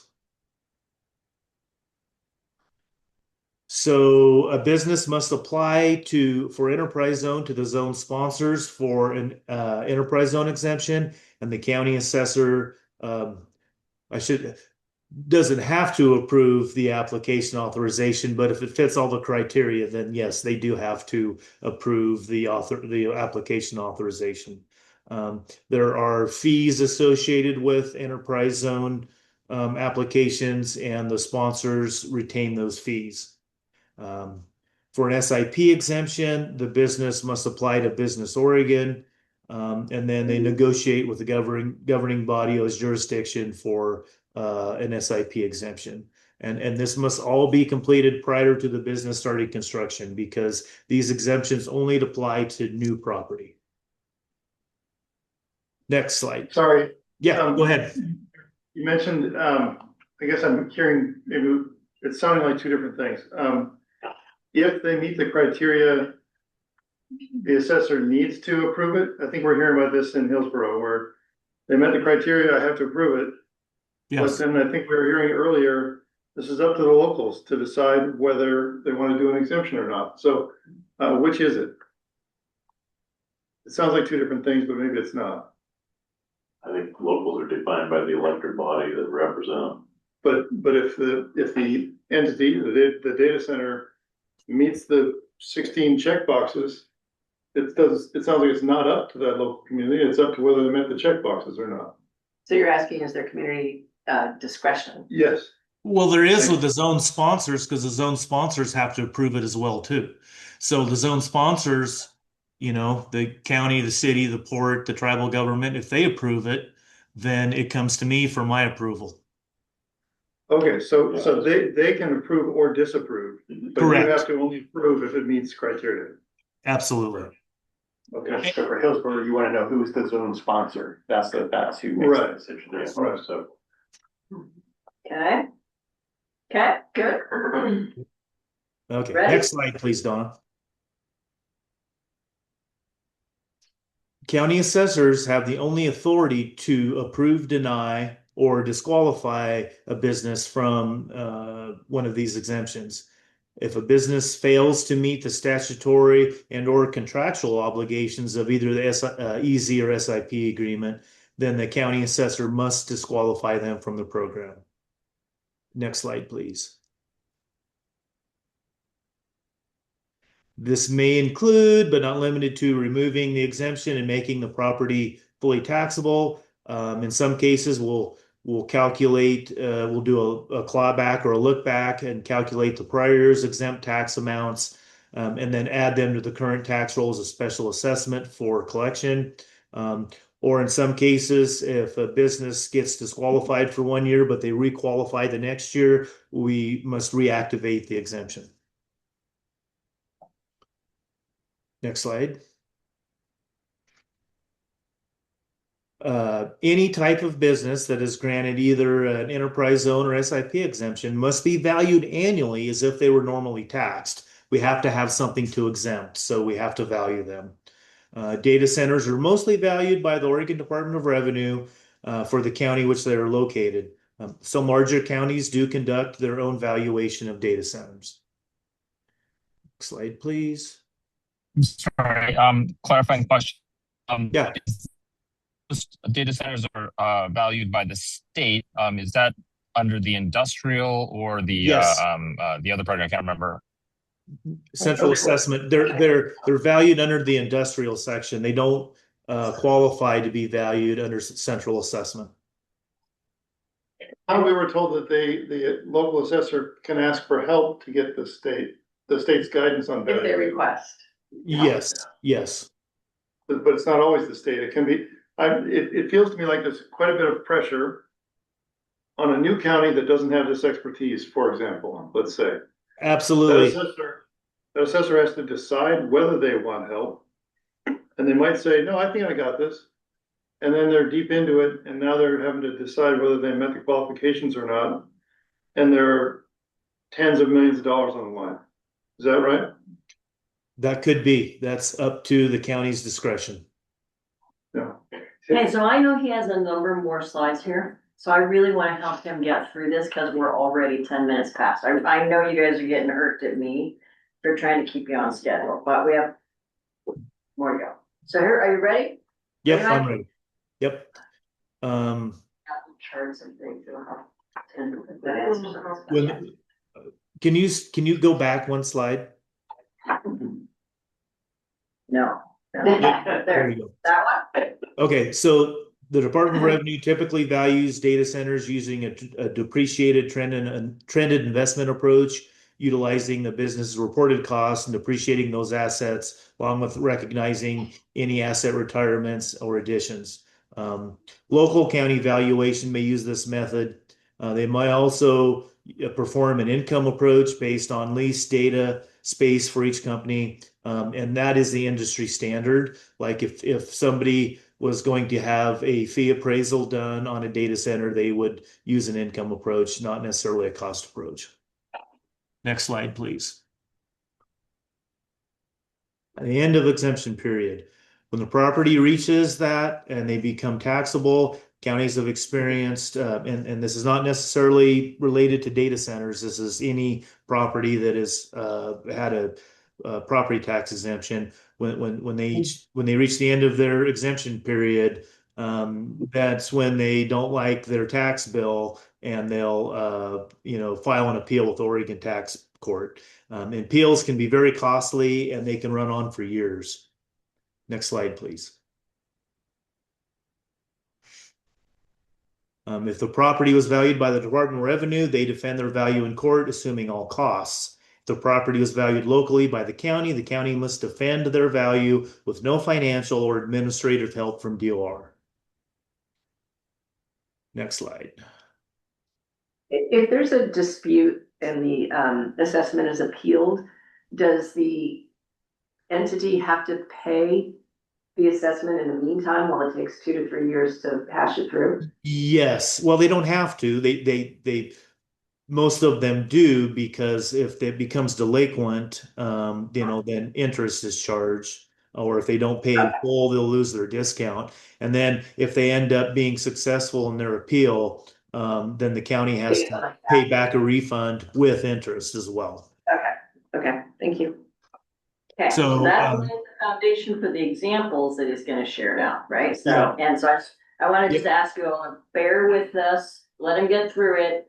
Cause some of the other people on the agenda, maybe Marty and I, and maybe Mike know that they're gonna be answering some of your questions in their presentations, which I'm trying to push you all on. Okay, all right, ready, Mike? Yep, we're just about done. So here we're looking at Morrow County data. The first bar in the graph is the certified taxable value for the county. Last year, almost 4.2 billion. And then the data center exempt value for Morrow County in 2025 was 7.2 billion. Next slide. And from that value, then that $4.2 billion value, I levied $72 million in taxes, and that's taxes for all districts, the counties, cities, schools, everybody, fire departments. That's how much tax I levied. The exempt tax from that $7 billion data center exempt value was over 123 million, not quite double. And then all of the community service fees, school support fees, and any additional negotiated payments from data centers is just shy of 24 million. And then next slide, we'll move on to Umatilla County. Their certified tax value was $8.6 billion. Their data center exempt value was $7.5 billion. And then the next slide will show us, we'll reduce that down to taxes. They had a certified tax of 140 million and an exempt tax amount of just shy of 120 million. And then the data center payments, $14 million. Next slide. They're staring unblinkingly at the. Yes. We're trying not to ask questions. Yeah, exactly. Very good job. Excuse me. A data center valuation has been difficult to administer compared to other industries, just from the vast amount of value and the complexity and the physical size of the campuses. Property tax incentives, and this goes for any property tax incentive for any industry, are very time and resource consuming for county assessment and tax office, with little or no financial return to taxing districts during the exemption period. And then county obligations, we have education and training, ongoing training provided for tax and corporate representatives, answering complex compliance questions, educating new people in our own organizations, plus at the industry level, compliance management, I talked about that. monitoring, talked about that. Next slide, please. Site tours, we attend the site tours of the Department of Revenue. Public information requests, why we're all here today is data centers are a hot topic, and get a lot of public information requests. And then legislation review, ongoing revisions to property tax incentive statutes. We spend a lot of time on. Next slide, please. And then appeals management, I touched on that. That can be very time consuming. Even when the Department of Revenue is defending their appeal, the counties are still named as a defendant in that appeal because we value the land locally and any other taxable portion of the property we value locally. So, we have to be a part of those appeals, part of the court case, part of testifying and all that. So can be and is very time consuming and resource consuming as well. And next one, I think I'm about done. A lot of information. Next slide. Right. Yes. Again, thank you on behalf of the Oregon State Assessors and Tax Collectors Association for the opportunity to present to you today. Any last minute questions or comments? I have people Greg, you can ask it. And It's just then, a clarifying question. yeah, clarifying question, and then I want to move to the next folks, because I think they're gonna answer some more questions. And I don't know if Mike can stay with us for a little bit, another hour to answer some more. Can you go back to the chart where he has the, one of the counties where he has exempt. Bar charts? Yeah, one of the bar charts.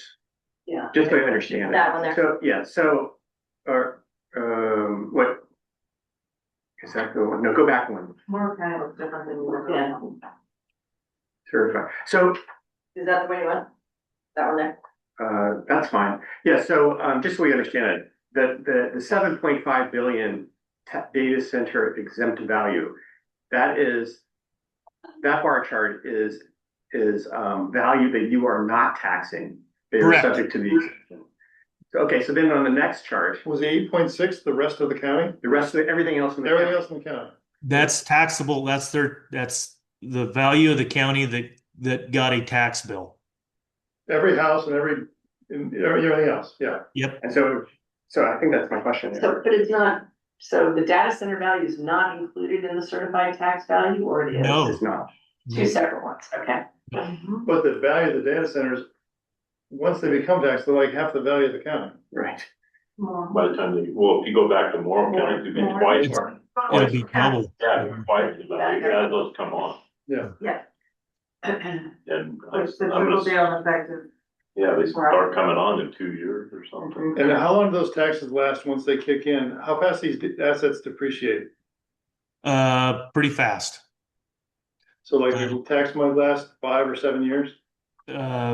Like a $2 billion investment, 10 years later, 600 or 700 million. Okay. Unless they return, yeah. That's why it's important that revenue is in every year. Okay. Ready? All right, Ready we'll to find move? John. All right. Thank you. Mike, thank you so much for that. Thanks for giving that Thank you. example to us. Let's see, I'm just gonna stop sharing. We're gonna see you. Oh, and he's gone. Thank you, Mike. He's gonna be real, everybody.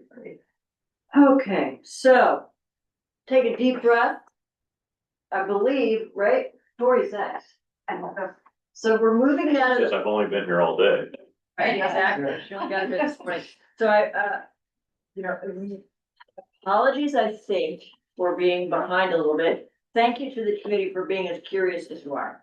I do think that's important, and I'm not trying to get between you and the information. I did just know that there was some spitting out that was gonna help you. So we got Tori, followed by Jody, followed by Tricia, followed by Steve Forrest. So Tori, take it away, and Jody, if others want to join her at the table now for this panel of the Oregon Voices, please feel free to come up together. It was very effective, I thought, having. Okay, and. Stop. All right, let's get your stuff while you introduce yourself. Thank you, for having me here today. I've learned a lot sitting in the room today. This is a great discussion, great panel. I've been kind of part of it in the backside as well with other pieces of it. I am the CEO of the Boardman Chamber, but the main part here is that I'm the executive director for our Boardman Community Development Association, which oversees these funds. So when we start following the dollar down, we talked about how we get the dollars, and then from there, I'll tell you how we're utilizing them and how the value of that looks like and how we can continue to have these conversations at the local level. I'm not here to advocate for anything, but I'm just here to, educate. Not that. Oh, not that's great. So that's what I was like. It's on the webinar.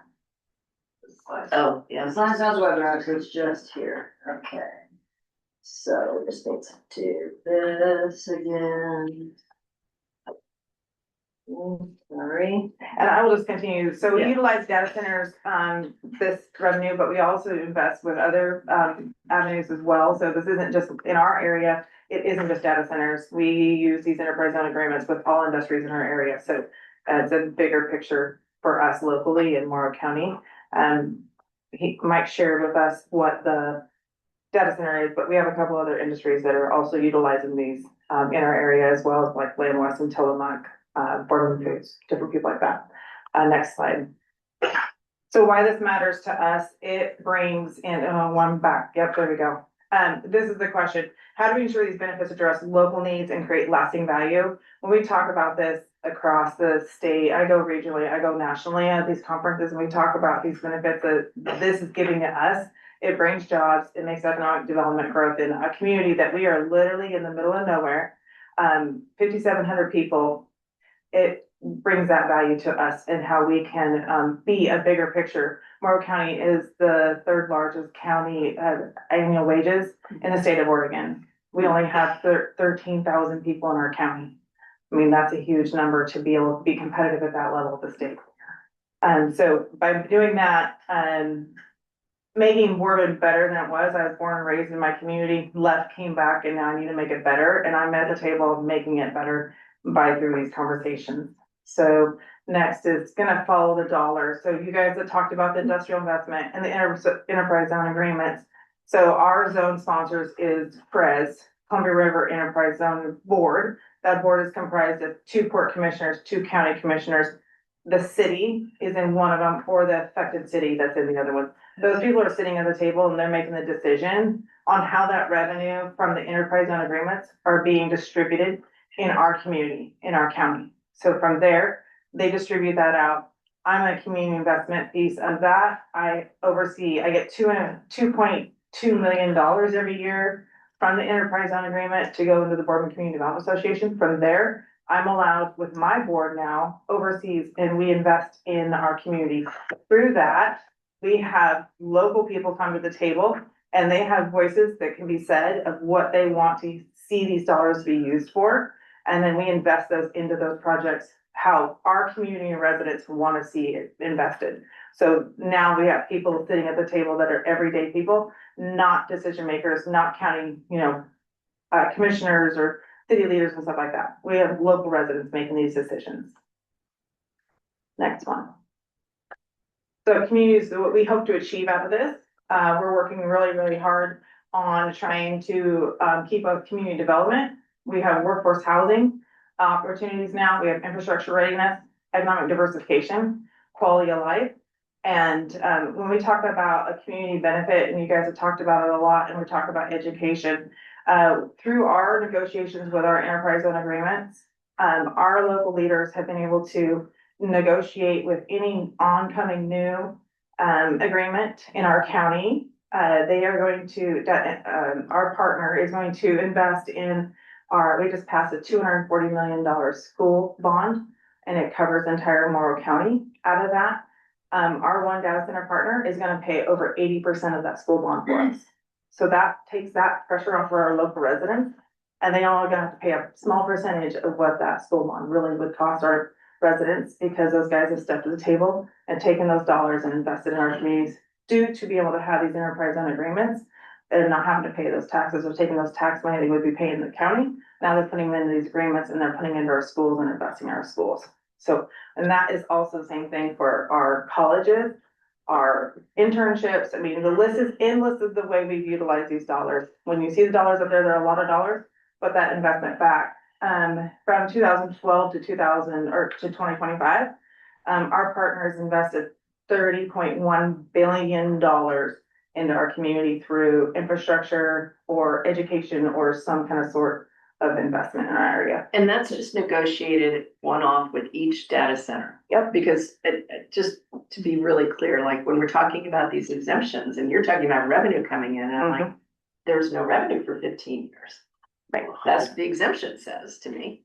But what you're saying is you negotiate these other things that are not required. It's coming around the other way in going into our community to make this revenue work. That they're not having to pay, but at the end of the day, they are paying. It's just not through that natural, normal revenue stream. It's a different stream. Do you have a target in mind when you're like, if they would have paid $100 million, are you feeling good if you're able to capture $30 million? Or I mean, what percentage of what they would have paid do you try to get in your agreement?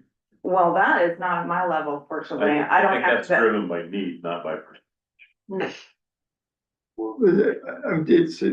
It's a question of how much is on the table, right? How much is left on the table? First, you got great projects, great things happening in the community with really significant dollars. But you didn't get those other significant dollars. Right. So I'm just curious how you think about that. And it looked like the $100 million is about what you're talking about. I was just making that up, but From the chart that we just saw. Yeah. Yeah, and that just comes with the negotiations, and that's, keeping them and what draws them to be in our area, and if it fits their model or fits their budget or fits their design or whatever that looks like. And that's really being negotiated at that zone sponsor level of making sure we're meeting those benchmarks and hitting those numbers that really. Negotiations you talked about. Yeah, thank you. Yep. So then also it creates. Who does that negotiation? For us in our area, it's our zone sponsor, which is that Cresport. I see, okay. With the partnership with our county assessor. Yeah. It also creates opportunity, but it also puts a pressure at the same time. So you can go to the next slide. It's put pressure on, we have major housing shortages. We have rising property values. We have infrastructure demands that are just endless, keeping up with the growth of these housing shortages we have. We're having the cities having to invest. So through those conversations, again, we're having like, hey, you're really putting a strain on our infrastructure. Now they're coming back around and supporting, and in those same conversations of distributing those dollars, we're distributing those dollars to the cities. And we have cities that are outside of these affected areas that our county leaders are also seeing value in investing in those small communities as well. So we're expanding it to the entire county, not just the cities who are affected by it, which has been great. The other one that we really put the money towards is into our taxing districts. So all of our taxing districts, we assist them to buy down those dollars, those taxing districts as well, and put money into them, and it allows our park and recs and our cemetery districts finally to be able to put a new road or do something in that would never be able to be completing any of these projects. So we just want to make sure we have those services, and then the other ones is childcare and other amenities. Next slide. So here's another one. This is the one I'm pretty proud of. I've run this one example. One example that we utilize is that we've invested $2.5 million at $5,000 per grant incentive over the last 15 years to encourage people to move to Boardman. Through that has also been allowed industries and businesses have been able to take additional dollars of their own and layer that. And now we are seeing $10,000 to $15,000 incentives for people to buy homes in Boardman, where the town they live in. And that is growing that and bringing our employees in-house. Over 60% of our employees leave every day, and we got to figure a way to keep more of those people in our communities and just make where they can live and work at the same place. Okay, investing, yes, next one. So beyond that, we've partnered, we've done a lot of great things, and we try to think outside the box on how we can impact. These are just a couple of examples. I won't go through them all, but we really support our schools, our recreation, our childcares, businesses in our area. We don't have any, we have a lot of greenfield, brown space. We don't have any brick and mortar, so we are currently building a $6 million retail building with some SBA grant funds from the federals of $1.5 million to build an incubator building in Boardman. Those dollars, we'll be able to cash flow 50% of that building without having to go out for a full loan on that, which is these dollars coming back in our community that continue to expand. Next one. So if there's one thing I just want to continue to lean on and leverage on, and we've heard it a lot today, is that local needs the access to make these decisions. We got to keep these conversations at the local level where our money is distributed at the local level, and really work with our state to drive that policy. And, you know, we talked about a couple other things today that had policy that kind of limited, like the manufacturing home replacement program. There's times where those limitations get limited to where majority of our community on that incentive program, for instance, I worked with the UEC on that program. We only had 2 homes in the entire Boardman community that even qualified for that program because of the layer of, they may own their home, but they don't own the land it sits on. So now we're hitting policies that are limiting those people to make those incentives. So the incentives are out there, but we have to see the full scope of what's behind those policies that are like keeping. So when we talk about these this data centers and stuff like that, local decision-making is what's made us successful in our area. So these funds through these agreements, it sounds like they're giving you a lot of flexibility to invest in recreation and anything, incubators and anything. Yep. If those funds had come through a normal property tax, would the county have the same flexibilities, or would they be more hamstrung? If they decide to distribute them, but once it's in once you go into a county fund, county budget, are those ever gonna make it out at the same level? You know, we have economic developments across Morrow County now. We have 5 of them. We have 4. We're getting ready to establish a 5th one for another community. And these dollars are getting distributed to each one of these EDs off of population count. So they put a pool of money in a bucket from these enterprise zone agreements, and they distribute it out through population. And like our small communities that are outside of these towns wouldn't be able to have these dollars, and a lot of these people don't know how to go and ask, or our counties, once the money's in a county budget, we all know it's the most difficult thing to do is get it back out. So it's going to different priorities than it would have if it went to the county. 100%. But there are county people on your CREZ board. Yep. So I guess what are the priorities that the county would have put it in instead of these really interesting priorities? They would have put it in health? Their own infrastructure, their own childcare, their own, our county covers the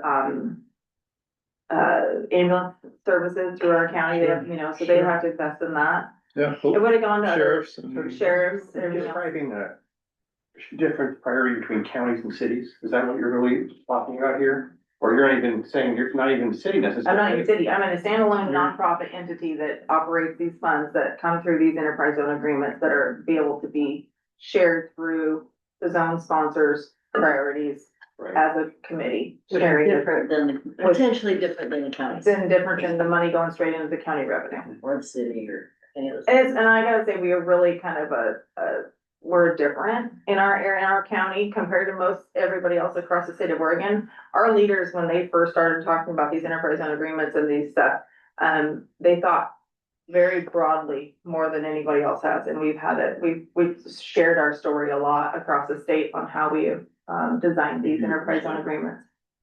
We do, ours are different. Those are different, yeah. Yeah, we established a revolving fund, infrastructure fund that'll be there long after I'm gone and long after. So it's a different approach, but we still identify projects within that. So, and then our original renewable SIPs were very similar to that. The establishment of the community benefit programs were actually beyond what the state established. And so cities like Helix that basically had nothing at the time. Now they're a charter school. But when they first started, we turned their four corner track into an actual oval where they could, with the benefit of, sit. Easier to run around an oval. In Utah, are decisions made by the county commissioners? By the sponsors, so. Also by sponsors. So like, when we saw that water tower in Hermiston, that was a decision by the city of Hermiston and, the county to support the new grade school and the residential properties in that area. So that was a joint discussion there between the sponsors. Hermiston now has their own enterprise zone, that is only the city. Dr. Mooney and the rest of the special districts, we just had a public meeting on the new enterprise zone or the LTRAs for the old Army depot. And so all of the input was from everything from fire to schools to mosquito control, the vector control, library districts, radio districts. All of those participate in those discussions up front. And then the disbursements will be between, because this is a different partnership. This is between the Port of Umatilla and the County of Umatilla. So that's even a different partnership. So you may have several different partnerships with different priorities in each, even in one county.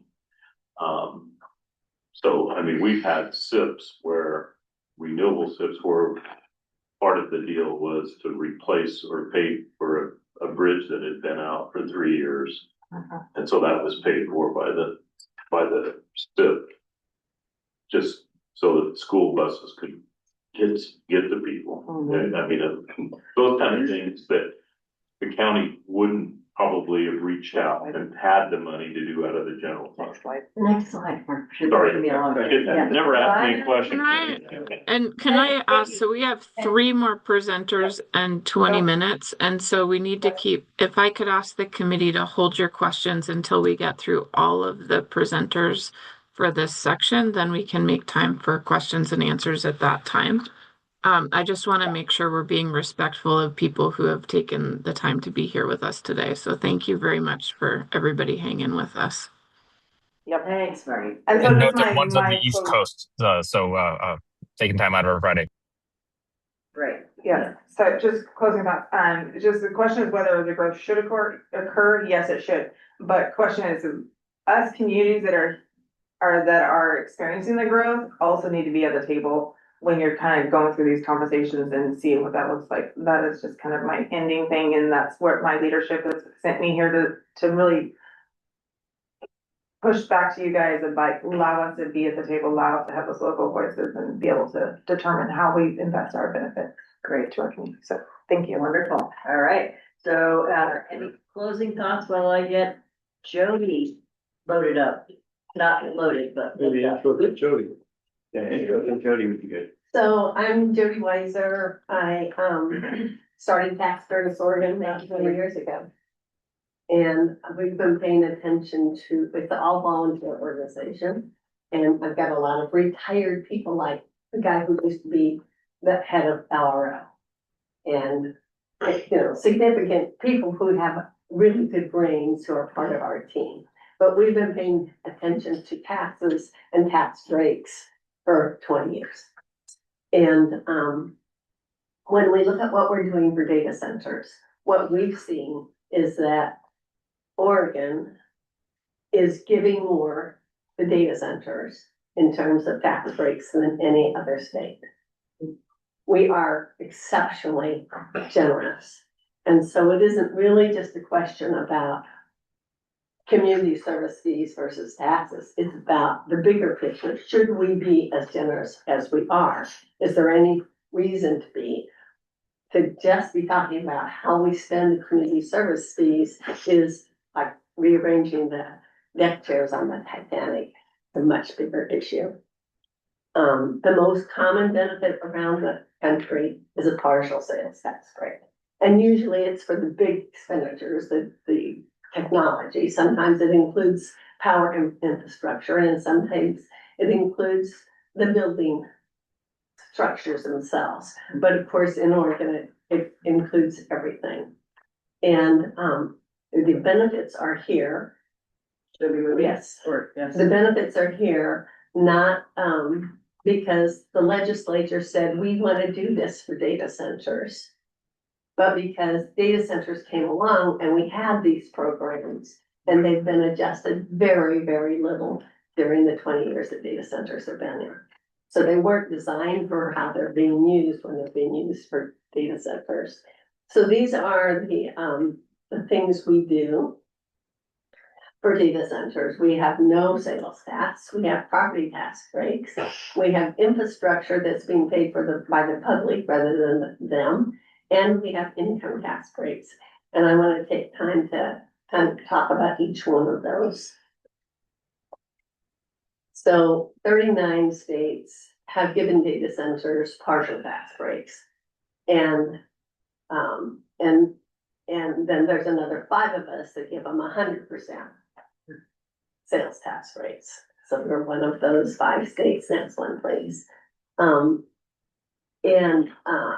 So if you look at it, if we had a sales tax and we hadn't given it away, Amazon told me they had invested $39.3 billion in Eastern Oregon. And that means they saved $3 billion on sales taxes that we didn't charge them. And that's the national average, which is actually about percentage lower than either of our neighboring states. Next slide, please. The property tax breaks, I think that you've heard a pretty good outline of what they are. So let's just go to the next slide. They cost us $450 million this year. Next year, well, a year ago, we'll find out what they're going to cost in the next few months in the coming year. But it went from 330 to 450 in a single year. And my guess is it'll cost $1 billion across the state, right? The next time we see the numbers. And those are net numbers. So you've heard about they got fees. This is after the fees are taken out. So you know, like you heard, they got 14, I think it was $14 million in one of the Eastern Oregon counties in fees. Well, that's not in these numbers. This is what they didn't pay, not what they paid would have, you know, not what they would have paid, it's what they actually didn't pay. Next slide, please. So how do we compare to our neighbors? California has no property tax breaks for data centers, and they have no sales tax breaks for data centers. Washington State has no property tax breaks for data centers, and their sales tax break is only on server equipment and power infrastructure, and only in some counties. And they had the tax break when they replaced their servers. They changed that in their 26 session. So if you look at that and you think about us, we're giving away that. We're giving away too much. Next slide, please. If we disqualified them from all of our property tax breaks, we would still be the best deal on the West Coast. And the counties in Eastern Oregon would have 3 times as much to spend that they're now getting from data centers. They'd be able to do a lot because they would have a lot more. Next slide, please. The other thing is infrastructure costs. So home buyers pay, if you see an empty field that's going to become developed, the builder puts in all the roads, water, sewer, everything internal, and pays the charges for the infrastructure beyond. And when the home buyer buys their house, the price of the land and all that infrastructure is in the price of their house. They pay for it. But when industrial land is developed, they don't. They pay for it. I'm talking Hillsborough. You know, like, you know, way more than I know about your county. In Hillsborough, it's in the TIF district. And that means that a portion of property taxes for decades to come will be diverted from what they were normally going to and be instead going to be paying off the bonds for having put in the road, sewer, water. That kind of socializing of their costs seems particularly ridiculous when it's going into areas where that's the only thing that's going. It's not, you know, the data center alley in Hillsborough includes an Amazon distribution center and a company that provides the backup diesel generators. No, I mean, it's just for them, and it's this big, beautiful, brand new road with sidewalks on both sides that no people walking on. Next slide, please. So, that was just talking about this. Their urban renewal district is set up to spend up to $289 million, and it'll be paid by diverting property taxes. So a portion of taxes won't be supporting those communities for decades. So why would we not have those costs be in the price when they buy in? Or as they have to pay for it as they build within the first, you know, as they're building, that stuff is, they're building their facility, that road has to be there for their trucks to bring the cement, for instance. So why aren't they paying it then? I haven't seen the numbers for Oregon. There was an article that talked about a exascale center campus that was gonna be built, was gonna cost $8 billion. And they wanted the local community to pay $450 million for infrastructure. And it's like, you have $8 billion, you can pay for your infrastructure. Why are we doing this? They are here. I totally agree that our property tax exemptions help bring them to Oregon. It's why we have more than Washington State. And it's probably why we have the cables, although the cables could have gone, you know, north of Everett or south of Tacoma probably, but probably those cables are here because we're a better deal. But we should have given them the tax breaks 10 years ago. Next slide, please. So income tax is a piece that most people don't actually realize we're doing. But in Eastern Oregon, most rural counties, you can not pay any income taxes if you bring new jobs, new business to an area you haven't been before. So if Amazon had a distribution center, that wouldn't count when they brought the data centers. I don't know the order of which one came first out there. And so it's the taxes that they would generate on the data center, not across the state with all their other businesses. We don't know how much that's worth because it's private information. We know that 3 data centers in Eastern Oregon have used it. There might be 4, we just have seen 3. I'm sure that Safely, who just started building out there, is probably gonna use it. The others have, you know, their tenures are probably over. I think we should just stop it. It doesn't make sense for data centers to do that. But, you know, it's just there. And we're not even, the public is not learning from it. How much did they actually owe in income taxes that they didn't pay, so that we'd have a sense of whether they're participating in paying much in income taxes at all. They also, and this is an old set of my slides, and this page is different now. Not just from tax havens, but from all of the things in our tax code, research and development, depreciation of equipment, profit, stock buybacks, and stock distributions, and tax havens. All of those things mean that most of the big companies in Eastern Oregon are paying very, very low levels of taxes. We know this because we know what they're paying from their SEC filings, what they're paying as a percentage of the national tax rate, you apply that to the local tax rate, and they're paying, well, one of them's paying 0.5%. And our highest tax rate is 7.6% for corporations. So, you know, I doubt that they really are paying very much total income tax. One of them's taxes using that metric, and maybe our disconnect from the HR one would change the numbers a bit because of depreciation. But one of them has reduced their taxes from 60,000 to 10, and the other from 68 million to 4.5 million by things that are in the tax code and tax shifting offshore. So that's another big piece of the benefits that they're getting. So the solutions we did in 2025, the Power Act, and we'll start seeing that soon. It sounds like quite soon from what we heard this morning with PGE.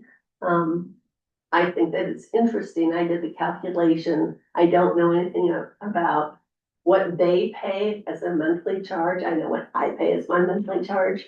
I'm on time of use. My cheapest power is 9 cents per kilowatt hours, and their new charge, if I understand correctly, it will be 7.8. So it's, you know, mine's gonna drop from 9 to 8.8, and theirs gonna come to 7.8. I think the court case had to deal with what they could prove, because they clearly used up we had excess capacity that they used up, we're not gonna get paid for. But the Power Act was certainly really important. With the Governor's Bill 4084, the urban data centers now are limited to 3 years, and there's the moratorium. And what I would hope in 2027 is that we would end all the property tax breaks. We would end that 10-year of income tax breaks for data centers. We would end the property tax breaks for data centers, not for every business, but we would end the Oregon Investment Advantage. We would fix the taxation of global income. It's not just for them, it's for everybody. We would find ways for them to need to pay for their own infrastructure costs. And other states are now considering enacting new taxes on energy, water use, that kind of thing. And if we're not getting any income tax, then we should find a way to get more. We do have that little cap tax, and it's less than 0.5 cent. Nobody's sales tax is less than 1%.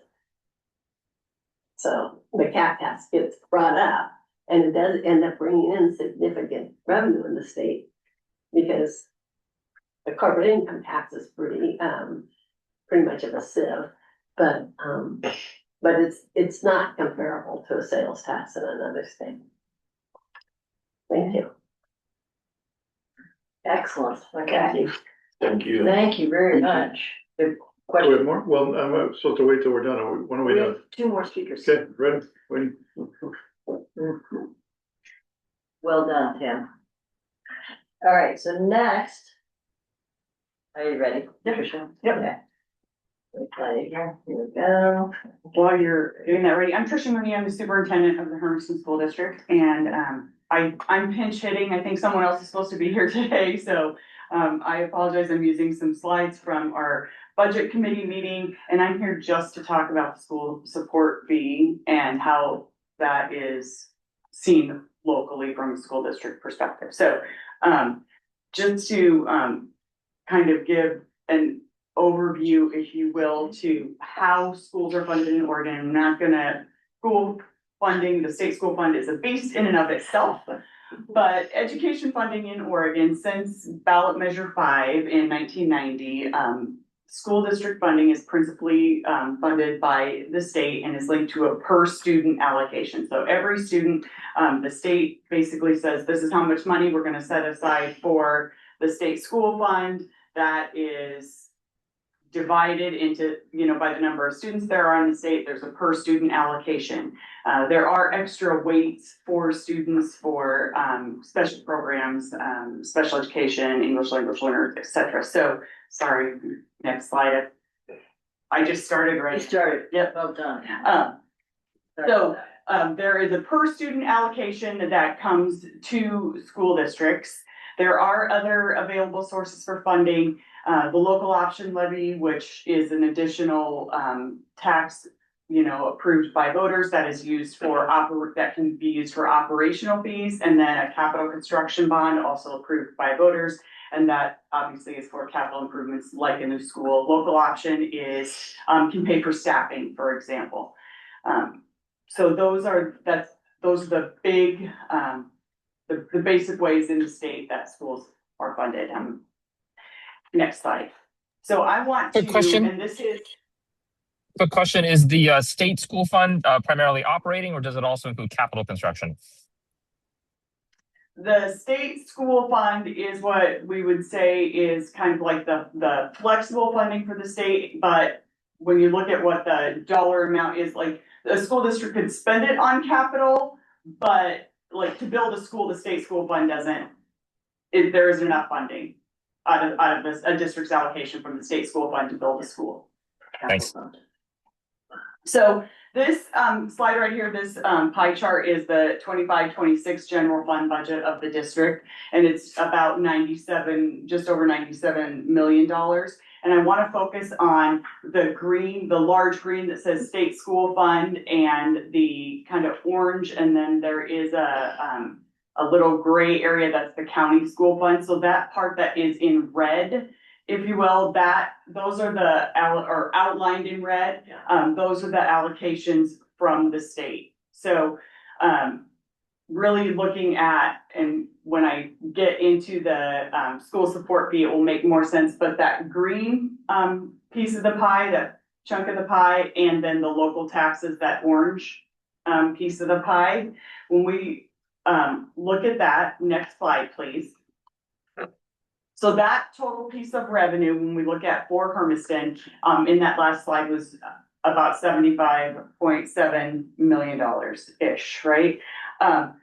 That is made up by what is the state school fund and our property taxes. So what happens is when the state school fund is allocated, so $11.3 billion for the biennium, the state divides that. It is allocated to schools 49% in the first year of the biennium, 51% in the second year of the biennium. So that is, if we take the first year of the biennium, that allocation from the state school fund divided into a per student allocation. So an amount per student, and I'm just going to say $10,000 per student, school district. However many kids you have, we take the number of students you have, multiply it by the $10,000. There's a little extra weight if students are in special education, pregnant parenting, English language learners. But let's just say $10,000 per student. That is the school's allocation. Then what happens, because of the equalization formula that comes from the state, the equalization formula is intended to say every student, general ed student, it's going to cost $10,000 to educate that student. So if you live in a community that doesn't collect as much in local property tax, you're going to get more from the state school fund. If you collect more in local property tax, you're going to get less and from the state school fund. So Hermiston's allocation, and this is from 25-26, we take our local revenue, so that for 14 at the bottom, that 14.718 million, that's property tax, plus the 61.072 million, that comes from the state school fund, that equals the 75.790. Okay, so go to the next slide. This is where the school support fee, this is where it all kind of ties together.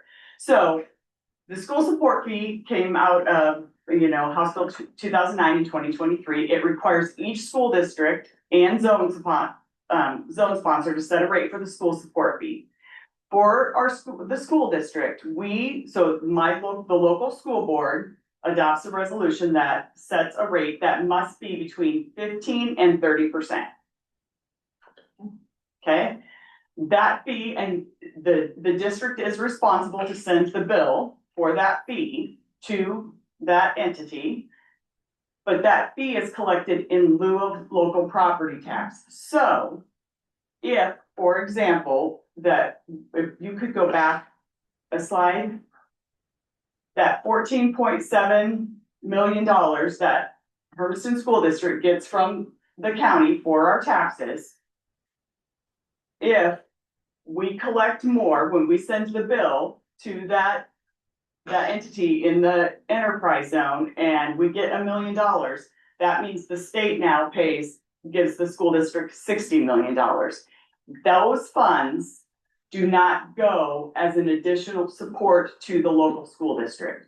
It reduces the amount that the local school district gets from the state school fund. I see what you're saying. So the per student. So that extra $1 million goes back to the state school fund. It does, because the state school fund never sends that $1 million to the local school district. The state school fund does not increase in value. So the converse side of that is if you collected $20 million in property taxes instead of 14 million, then the state would not send you an extra $6 million.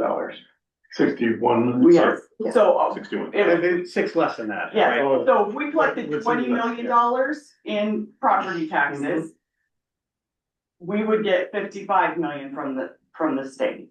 So you're still gonna get 75. We're getting $75 million. That is based on our per student allocation. So if we have in our school district, we collect more property taxes, what the state kicks in from the state school fund is less. I know you have no incentive, all around when I give presentations, because I can never make this make sense. Well, you just have no incentive to collect more. Correct. So from a local school district standpoint, when we adopt a fee, we always adopt 15%. Because that allows the enterprise zone, that other 15% to work with that entity to make, and I will say, investments in our community, because when our community is more livable, people move in, school district, more students, right? Like, that's a growing school district. So a growing community, growing school district. So from the school district standpoint, and we do have, the city of Hermiston is an enterprise zone sponsor, and the county is an enterprise zone sponsor. So each time, we have one the board approved this year with through the city of Hermiston. Our board will approve a school support fee rate based on a new enterprise zone with the county. And again, when I make that recommendation to my school board, I will recommend a 15% rate, because that allows the enterprise zone sponsor that bargaining power, if you will, with that entity to make other investments that could directly impact the community. Because if we collect those funds in lieu of local property taxes, what comes to the school district from the state school fund does not go up, it goes down. Is this what we call backfilling? Is this what something called? I would say so. Well, it's not. The phenomenon. Yeah. It's not really It's not, they're not billing it. It's built that. Yeah. I'm saying if you asked for the 30, you would have gotten twice as much, but you would have gotten less from the state. Correct. So you ask for 15 and get the rest from the state. So this is where the state's interest comes in. And it goes to the state general fund, because the state school fund does not increase in value based on the dollar amount in the state school fund does not go up.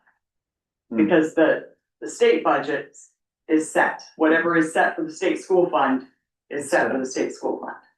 Yeah, so the legislature sets the cap. So say you have, $40 million of taxes that are abated, that abatement comes off and those taxes kick in. That school their budget doesn't increase by that $40 million. It just decreases the share that they're getting from the state, because the decision about how much money per student we get in the state of Oregon, each student gets to, or a district gets to educate a person, is set by the legislature in the legislative budgeting process. He did an amazing job of, really, seriously, very. It feels like a pressure chamber, right? I mean, even as you were describing it, I can feel like the pressure changing. But as you describe it more, it's like, oh no, it really is a pressure changer, right? And to minimize it, what I always say is like, if a kid is getting $100 a month in allowance and dad's like, well, I only have a 20, go get the other 80 from your mom. They're still only getting $100. If dad's like, well, I have a 50, mom's putting in a 50, they're still only getting $100. How much the school district is getting is still the same. But the general fund isn't obligated to spend that money. It gets spread amongst all school districts. Yeah. Each school district gets a little bit more. This, based on what their property taxes are, but the state school fund stays the same. Stays the same. So it means that it hinders those counties that have data centers and it benefits those areas who don't have data centers. I mean, State's general fund. it's essential, but essentially it's social. So basically, all the taxpayers of Oregon are making up that difference. Yes. That's what's happening, right? Well, there is So no there's- difference. the difference in 15 and 30. Yeah, I mean, the students are held harmless, the school district is held harmless, that's good. Right. But if the state pays 15 million more than it would otherwise pay, presumably all the other Oregonian taxpayers are paying that. No, because what the state sets the dollar amount, the state school fund is set at the beginning of the biennium. Yeah. So when this, so I'm really going to minimize it. Let's say the state's is $500 and from Hermiston, they think I'm gonna collect $10 from local taxes and they're gonna send me $90. So I'm gonna get $100, but I collect $50 in local taxes. The state only sends me 50, but the state school fund does not go up. So what that extra actually goes to the general fund for the state No, of Oregon. it actually just gets to spread to other schools. No. No, it does No. not, because the state to the school general. fund does not change. But the amount, so if they're sending you $40 less, then they have that 40 that they can send to other people, other school districts. No, they don't, No. because at the beginning of the biennium, the legislature says this is how much is going to schools. No more money is going to schools. If we collect more local taxes, the legislature is still only putting this much money towards schools. The rest goes to It the doesn't general. change. It's the, The number doesn't change, the distribution changes. No. no, it does not. No, The per student allocation doesn't change from the state school. Because it's in the general fund, not the school fund. But there would be more money in the general fund. Correct. Yeah. For other things. For other Not things. State general. For other things. State fund, but not the school. Correct. But the local school district doesn't see, like, it isn't an additional 15% to the Hermiston School District when the board adopts And that. another way to explain that is, as these facilities, just like we have renewable energy starting to come off of their 15 years. Mhm. So they may have, and they weren't part of the 15 to 30, so they may get assessed at $100 million or $1 billion or whatever. So that property tax goes to Dr. Moody.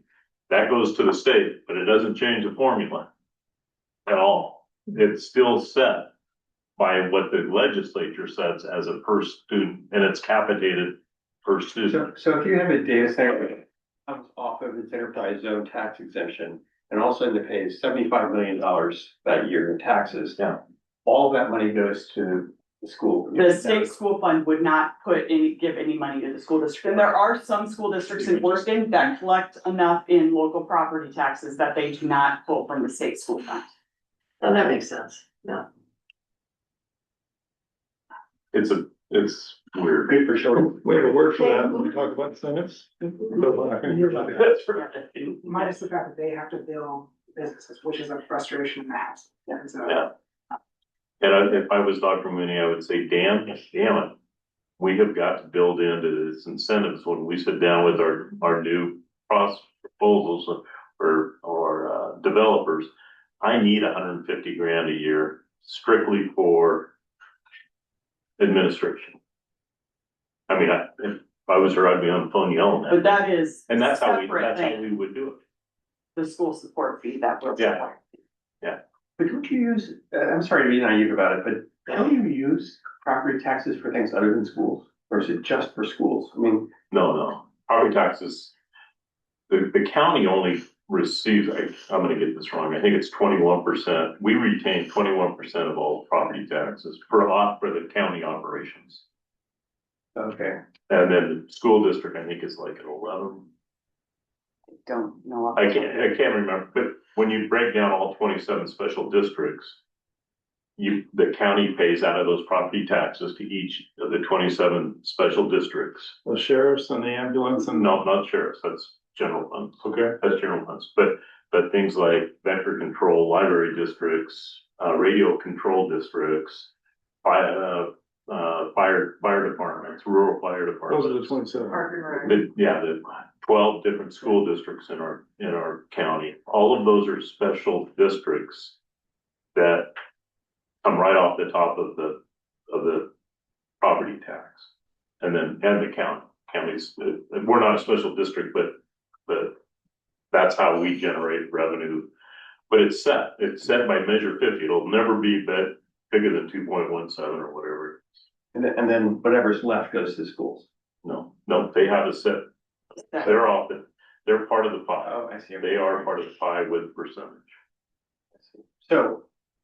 And an ISE. So if you were to collect more taxes, so just to complete the thought, if you were to collect more taxes, wouldn't change anything for the schools, but it might mean that your fire department's better funded. Yeah, good. Okay. It would, not to get into, Margie's gonna yell at me right now, but not to get into compression, but it would, if the more you collect, the relief for compression increases. So what that means is that per Oregon statute, you can only assess so much, period, per dollar.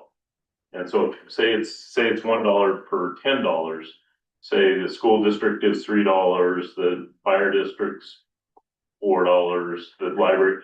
Once you get to 10, and then say the fire department wants a new fire station, and they assess another tax, somebody's got to give up.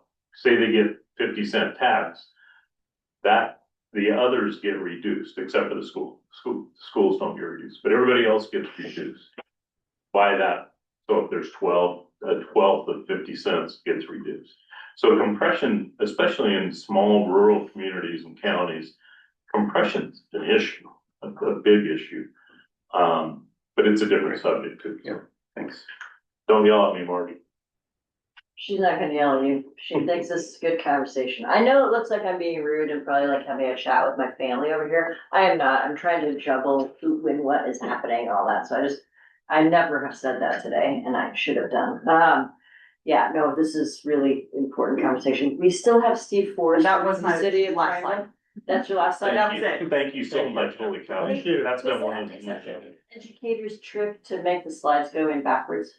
What? I The know. way it slides backward, I can show Oh. you that. I'll show you. Yeah, it was kind of cool. First time, when I first looked at your slides, I was like, is that some trick to like get our brains to wake back up again or something? Yeah. All right. Thank you so much. Oh Yeah, my gosh, that's thank you. great. And I hope you can stay and listen to Steve. I know we're over for all of y'all, but if you can stay and engage in that conversation. So can we get Steve bumped up to your panelist, please? And we'll move to Steve Forster. Yeah, this has been a really rich conversation. So thank you all for helping the committee and people online to have a better sense of the complexity of these issues.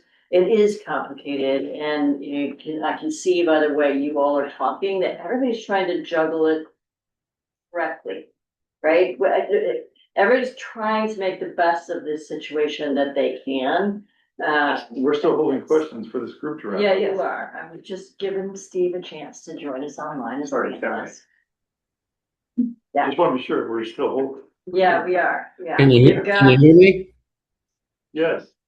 Okay, great. So whenever you're ready. Okay, we're ready, Steve. Welcome, Steve. Thank you for your patience. Thank you for being here. Thank you for being here for your second time. You might remember Steve was here early on in the conversation, so welcome back. Hit it. Okay, well, I didn't prepare any slides. I put together some impact slides when I came to the previous meeting, but thank you, committee, for allowing me to come back and kind of get some perspective from our experience here in Prineville. The first thing I want to do, out of total respect out of Ms. Weiser on the tax fairness issues, I want to set a premise here, and I'll go quickly. From ITR, one of their most recent reports, CNB top state for doing business, we ranked 39 out of 50 in Oregon. Business friendliness, we're 47th out of 50. That's not good, that's bad. Fourth grade math and reading, we're 48th and 46th at the bottom again. Tax competitives, we're number 35. And regulatory burden, we're number 7, meaning that we're one of the highest burden states for regulatory. We're not a friendly place to do business. I would argue that when the data centers first came to Prineville, they had several different choices around the country that we competed against, and we needed to have some kind of incentive to entice them here. And we were successful in doing that. I always find it interesting that, yes, we're giving away $450 million, but if they weren't here, we'd have nothing to give away. So I don't understand how that logic works.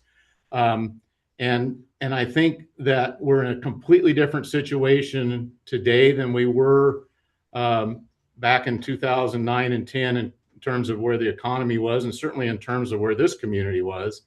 And we are in a position of strength as a state and as local jurisdictions to leverage some of the reasons that the data centers are here, particularly in rural Oregon, as it relates to land availability, as it relates to having access to power, which is being constrained, as we know, and as it relates to the climate being very impactful in terms of their effectiveness, what they call PUE, power utilization efficiency or effectiveness. I've heard it both ways.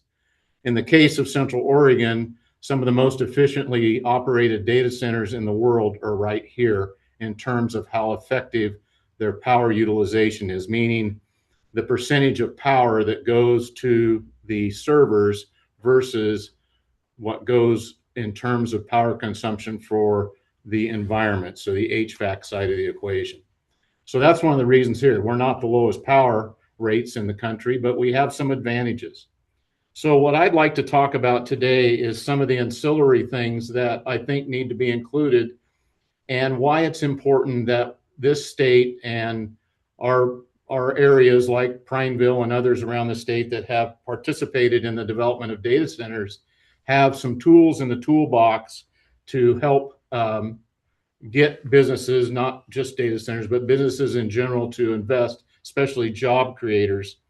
And a couple of things I haven't heard talked about today that I think are really important, and that is the electrical franchise fees that communities like Prineville and others have are participating in. And to put that in perspective, in Prineville, we're going to receive $10 to $12 million this year, about 900,000 plus, give or take, per month. Prior to the data centers, we got about $30,000 a month on a good month. And to put that in perspective, the property tax revenue that the city receives this year will be about $3.5 million. So the franchise fees are roughly 2.5 to 3 times more in terms of revenue for our city. So that is pretty typical, whether you're in Hillsborough or Morrow. There should be some opportunity to participate in franchise fees that's very meaningful for local governments, now mainly municipalities. The other thing I find really interesting, that even in the beginning, clear back in 2009, 10, and 11, when we were putting together the long-term enterprise zone programs that led us to what the development we see today, we anticipated, as we put those programs together, along with the development programs, some of the impacts that the data center community would be putting on our services. So, for example, roads, county roads, city roads. So we put together a formula, and I can't remember the exact number, but we received several $100,000. I don't think it made it to $1 million in funds that we leveraged with ODOT to put in a roundabout, to overlay a county road that was used heavily with construction work, trucks, cement mixers and such. We also had the foresight to understand the impact to the fire department, for example. So we put together one-time fees and long-term fire fees in the development agreements that were outside of the enterprise zone tax exemption, to where our local fire district had upfront money when they started to build, and then a pathway towards sustainable funding so that they could hire more people, buy more equipment, so on and so forth. So there are a lot of partnership opportunities that this city has leveraged that has been very beneficial in terms of infrastructure, whether it's water or wastewater. Another example would be our data center partners were not pleased with fire flow rates. So we partnered with them and said, if you need these fire flow rates, we need to enhance our capabilities, but that's also a benefit to our patrons, our customers. And we were able to get them to, in essence, upgrade our facility at no cost to our ratepayers or our taxpayers, to provide them what they need, and gave tremendous amount of capacity and resiliency to our system, along with, and we've talked about this before, aquifer storage and recharge. We're in the high desert. This is the only city that I can think of on the east side that has water capacity that's probably 3 times our population. And the reason for that is through partnershiping with the data centers outside the tax exemptions to enhance our capacities and meet their requirements. So there are a ton of opportunities, whether we're talking the school districts in terms of them providing iPads or technological expertise into this, whether it's money, equipment, tech equipment, things like that. So those can't be discounted, not to mention the in lieu of. So I'm going to stop right there and see if anybody has any questions. Can you, the whole group? Yeah, just quick question for you. What was the report that you mentioned first? Who was that by? And was that specifically about data centers? No, it was just business climate, no, ITR. ITR. Yeah, and yeah. About business generally. Okay, thank you. Yep. Yeah. And any other questions? Yeah, Tim? Well, mine's not just for Steve. If we're gonna step out of the group now, Okay. or just clarifying for Steve first, maybe? I was doing clarification of Steve first, but if you all are ready to move to the group, then we'll do that. And then I think what my plan is, just to be clear in the agenda, Ellen has been hanging on the line for a while, on the East Coast, as I think Marty noted, on a Friday. So Ellen, we will be getting to you. We obviously are running late. Yeah. And if you want to connect with Marty and let Marty know, would you rather talk in July than keep hanging on the phone today? We could make that happen. That's one approach. And then the other is that we will just shorten our break and get to the public comment as soon as we can. But we'll give you a break before public comment, just so you can extrapolate it. So we might push back. All right, let's hit the questions for this portion, the Oregon Voices with regards to tax and spending incentives. Hey, Donna, real quick. Yeah, please. Just one quick other thing. So kind of where I wanted to end, and I went as fast as I could, is I think we have a tremendous opportunity here in the state of Oregon, in that we are in a much stronger position today than we have been. The demand for this type of technology is fantastic.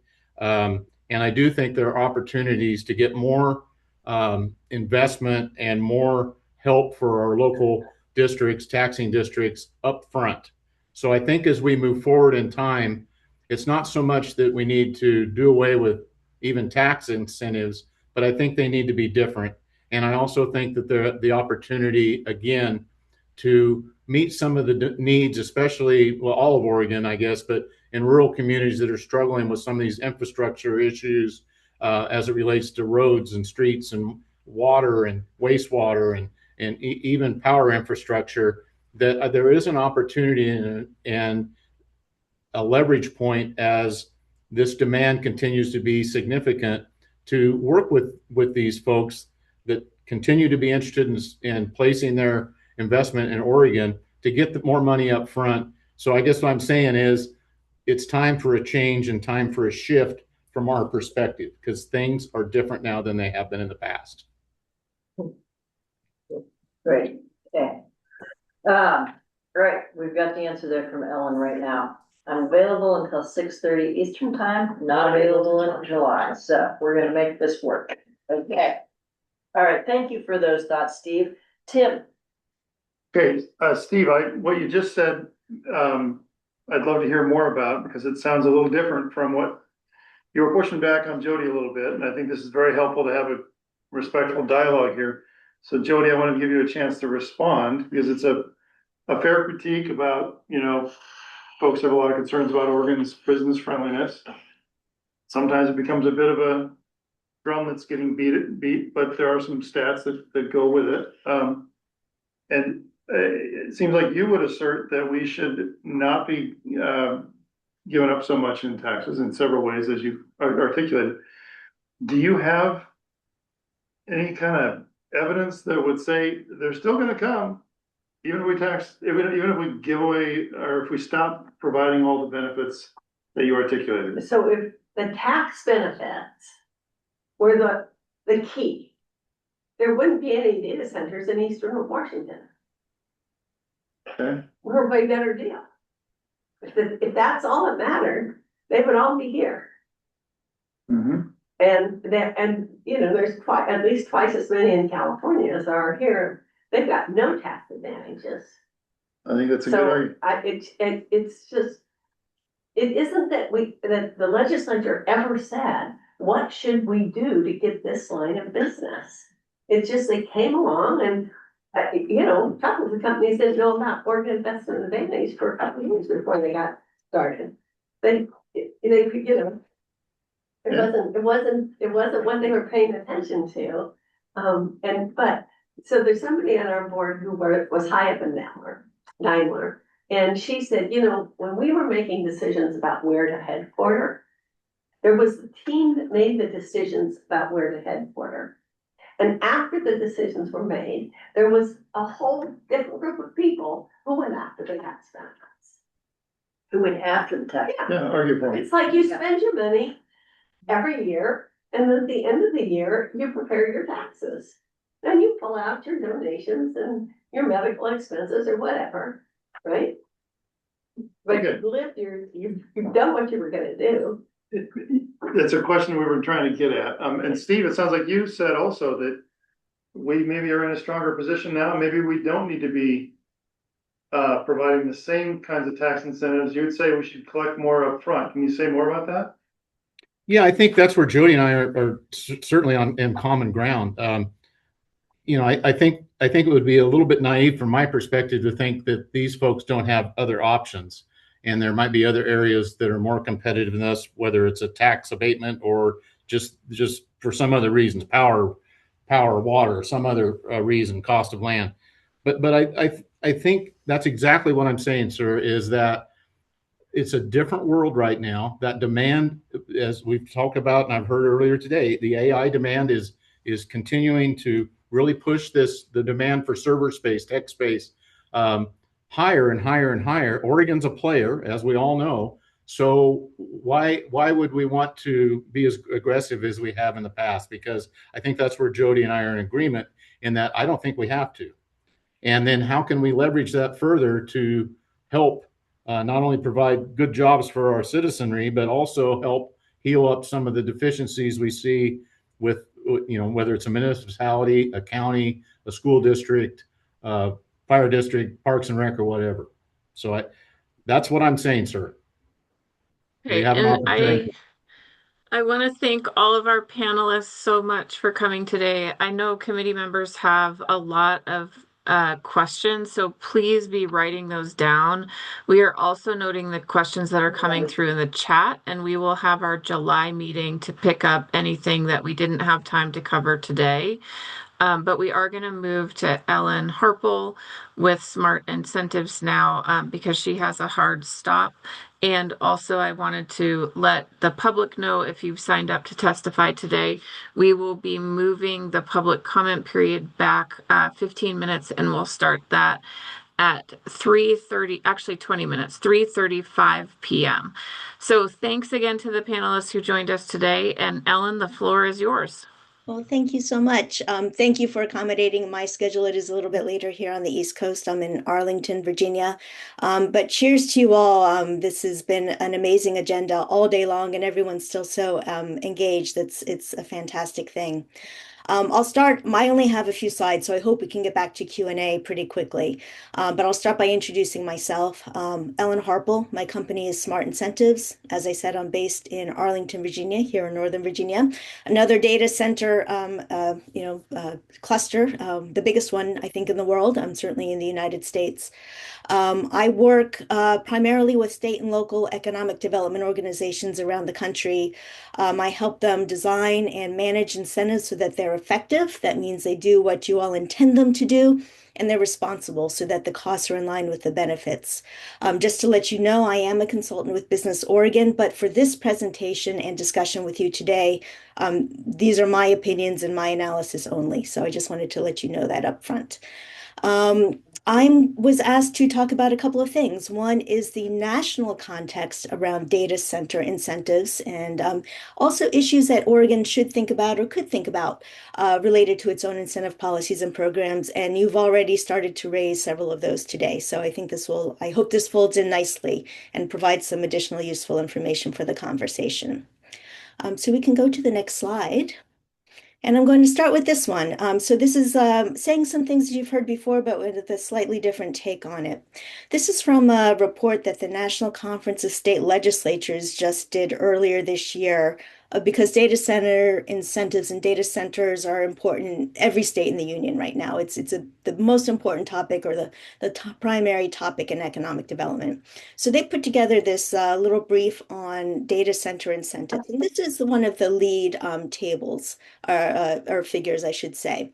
This reflects states that have dedicated tax incentives for data centers. And you can see here that Oregon does not, as Jody and Steve were saying. There is no sales tax. Many of the other states have sales tax incentives, no sales tax, therefore no sales tax incentive. And the property tax abatements that were discussed are available to many types of businesses. They are not specific for data centers. Most other states have incentives that are specific to data centers, and we'll go through what those look like in the other states. So we can go to the next slide.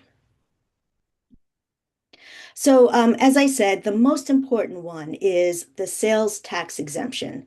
It's usually on just the data center equipment, but it might also include construction materials. There are also states that exempt electricity service from the sales tax. Again, Oregon doesn't have a sales tax, no sales tax incentive, and that's why it's a little bit different in the overall conversation. 11 states offer data centers a statewide property tax incentive of some sort, but in most states, most property tax abatements, when they occur, are at the local level. For example, in Virginia, there's a statewide sales and use tax exemption, but if there's a property tax related incentive, that would only occur at the local level and wouldn't be considered a state tax. These property tax incentives can take a lot of different formats. Sometimes they are an exemption for new investment, which is what Oregon has. Sometimes, like in Virginia, a few counties, not all counties, offer a preferential rate for property taxes that would apply. And then in others, it's more of a partial or such and such property applies, or it's not a full abatement. The years and the terms of the property taxes can vary. So there's a lot of variety in the property tax incentive that applies to data centers. Most states place some conditions on when they offer these incentives, and it's usually about the size of the investment. So it usually there's a floor or a minimum capital investment that's required, or some sort of minimum jobs required, or and/or a wage requirement.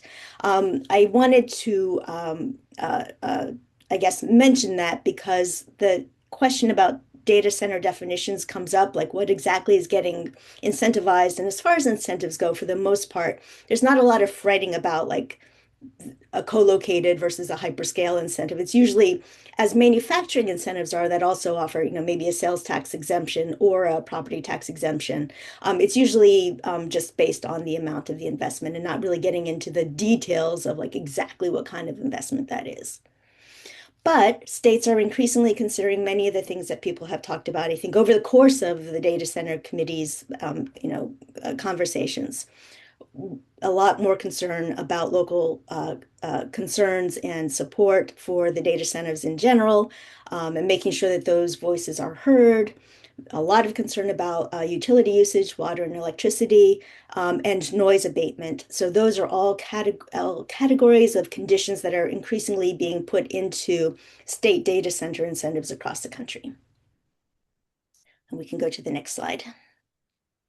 A lot of states, this is not a complete list, but I just wanted to have a couple to talk through with you today, are pausing or adjusting their data center incentives for the reasons that we've just been talking about.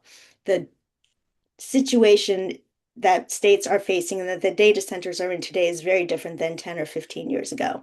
And so the costs for a lot of states have ballooned to the extent that they are, because they offer the sales tax exemption, that they're concerned about the impact for their budget. And also there's less public support for data centers in their communities. So for a lot of reasons, states are kind of putting a hold on their incentives for data centers.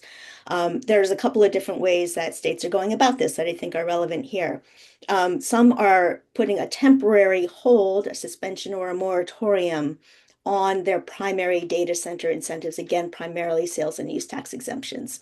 I put Ohio and Arizona here. They're not in Illinois. They're not the only ones that are considering this, but those are your three top peers right now, according to Cushman and Wakefield. There's Northern Virginia, which is in a class by itself.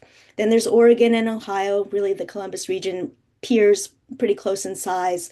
Then Arizona, Chicago, Dallas, and Atlanta are in the mix too. So just to be aware that that's what's happening in other states. Some states still want to have data center investments in there to at least make it possible in their states.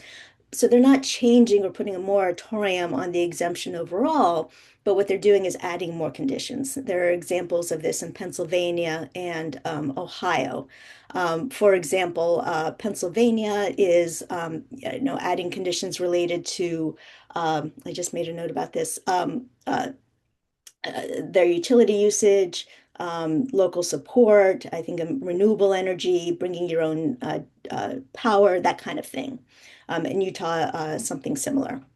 And then others are kind of trying to have it both ways. They're not willing to put a suspension maybe on their incentives, but they're thinking about whether they should as they get more community pushback or community questions, depending on where they are about these incentives, so it's kind of going to study groups, whether to roll them back, add conditions, phase it out, revise it. So there's a lot of play right now in the whole data center incentive universe. And then we can go on to the next slide. So I think this raises a lot of questions that you all have been raising yourselves, but as the environment changes, as you think about what the competitive situation is for incentives and data centers overall, what are the important questions to have kind of a smart incentive policy that you should think about relative to data centers? And where we always start is thinking about the statewide economic development strategy, because we always want to make sure that whatever incentives are offered for whatever purpose, they're designed to support state economic development priorities. So I think that's the first question. How do data centers and incentives for data centers align with state strategic priorities? And I think, what I hear, for example, from the Prosperity Roadmap is that encouraging more investment in Oregon is a priority right now. There's concern that, other states are attracting a lot more investment relative to Oregon, and encouraging investment in Oregon seems to me a priority. However, those are articulated ultimately in whatever the state, agrees to. The key point is to make sure that the incentives support those priorities. The second thing to think about is from the other side of the equation, are the incentives doing something meaningful for the businesses that are receiving them? Or are they just, do they have little value, or is it offering the wrong value? So I think that this is an interesting point right now in the incentive world, where access to power and ability to get a decision are the most important location factors, I'd say, right now. So it's an interesting time to think about how incentives are structured to meet the needs of first the state, but also the businesses that you want to invest in the state so that you accomplish your priorities. I want to take a chance here to talk about Loudoun County, Virginia, which is, of course, the epicenter of the data centers here in Northern Virginia, and for that reason in the country. Loudoun County, from the get-go, has had as one of its primary incentives a fast-track permitting program, because they know that the time is of the essence for investors of all sorts, including for data centers. And so they have a procedure to move things through quickly so businesses are able to get started quickly. This has always been a very valuable incentive. It's not a cash-based incentive. I think this is a challenge for Oregon to replicate, but I wanted to raise it as an example of something that's designing an incentive to meet business need, again, as well as state need. And then always we want to think about what are the outcomes that we're looking to achieve. So a lot of times it's counting jobs and investment, but I think we've heard a lot over the course of just the few hours that I've been listening in, a lot of other ways that the data centers are contributing value to the community. I think Alex and Michael described some. I think we heard from Boardman, and we've heard previously from Prineville. So I think that thinking broadly and understanding the whole range of not just the costs, but the benefits to the community is a valuable exercise. So that's at the state level. But a really important point, and again, raised by many speakers today, are regional differences. If a data center might not be the right choice for every place in Oregon, it is probably a good choice for some places in Oregon. And I think one of the interesting elements of especially the property tax abatements that we've talked today is how much local control there is over this. So the communities can decide for themselves if it aligns with their priorities, if it's a good fit for their community, if they have local support from partners and stakeholders in the community to kind of push it forward, or not. But I think for me, this local flexibility to kind of keep some of the cards available is always helpful in the economic development world. So I put that out there as an issue for consideration. So not just does it make sense for the state, but within the state, are there some regions there where this makes sense and you would want to either allow or encourage, or either way to have incentives be part of the mix. And then the last point is, I always think this is important with incentives, is risk management, especially for something like the hyperscale or whatever kind of very large investment project might occur in a community. It's important to think about what protections are in place for our taxpayers when there are very big projects and therefore big incentives that are involved. You want to make sure that there are some ways that taxpayers are protected if the project changes, and you want to make sure that incentives follow generally good practices that limit that risk. Are they targeted? Are they discretionary? Or is there a cap? Are they limited in duration? Are you collecting information as the project goes along so that you know what you're getting and then can adjust as needed? And I think one of the early presentations, I was looking at some of the material from your earlier meetings. I think there was a very good presentation talking about the risk management element from your very first session, I think earlier this spring. So I know that these are issues that the committee is thinking about. They're important for data centers. They're important for the incentive conversation as well. So those are the only items that I wanted to present today in response to the questions that were, asked of me. I'd be happy to stay and continue the conversation and answer any questions you might have. Fantastic, yeah.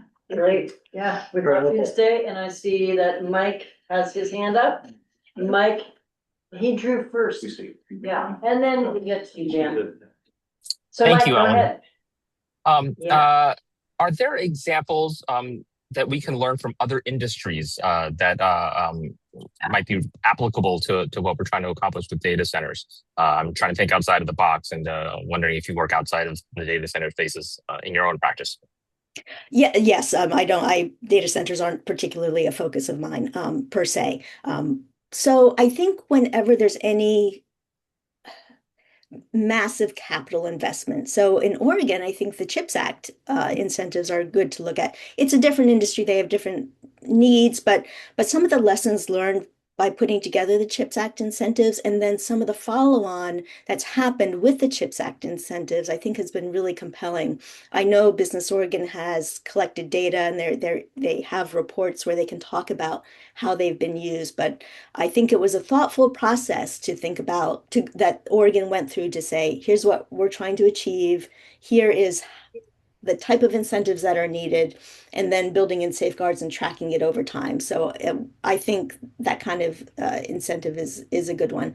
But I also think I can't think of an example that's instructive off the top of my head, but I find it difficult to believe that the hyperscale data centers, or maybe data centers in general, are going to look in 10 years the way they look now.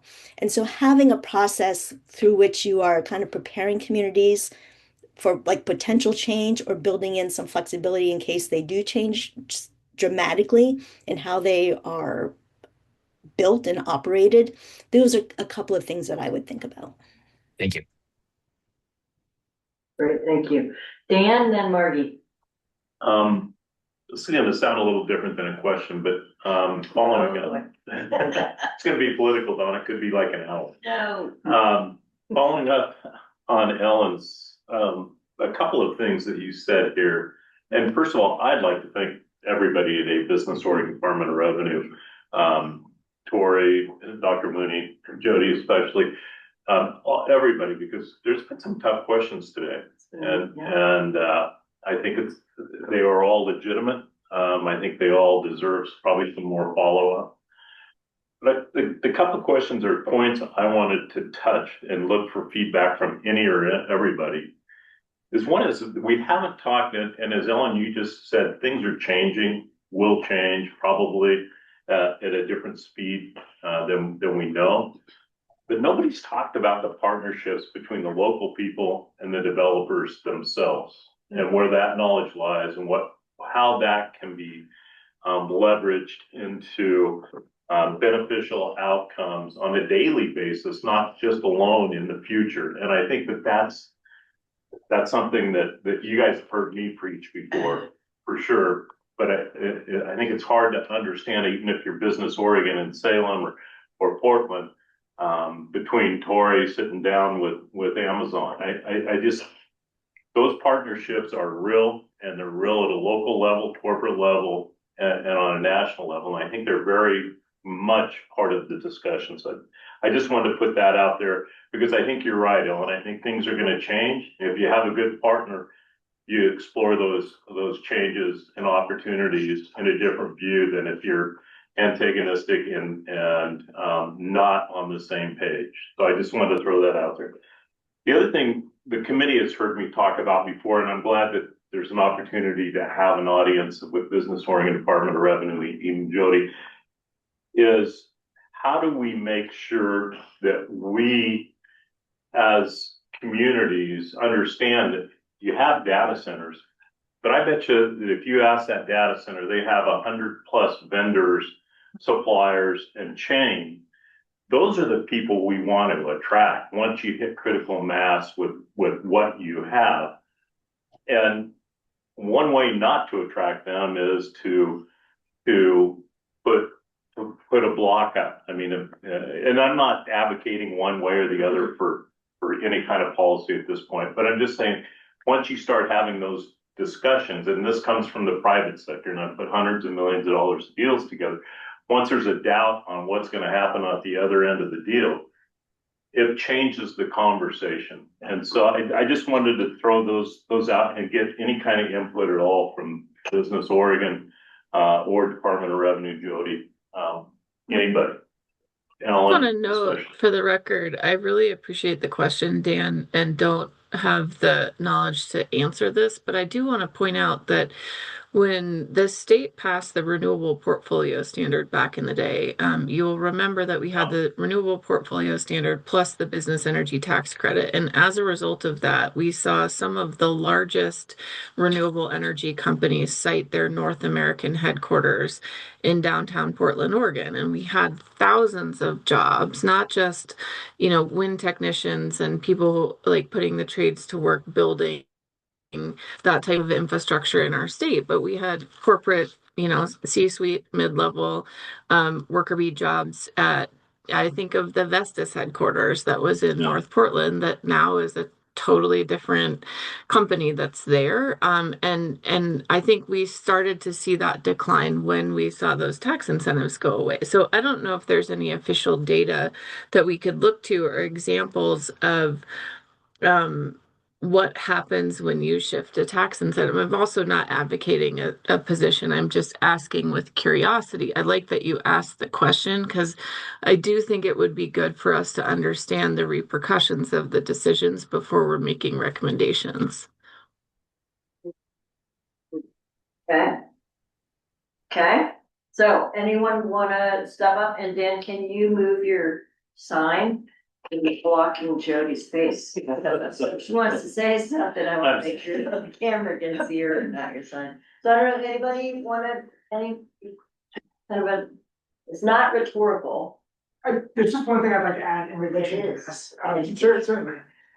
Just to point out with the enterprise zones, there are 2 industry cases in which a decision was made at a state level to give to take away the incentives. In some sense, there's with relations to distribution centers for like Amazons and such, those types of places are barred from using those programs. And there was a state level decision to do that. And there's no autonomy at the local level to choose to waive them in.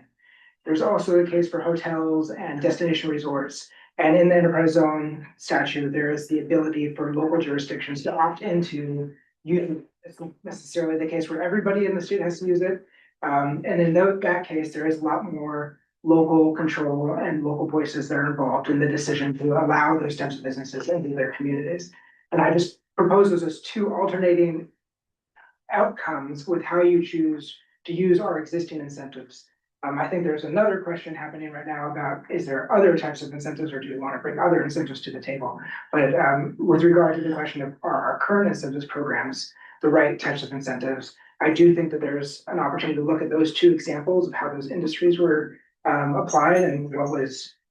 I'm glad you brought those up because that's a perfect example. Yeah. We lost a distribution company in Eastern Oregon because of that legislation. And that legislation was designed not for Eastern Oregon, but for Oregon in general. And the ramifications are extremely different on one side of the mountain than on the other side of the mountain.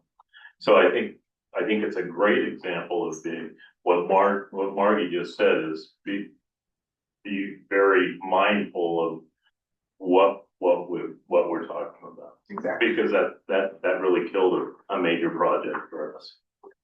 And we've seen communities, on the other hand, choose to use hotels. Yeah, absolutely. And places that don't want to have those incentivized, they choose not to, but others that do and get a lot of benefit. Well, there's one of doing it. Thank you very much. Great Questions from point. other committee members? I just wanted to hit on one thing that Dan said, was on the side of the table. And it was sort of, you're bringing up the fact that, there's other opportunities associated with data centers kind of when you pull back. And I think we're kind of at a 2nd generation stage of data center sector in our state. We're 20 years in, and you're starting to see some of the agglomeration effects of having a concentrated sector around data centers. You have a major company in Central Oregon and employs over 1,000 people that makes high efficiency HVAC systems. That's a great company to have in Oregon, pays above average wages. We're seeing other companies that are making chips specifically that are going into these data centers that are here based in Oregon. So there is a broader, you start to think about policy, that can have ripple effects and secondary impact if you're not careful, because it really is, there are these broader sectors that are part of the ecosystem that may not necessarily be defined as a data center per se. So just wanted to kind of No, I I think agree. that one more failure, so I think having a holistic perspective on the economic opportunities is important. I just wanted to point out, we have 6 minutes left with Ellen, so I just want to make sure if committee members have questions for Ellen in particular, that you have the chance to ask them. Questions, for Ellen? Super Well, helpful. she might have feedback on that. I mean, I'm Yeah. picking up on the last point. And the comment earlier that we're in a different, from Steve, that we're in a different strategic position than we are now. I mean, you're saying, don't rock the boat, because we lost the distribution center and we have strategic industries centering around these things. On the other hand, we're in a different strategic position than we were 20 years ago. Data centers like to cluster.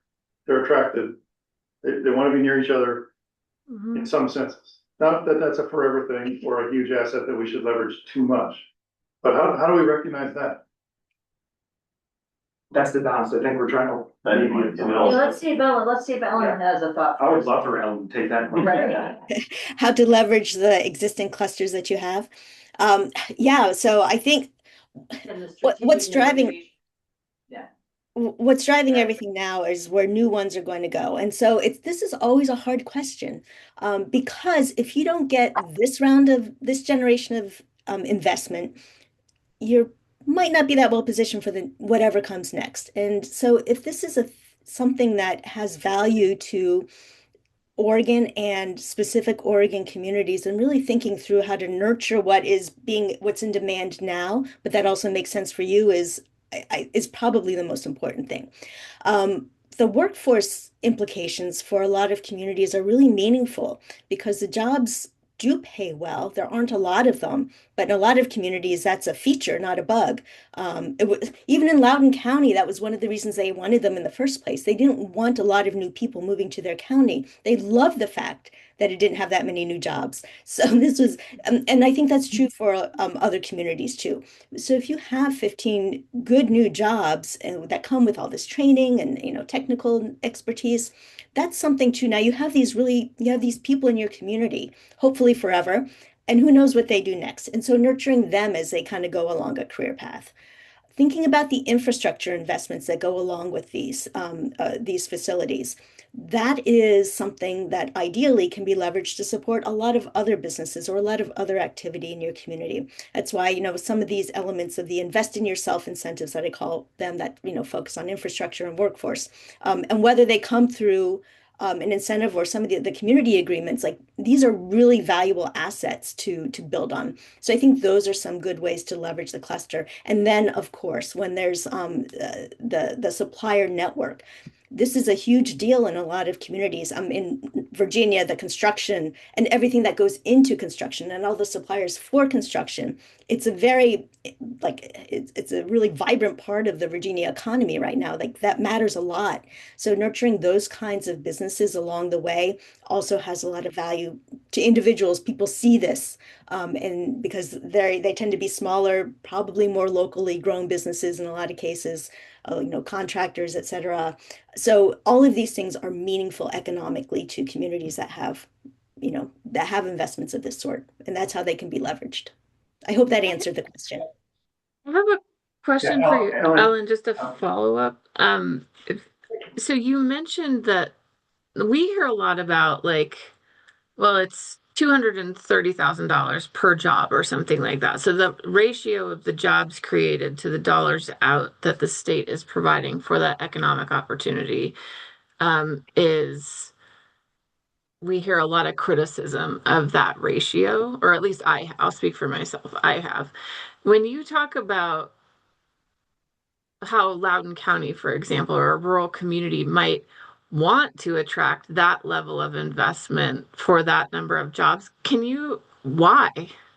Can you speak to why that would be a benefit? Because they are good jobs, so the jobs that are created are beneficial. In some communities, it depends how your tax structure works, but there are tax benefits. So for Loudoun County, it's been a boon to their local budget, and other counties in Virginia also. And then those ancillary investments. And I get the sense, like in some of I wish I could remember if it was Prineville or another one that's just talked about investments that kind of create new opportunities in general for the community that weren't there before. And that wouldn't have happened without the initial capital investment that came along with the data center operation. So those are many reasons why. Like jobs aren't the only reason to do economic development. There's a lot of other kinds of benefits that can be generated by economic development work that isn't just a tally of jobs. Ellen, I have a question.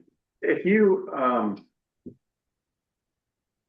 Chris, sorry, I have a question for you, which is, from day one of this committee process, we've heard about this idea of gravity associated with data centers. That once you have a data center, they want to expand, they want more data centers in the same location. And obviously we've seen that here where, and not just we've seen it in Loudoun County, where there's you end up getting proliferation of data centers around the same place. What other industries should we look at that have that same kind of effect for understanding it? Because I do tend to agree with all the discussion I've heard about how we're in a different place than we were 20 years ago. And gravity is part of it. That's a really good question. There are a lot of industries that benefit from these kind of agglomeration effects.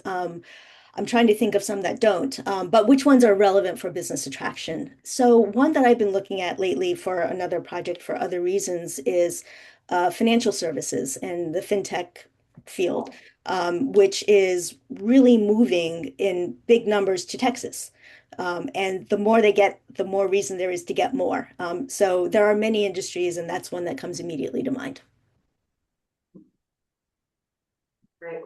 Okay, so I'm gonna go back on the conversation about the value of those relationships and the value of having them in our community. We lean on that relationship because we know what's coming down the pipeline. They share, we have those inner side conversations happening. But when we talk about data centers and different companies like that, they come and they are not siloed, that we look at them as a web because they figure out every time they invest in infrastructure, a road or a pipe or a power line or something like that, that brings another opportunity on down that road. And the water brings another opportunity because it brings investment to a housing development. But the thing that it's done in our community, and that's very unique because we're so far rural, is that we have been able to take a data center program, technician program, put it into our community college, give scholarships to 100%. We are educating kids who are 22, 23, 24 years old, and they are making $90,000, $100,000 jobs. And those kids are turning around at 25 years old and are buying a home finally. They're not wasting their money in rent. They're investing in our community and they're staying in our community. And those friends are bringing their friends. And now we're growing our workforce. But that has been because of this like data center cluster that we've had in our area, which also brought 3-4 other vendors that I can know of off the top of my head. One came from another country and moved and is one of the largest vendors for Amazon. So when you talk about, it's just this web and it just keeps growing. The tentacles go so far that they're so invested that people are like, oh, they're gonna up and leave one day. They're so invested in our area right now that it'd be almost impossible for them to leave like in the matter of 5 days. And they think they're gonna leave in 5 days.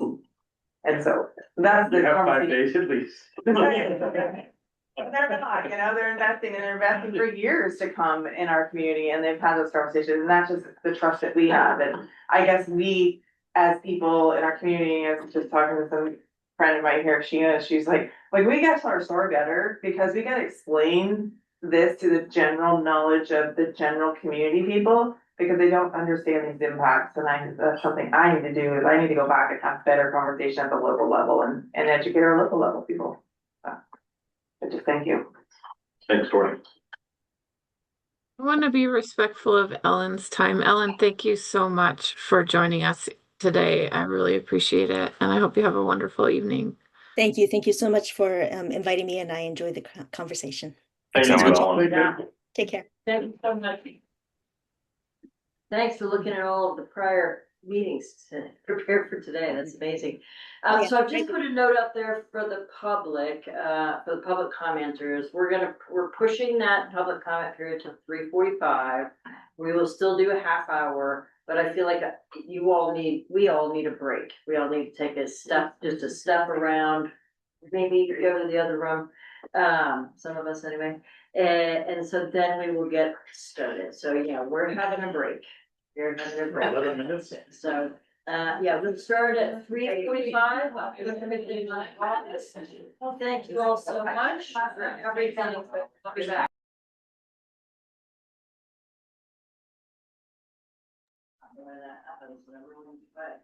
All right, thank you, everybody. I want to say thank you to everyone for sticking with us through this day. It's been a fascinating day. Thank you, Department of Revenue, who helped start us off this morning. They're still here to answer questions. Could they be there for the committee members today? But now we're going to move to public comment. I'm going to read through in the order, so you might want to listen for your name, see where you fall. But we're going to start with Dave Stockdale. Then we're going to move to Tom Archer, Leslie Hawken, Jennifer Crayel, I think it is. Sorry about that. And Annie Capistanse. I'm sorry, I've been too much to Italy. I'm sure that's not how you say that one. Ross Schwarzenbrugger, followed by Emily Waldron, Anna Ha, Haley Watson, then Dirk Knudsen, Lynn Handlin, Brittany Jones, Hannah Shooting Bear, and Jacob Roloff. So we had a number of them come through after all, so really appreciate patience with all of that. And if we can get started with Dave, that would be great. Dave Stockdale, and then let's get Tom up next.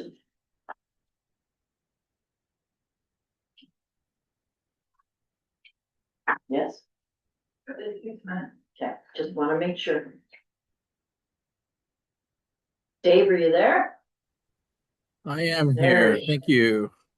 Fantastic. If you could introduce yourself, and I'll get Hi. my thing going here. Great. Thank you very much. Good afternoon, members of the committee. Thank you for the opportunity to speak. My name is Dave Stockdale. I serve as the city manager for the city of Umatilla.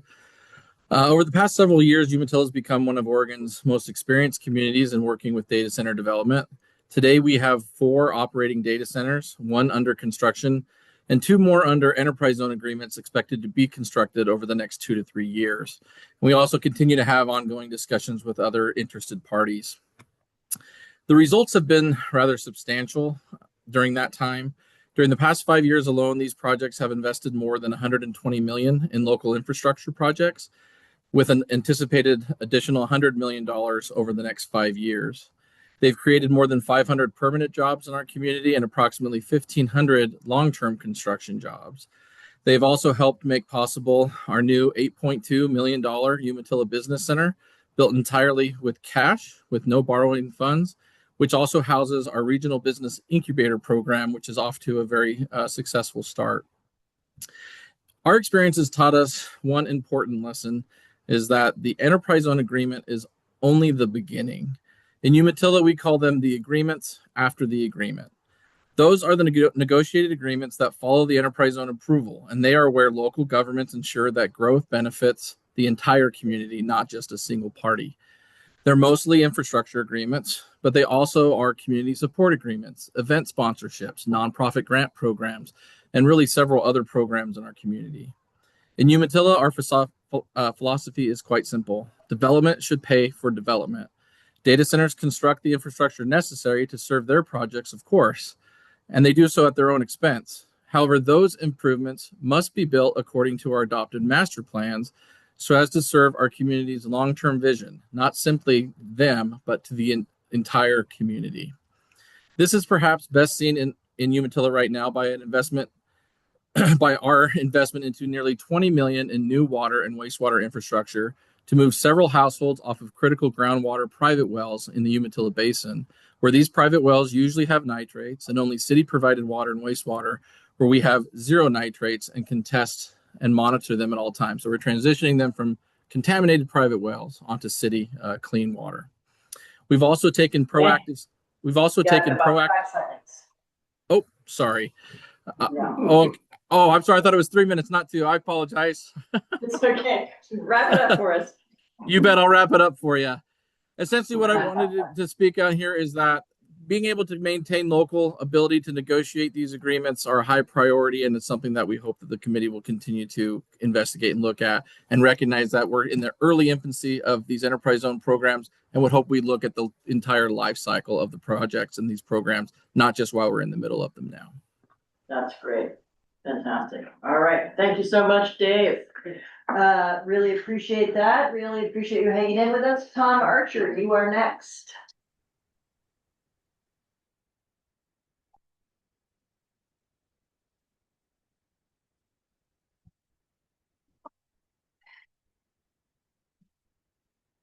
There he is. Great. Hello, can you hear me? And if you can promote Hi. Leslie. I'm Tom Archer. I'm a retired educator physicist. Data centers use a significant amount of power while Oregonians are struggling with utility bills. The solution might be to allow data centers to build fusion electrical generators on their sites. Data centers would pay for the construction, maintenance, and operation. Data centers would receive half the power they create. The other half would go onto the grid at no cost for Oregonians. What is fusion? Fusion is a new technological process as old as the sun. There are many organizations that are planning to enter the commercial market soon. There are 2 that are currently under construction and fully permitted. Many people mistake fusion and fission. Fission reactors produce electricity. They also create radioactive byproducts. Think Hanford. Also, fission reactors can have runaway reaction. Fusion is very different. Fusion is how the sun forms energy, but it's hard to do on Earth until now. In February this year, fusion generator achieved 150 million degrees centigrade. That's 10 times hotter than the center of the sun. The fusion process has byproducts with risks that are like that of X-rays. Some shielding will be necessary, but there's no long-term concern. A fusion generator would simply stop if met by a tidal wave, an earthquake, or a meteorite. Fusion is very safe. Why would data centers want to build fusion generators? Because it's a good deal. For example, if they use a 15 megawatt continuously for a year, it might cost the data center $7 to $8 million a year, and rates may rise. Building 2 50 megawatt generators, one for the data center and one for Oregonians, would have comparable cost over a few years. Provided fusion generators could operate between 20 and 40 years, data centers would have electrical energy and save a lot of money, and Oregonians would have a true boost of electrical energy. Thank you. Thank you so much. Really appreciate it. And our next up is Leslie Cocken. Thanks again, Tom. Oh, is Leslie there?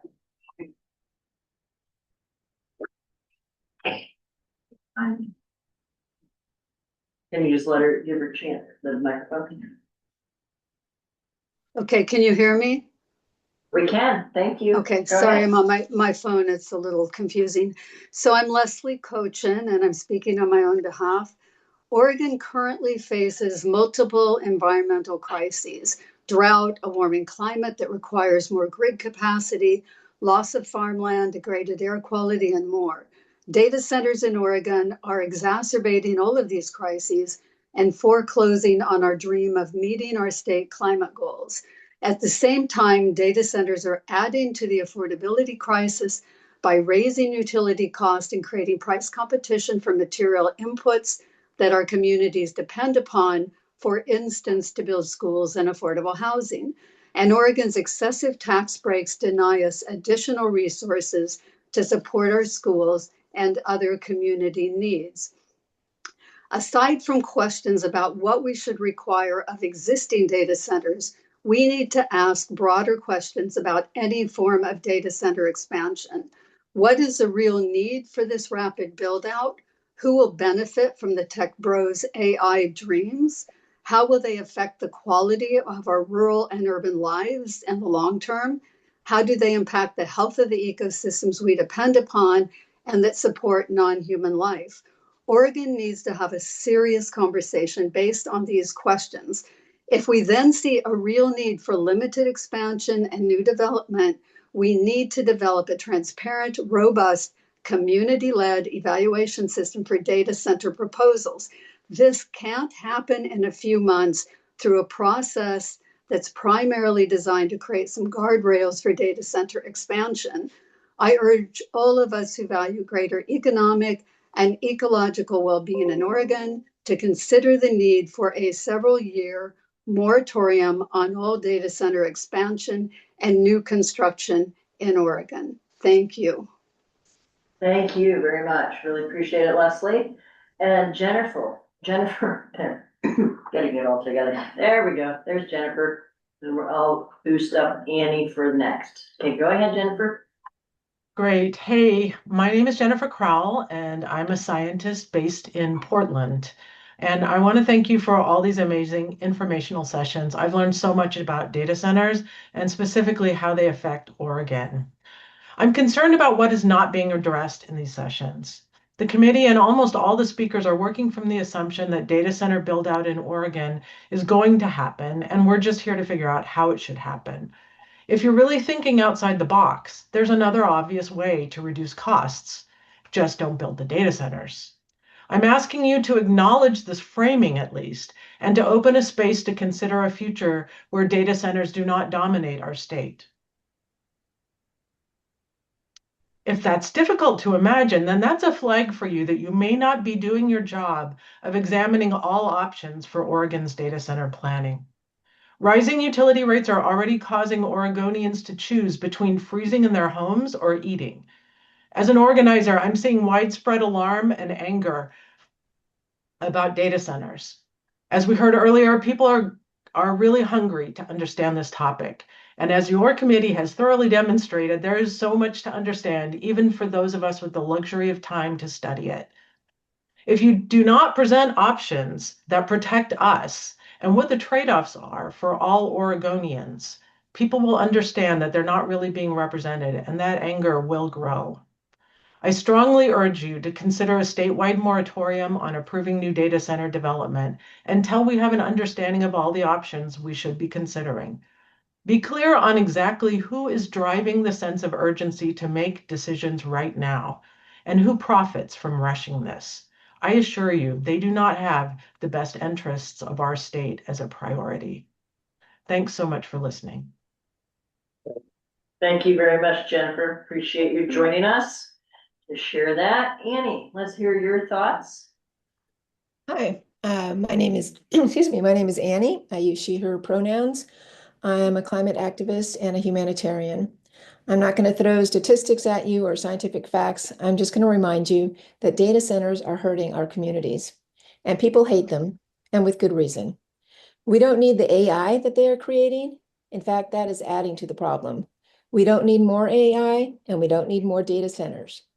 But we do need the tax money, water, electricity, and land that they are stealing from us. Please remember that your job is to serve the people of Oregon, not to protect the profits of data centers, profits that won't stay in Oregon. And don't get confused and think that more is better, or that growth is inherently good, or that relentless consumption is necessary. Oregonians want livable communities and sustainable lifestyles. They want security, connection, creativity, and meaning. They want affordability, less stress, more time to relax, more time with their families, and good medical care. Data centers don't provide any of that. They don't even provide many jobs once the construction is done. And the bottom line is that Oregonians hate data centers. Please listen to Oregonians. Respect the opinions of the people who live and work in Oregon, the people who experience the suffering caused by data centers. Honor their needs and priorities. Remember that data centers don't give life meaning. They don't make us better people or a better society. They won't be what you will look back on fondly or proudly when you are on your deathbed. It is time for a moratorium on data centers. It is time to end tax breaks for data centers. And it is past time for data centers to pay their own way for the resources they take from us. Put Oregonians first. Thank you. Thank you very much, Annie. Next up is Ross. There's Ross, and after Ross is going to be Emily Waldron. Thank you. Go ahead, Ross. Welcome. Good afternoon. My name is Ross Schwartzendruber. I'm with the Oregon Public Education Network, and I'd like to thank you for the opportunity to speak today. I'd like to say for the most of the 20th century, cognitive performance steadily improved across generations, driven largely by expanding access to formal education and improved instructional quality. Beginning in the mid-2000s, this trend plateaued, then reversed in many Western nations. Multiple indicators now show stagnation or decline in literacy, numeracy, problem solving, creativity, and general cognitive performance among adolescents. At the same time, environments underwent a rapid digital transformation. One-to-one device programs, cloud platforms, online assessments, adaptive software, and constant connectivity became standard practice in many districts, often without independent longitudinal validation. Over half of our children now use computer at school for 1 to 4 hours each day, and a full quarter spend more than 4 hours on screens during a typical 7-hour school day. Unfortunately, studies suggest that less than half the time is spent actually learning, with students off task for up to 38 minutes of every hour when on a classroom device. The largest and most detrimental cost of data centers to Oregonians is the decline in cognitive abilities of our citizens. In addition to the social media addiction lawsuits that are being waged against the owners of these data centers, we have attorneys general from the states winning lawsuits for these social media addictions. 1,200 school districts are now in litigation to get social media addiction compensation for mental health harms. Data privacy lawsuits from the EdTech Law Center on iReady are showing that privacy is allegedly being violated. The Canvas breach enmeshment creates dependencies. We are now paying tax dollars paying for ransomware on our systems, and we need to extract ourselves from the enmeshment. We need a new revenue stream, data centers, to pay for the decline in cognitive abilities. Thank you. All right, thanks so much, Ross. Really appreciate you coming and sharing your thoughts with us. Next, we have Emily Waldron. There we go. And after Emily is Anna Ha. Go ahead, Emily. Hi, my name is Emily Waldron, and I am here representing a growing coalition of organizations across the state of Oregon who are gathering to oppose data centers and push for a statewide moratorium. I would like to give comment to this idea that we need to continue to give tax breaks to these data centers. At this time, they will come even if we don't give them tax breaks. We have several submarine fiber optic cables that run across the Pacific Ocean that they are in demand for and they require. They will come here even if we don't give them a break because of those cables, because we have water. The former head of sustainability at Salesforce estimates that 1 gigawatt of a server cluster, which is the size of a large AI training facility like those in Eastern Oregon, can generate as much as $50 million an hour in fees for AI tokens. Yet they cost that company as little as $80,000 per hour for the use of electricity. If we sit and do the math with the $450 million that Oregon currently gives away in tax breaks, it equates to 9 hours of work at one of those large tech companies. We are giving this to so many of them, we could tax them for a week of work. And if we taxed all of these, one data center for a week work of their work, which is 168 hours, that would give our state economy over $8 billion. We should be taxing them, not giving away taxes. We are in a state that is hurting for schools. We don't have enough teachers. Students are struggling with reading. We need mental health hospitals. And we say we don't have enough room in our state hospital for anyone if you don't have a criminal conviction. Yet we're giving away the money that would fund all of these types of programs in our communities to data centers. We're giving them further tax breaks because they're installing their own solar and wind turbines in the gorge so they can meet our climate goals. But what's happening is that then that money is pulling away from the energy that would be given to residents in Oregon. So we're not able to meet the Oregon residential part of those climate goals in 2030. So I am joining the request others have given of please put in place a moratorium because we have a lot more infrastructure that needs to come into place. A moratorium doesn't mean a full out ban. That's a larger conversation, but we need a pause. Thank you. Okay, thanks so much. Appreciate that. Sorry to have to cut you off. Anna, you're next, and Anna is followed by Haley. Anna, go ahead. Welcome. Hi, my name is Ann Ha, and I'm a resident of Portland, Oregon. I'm here today to share my thoughts and experiences regarding energy affordability and to urge this advisory committee to consider sound energy policy such as that put forth by the Oregon Citizens Utility Board. I live in an old Southeast home in a small 100-year-old home. I'm sorry, the lights just went off in this office I'm borrowing. I live in a small Southeast Portland neighborhood in a small 100-year-old home. A few days before Christmas last year, I learned I had a dangerous gas leak that would take thousands of dollars to fix in order just to keep my very, very old furnace heating my home. I also had my meter instantly red tagged, and I scrambled to set up electric space heaters in order to stay warm. I wore lots of sweaters, I took cold showers, but my PG&E bill that month was still over 3 times what it had been the previous year. My heating costs almost quadrupled, and now I'm worried about how our increased rate will impact me this summer because I don't have central air conditioning. Energy is becoming unaffordable for so many Oregonians, in large part because data center cost is falling on us. I hope the Governor's Board strongly considers policy that ensures data centers pay into energy efficiency programs, such as weatherization and heat pump initiatives. This would allow ordinary folks, someone like me, to afford a heat pump or get my home evaluated and upgraded in order to use less energy and stop getting hit with such painful bills. I urge you all to listen to the voices pleading that we put Oregonians first. Thank you. Great. Thanks so much, Ann. Appreciate your comments. And hope the lights come back on. I'm glad the heat came back on.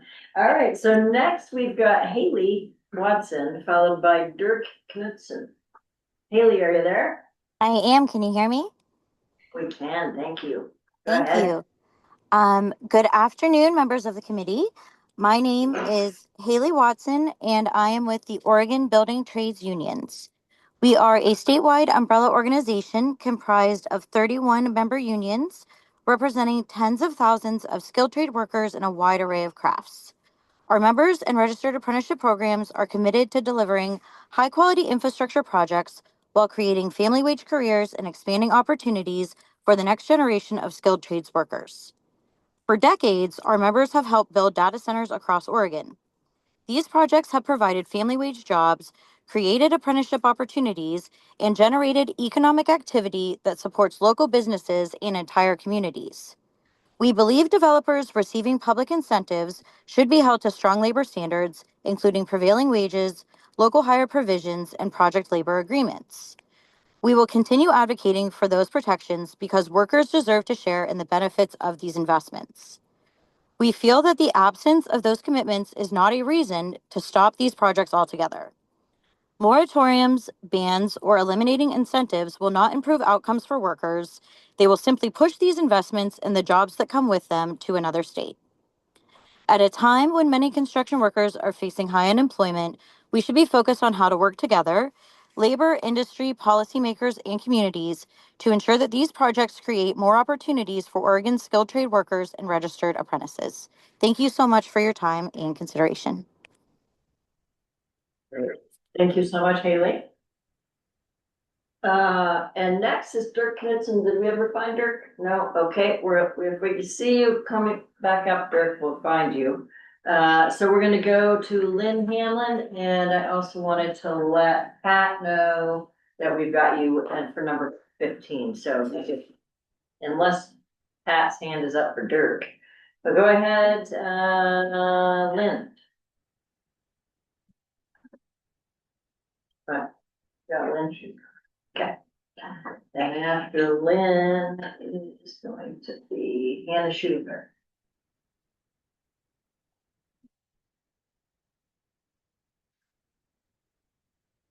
Here we go. Hi, my name is Lynn Handlin, and I've got a bad phone thing going on there. Okay. My name is Lynn Handlin, and I appreciate this opportunity to speak.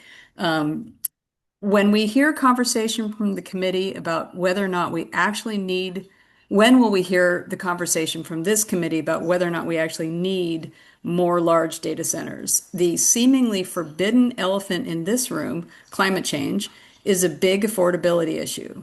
The costs to respond to increasing weather-related emergencies and disasters, the cost to deal with increasing worldwide and local crop failures, which will increase greatly as the planet continues to heat up, the costs of negative health impacts, the costs related to business disruptions, and the like. Sorry. Got to throw this phone somewhere else. Okay, fix that problem. The data centers use a massive amount of energy, and no matter how you slice it, there's a major climate impact. Any green energy used for data centers could be used for all the rest of our energy needs, not wasted on unnecessary, harmful expansion of generative AI-related data centers. We need to help people who can't afford it with weatherization, heat pumps, and the like to meet our climate goals and to help them mitigate for climate change. We need to do this without the nightmare addition of large data centers. Direct health impacts of data centers, including noise pollution, both audible and infrasound, concentration of water pollution of water supply, destruction of farm and wildland, light pollution, and more, put financial strain on people, as well as hurting their quality of life. Research has been done showing that without data centers, Oregon is projected to meet our climate goals. Yay! With increased expansion of data centers, that becomes impossible. So we really can't be doing that. We need a moratorium now on new construction of data centers until there is a guarantee that there will be no climate impacts, direct or indirect, and no negative community, economic, and health impacts. As a tax professional, I can say that none of my clients get the kind of tax breaks that data centers do. Auto repair shops pay personal property tax on their new equipment. Why don't data centers? That makes no sense to me at all. The auto repair shops hire far more people per square foot, per everything than a data center does. So it's time now to call for a moratorium. And I appreciate the time that this committee is putting in. I am concerned that overall the time spent by panelists and committee members in a clearly pro data center expansion mode is far outweighs any conversation about whether or not we should actually have data centers. So I do have a question for the committee. When are we going to have that conversation about a moratorium? So Lynn, I want to encourage you and a number of other people who've asked that question and the question and answer to check the governor's charge, because that was not the governor's charge. The governor wants this committee to look at the information, provide her and other policymakers the opportunity to make that decision. So you're not going to hear it here. And I really appreciate that you ask it, because we need to make that clear every single time. So thank you for that. We're going to move now to Hannah Shooting Bear. For those who are following the list, you might know we missed Brittany. We didn't really miss Brittany. Brittany has gone, so she had to leave for the day. So Hannah Shooting Bear and Lynn, thank you. And we'll see you next time, I'm sure. Appreciate that. Hannah Shooting Bear, are you there?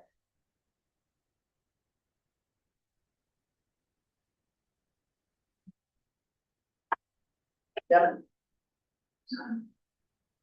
Are you there, Hannah?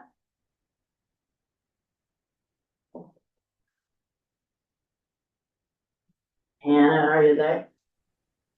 Yes. Okay, Yes, there I'm we here. go. Okay. Sorry. Hello. Welcome back. Well, thank you. My phone, I don't know what's going on. So, but anyway, thank you for always having these listening sessions. And as I'm gonna say again, I'm always against this holding this. And again, where's the tribal leadership in this conversation? And thank you for letting me know that who we need to go to.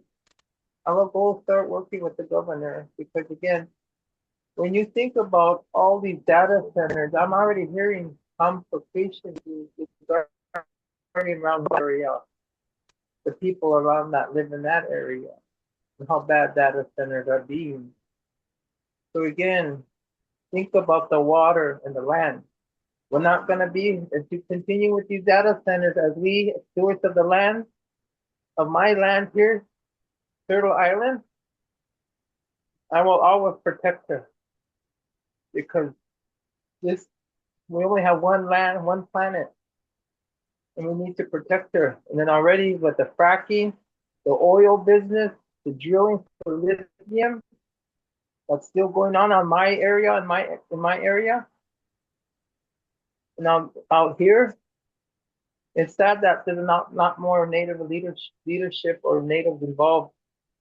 But I'll always attend these meetings because again, I'm not putting them at all. Just continue with the ones you have because the water is what we look at and the land that we lived on. And remember, these are ancestral lands to the local tribes here. Have respect for that too. So thank you for your time. And thank you for always having these listening sessions because I listen a lot with all of the panelists. But, regardless what you say or do, I will oppose all the time. And thank you. And I appreciate. Have a good evening.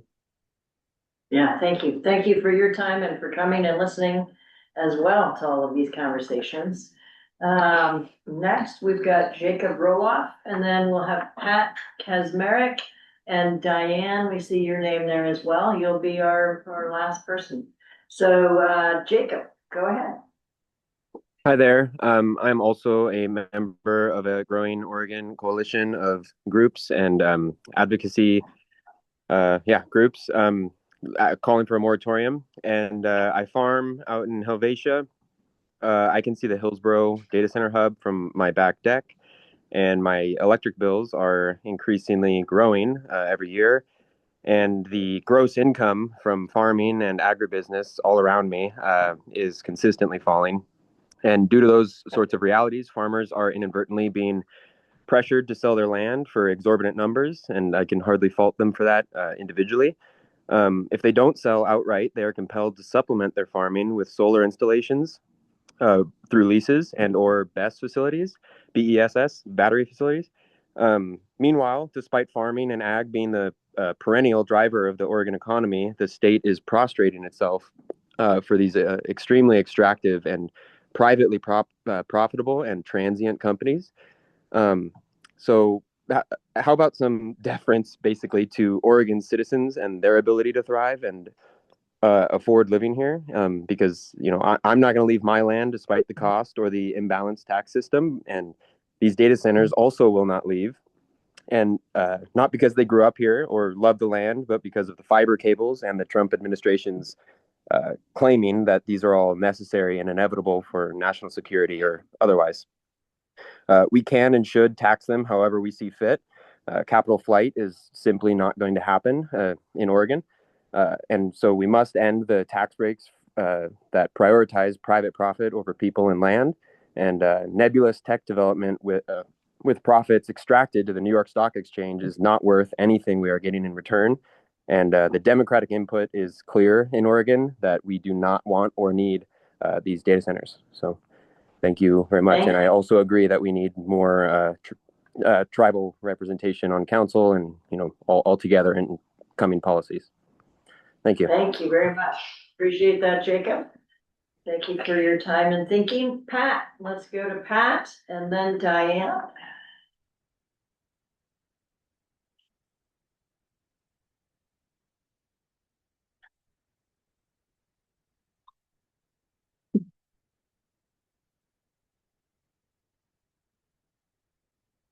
Pat's on the way.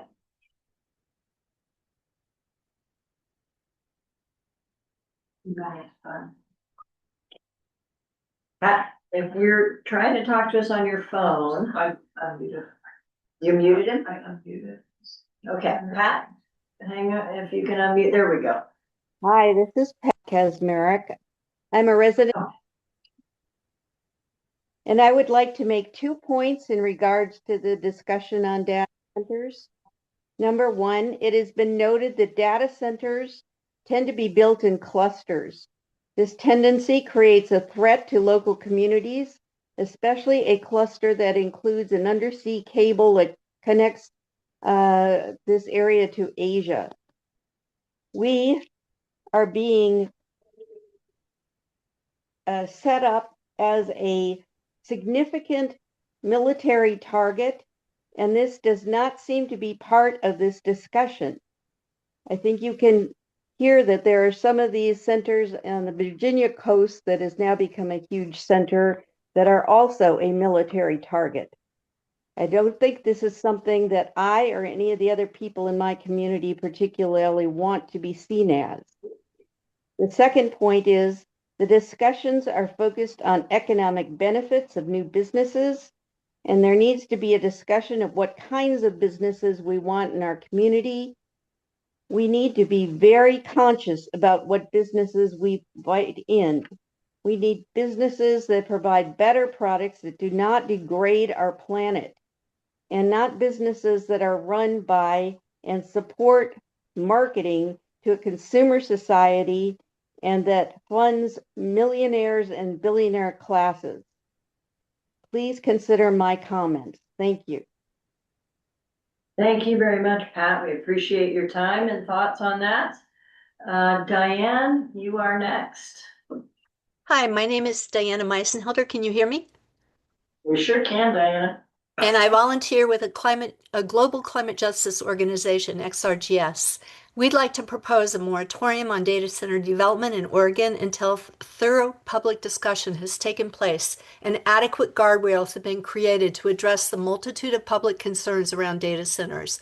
Currently, we can't afford them. We can't afford their land grabbing, their high energy and water consumption, and the associated rising costs to consumers. They're raising the cost of key materials needed for housing and other community resources. Their tax breaks resulting in less public funds for education, health, public services, and other critical needs, not to mention security concerns and their involvement in surveillance and military applications that could potentially be harmful to our democracy, our neighbors, and other countries. Data centers add to pollution and emissions, fueling the climate crisis, and the lack of guardrails around AI may lead to yet another serious existential crisis. Their massive energy consumption will make the state's clean energy goals an impossibility. While they claim to create jobs, they employ relatively few long-term employees, and many of those are not high or living wage positions. We need to focus our scarce public resources on creating a well-being economy with well-funded education, public services, affordable housing, public transit, transportation infrastructure, quality health care, meaningful family wage jobs, and support for small farmers and sustainable agriculture. Those deeply familiar with this industry have made clear that these data centers are likely to be obsolete technologies within a decade or so, and so these may become stranded assets. But the farm or public lands that have been paved over will not be easily restored. Listening today, I'm actually quite appalled at how one-sided this conversation has been. Please put a pause on data centers until all serious public concerns are fully addressed. Thank you. Thank you, Diane. All right, that is our 15 spots. That's 40 minutes. So I think I need to stop that now. I know I see a couple more hands up there that have come in as others were speaking. I'm going to ask you to please make your comments in writing and get those sent in. The committee would like to hear it, and we need to wrap the day pretty quickly here. And I want to make sure the committee has an opportunity to talk to itself about some of these things. And this is the period that we have for that. So thank you all so much for your public comments and for thinking as hard about this as others are as well. And so with that, I am going to conclude the public comment, move to that roundtable of connecting the dots, and invite you to invite speakers back if you have questions, or just be thinking about and talking with each other about what you've been hearing and learning and Where do you want to go from here? I want to thank Greg and Jean and Bill for the folks they brought today. I thought it was, every time I say this, the best. We only worked on the first half of the day. Yeah, be clear. Yeah. it was, I thought today was, just like every other, Friday that we've spent together and, was educational. I learned a lot.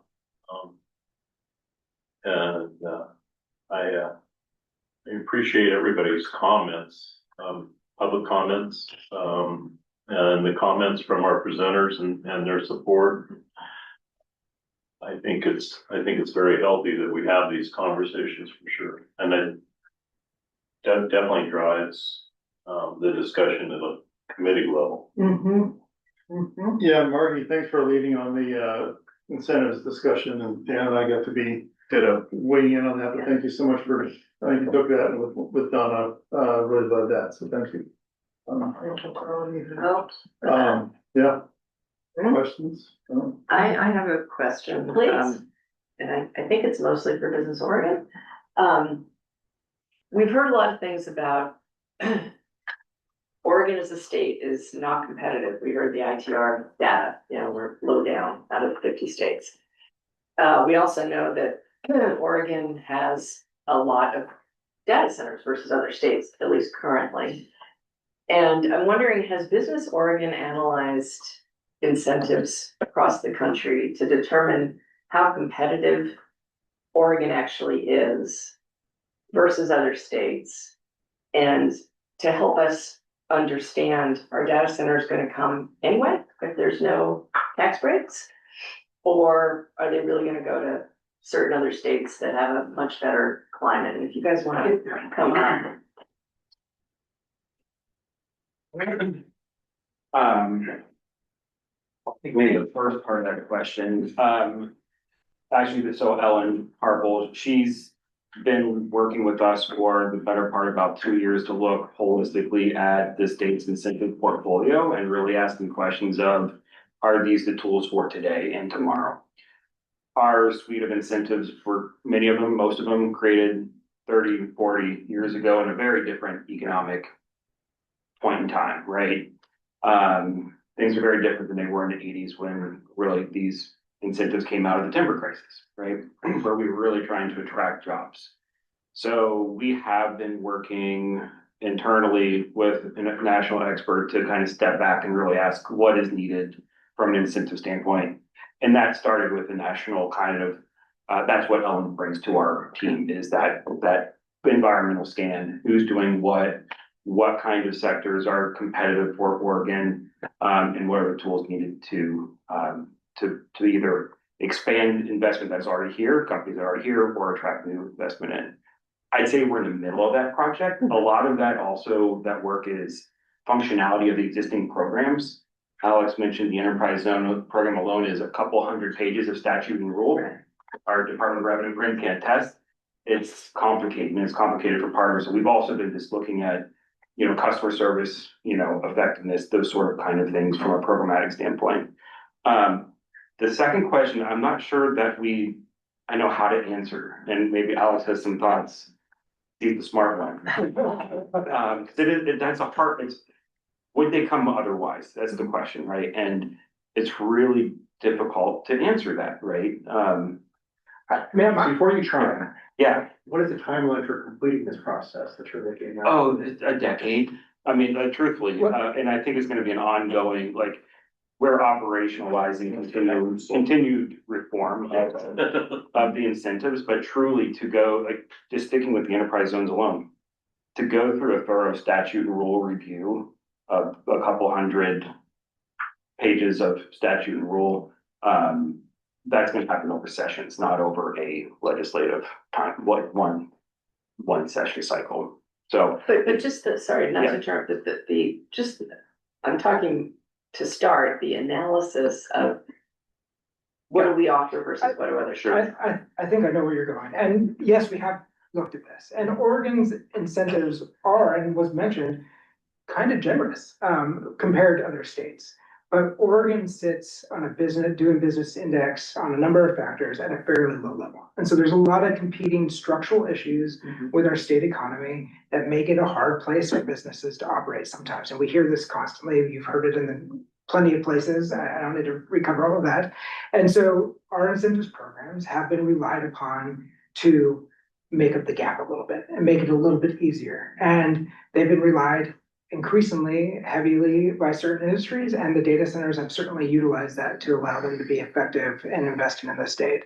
And I think one of the challenges is when you look at incentives as a area to reform or improve or make more effective, it needs to also be in the context of how do we look at all those different factors that affect doing business in the state. And is it the policies around our general tax system for businesses? Is it related to permitting and that process? And all these things are interconnected. And as I talked earlier, I do think incentives matter in that decision about coming to the state, but it's not always just the financial decision.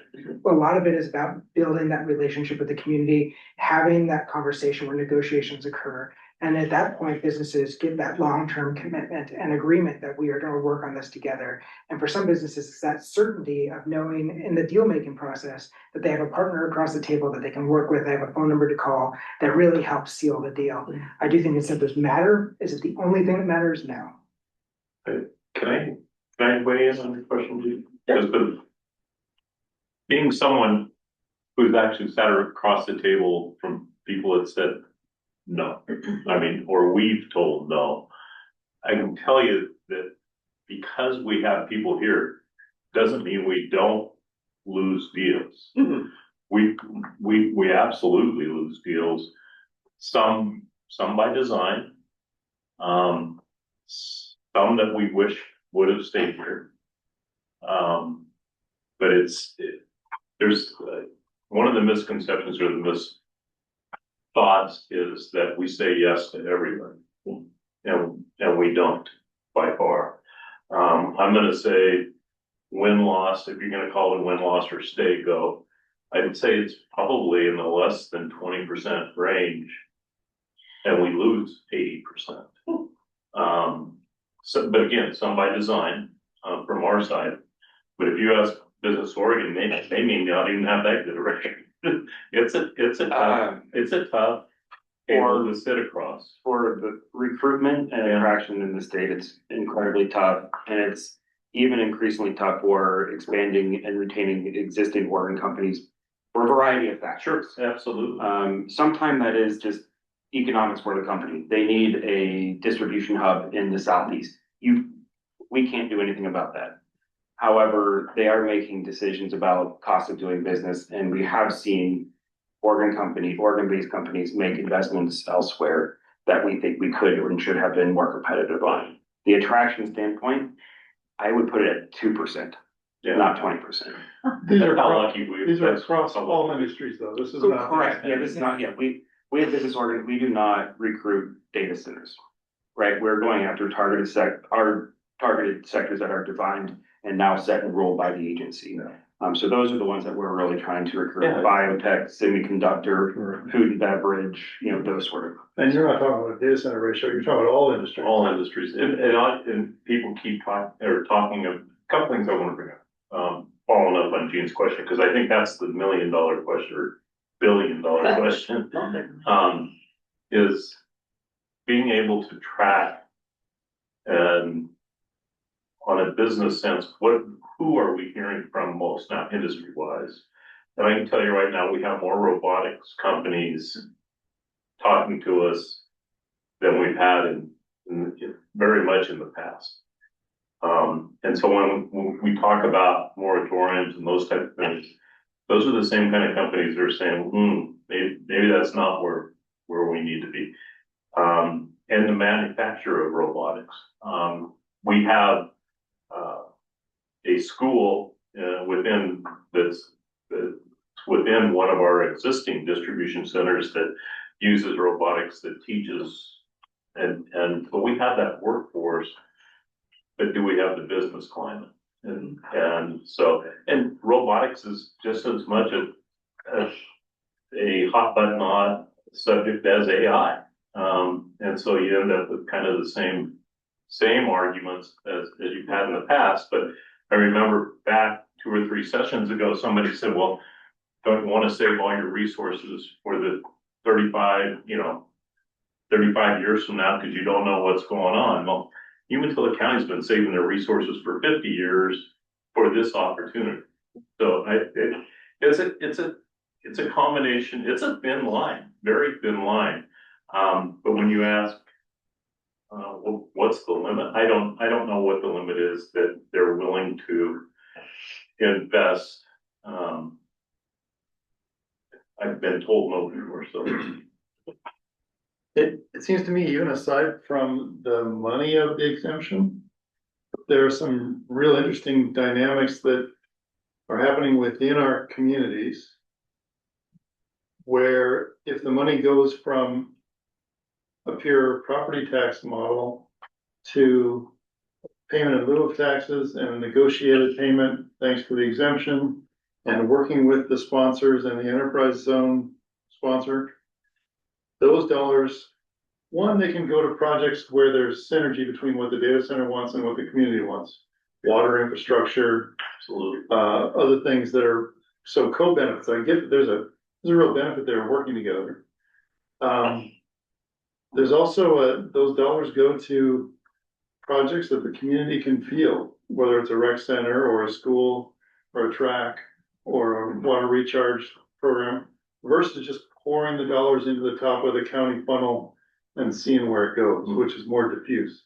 I think those are pretty interesting dynamics, and the people that are involved in those different uses of the monies have different views on where those monies should go. I can give you a perfect example of that. Amazon's probably invested somewhere in the neighborhood of $30-40 million just in road projects, just in road access projects. The Umatilla County cannot, by statute, cannot spend money, general fund dollars, on roads. That's by statute.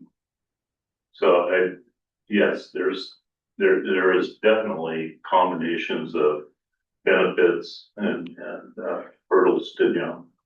Absolutely.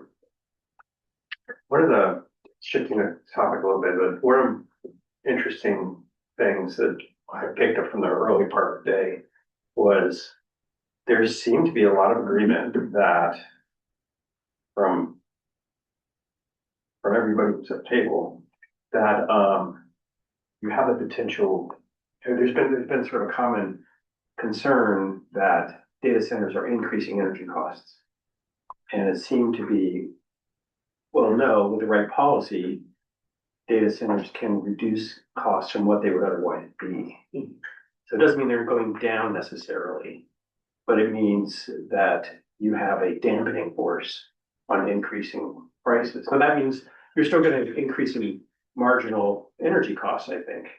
But overall, that's a smaller portion of the bill for many people. And so I thought that was an interesting takeaway. It's not related to the incentives, but we're just sort of capturing that.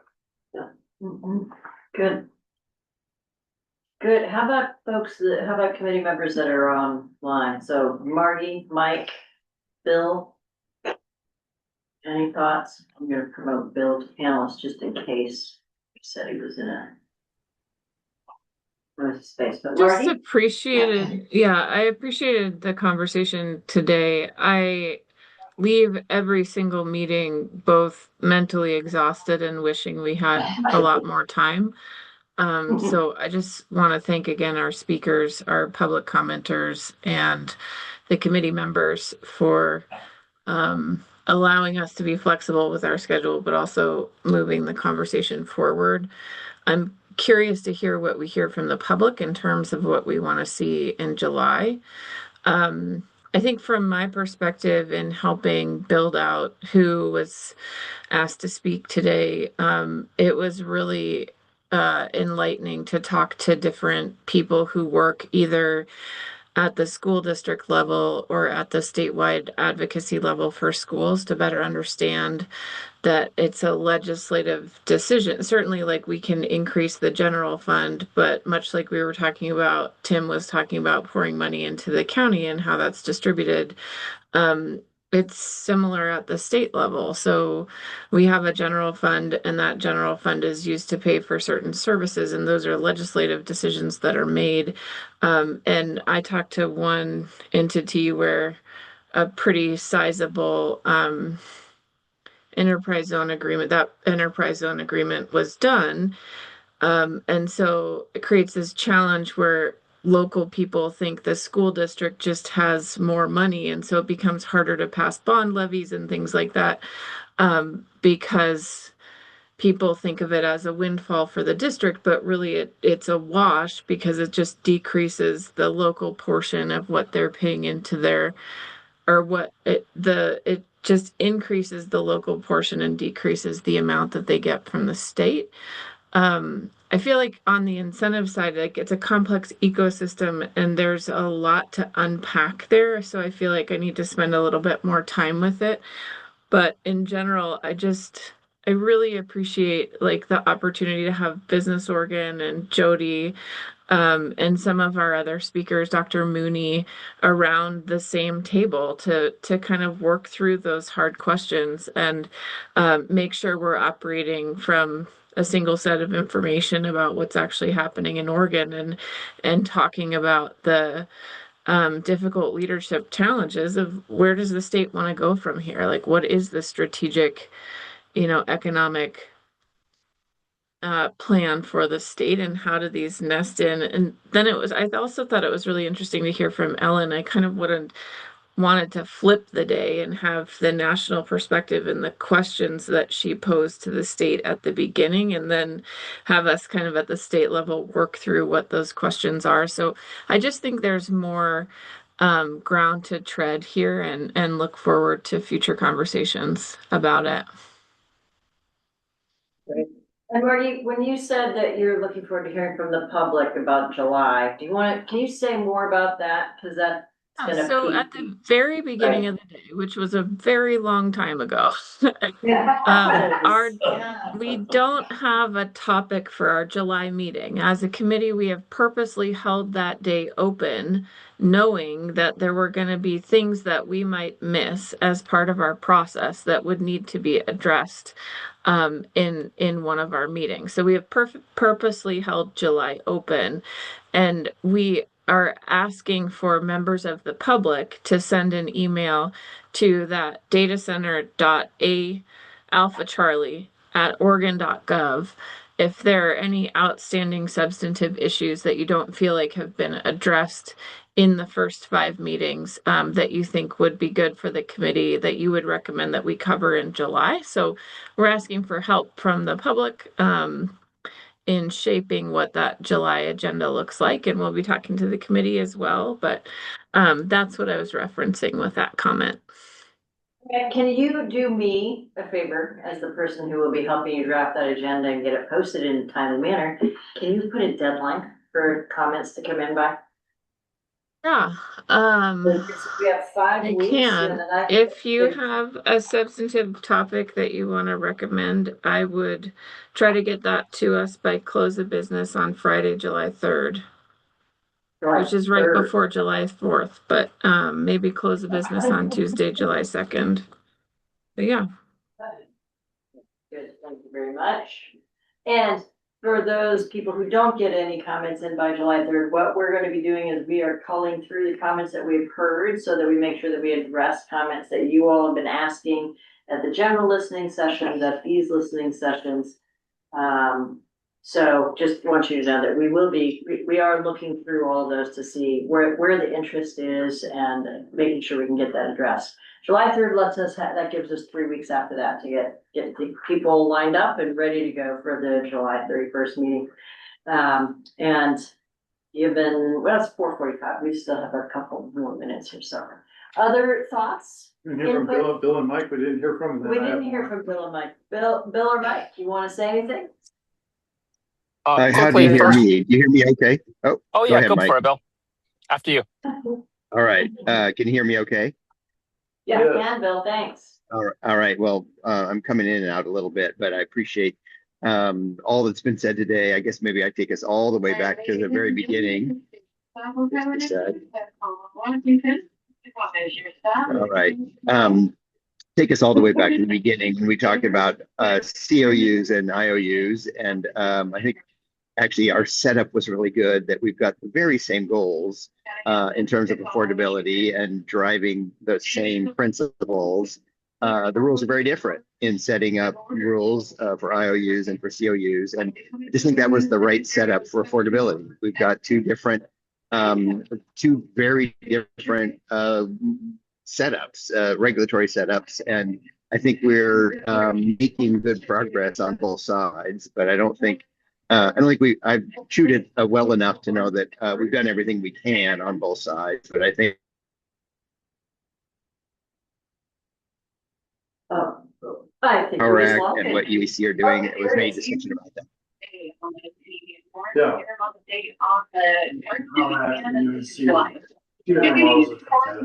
All right, we'll turn it over to Mike. Okay, thanks, Bill. Thanks, Bill. I'm racing Bill to Seattle right now, and as you might be able to tell, I am not moving quickly. 5 hours on the road and about halfway there. And halfway there. Oh boy, sorry. I wanted to say that in the beginning, there may have been a naive hope, of which I was guilty and maybe others too, that perhaps there was a simple solution. Perhaps there was something that, there was an easy button and we could just push it and this would make, we could make everything better and we would solve this. I think what I'm definitively arrived at as a conclusion is that the more strands we pull on, the more we realize that we don't know what we don't know. And I think the hope really is that we'll do as comprehensive a job as we can, but I think I can assert at this point that there will be some unfinished business in terms of our recommendations, simply just because we're not even going to be able to identify, much less dive into all of the topics upon which data centers operationally and policy-wise touch upon. So I will, at this relatively early stage, go ahead and beg for forgiveness in that we're not going to have a silver bullet. And hopefully we'll come up with a little bit of silver buckshot that gets us started down the road. Second, I'm just so grateful. This committee has been enormously generous with the time that members have committed, that staff volunteers have offered, that Donna has gone above and beyond. There's so much to be grateful for in the work that we've been able to do with the limited resources that we have. And I just wanted to express my gratitude for everyone who's been with us along the way, including everyone who's been dialing in, many of you to multiple, if not every meeting as attendees. And as well as the presenters who have come, some of whom have joined us multiple times as well. So thank you, everyone. Thank you. Good. Thank you, Mike. And we wish you, as they say, Godspeed getting to Seattle. Please, Tim. I really appreciate the guidance today, or the input today on the incentives piece. I think we're at least a few steps clearer on that, and thank you all for weighing in on that. I think I have people in the community and colleagues that I've talked to who are really concerned about what feels like $400 or $500 million coming out of the state and costing school days in districts that aren't associated with this. And that doesn't seem to really be the case. There are decisions going on in local communities to invite businesses that are bringing a lot of benefits to those communities, so that folks probably shouldn't be thinking of that as a $400 million outflow from the state. I don't think we're 100% clear yet on, okay, but there might be some backfill of that goes to school districts that could be, around the edges. Maybe there's a portion, but it's probably not 400. And we're way clearer on that than we were, which is, I think, really good. So anyway, that's just a big learning for me. I think that's really a good highlighter and point for sure. because, Dr. Mooney didn't touch on it, but, because I got to go to all the ribbon cuttings, you know, the Amazon is supplied what they call their Think Big space. It's probably one of the most advanced STEM learning centers, but in basically every school on the west end of the county and at Nixie Highway on the reservation. It's just an incredible program. I couldn't even tell you what it costs by any means, because just the teaching aids there and the robots that they put together in there and everything else is amazing. But there's no way to calculate that into an incentive or make that part of the conversation because everybody talks in dollars, not in outcome.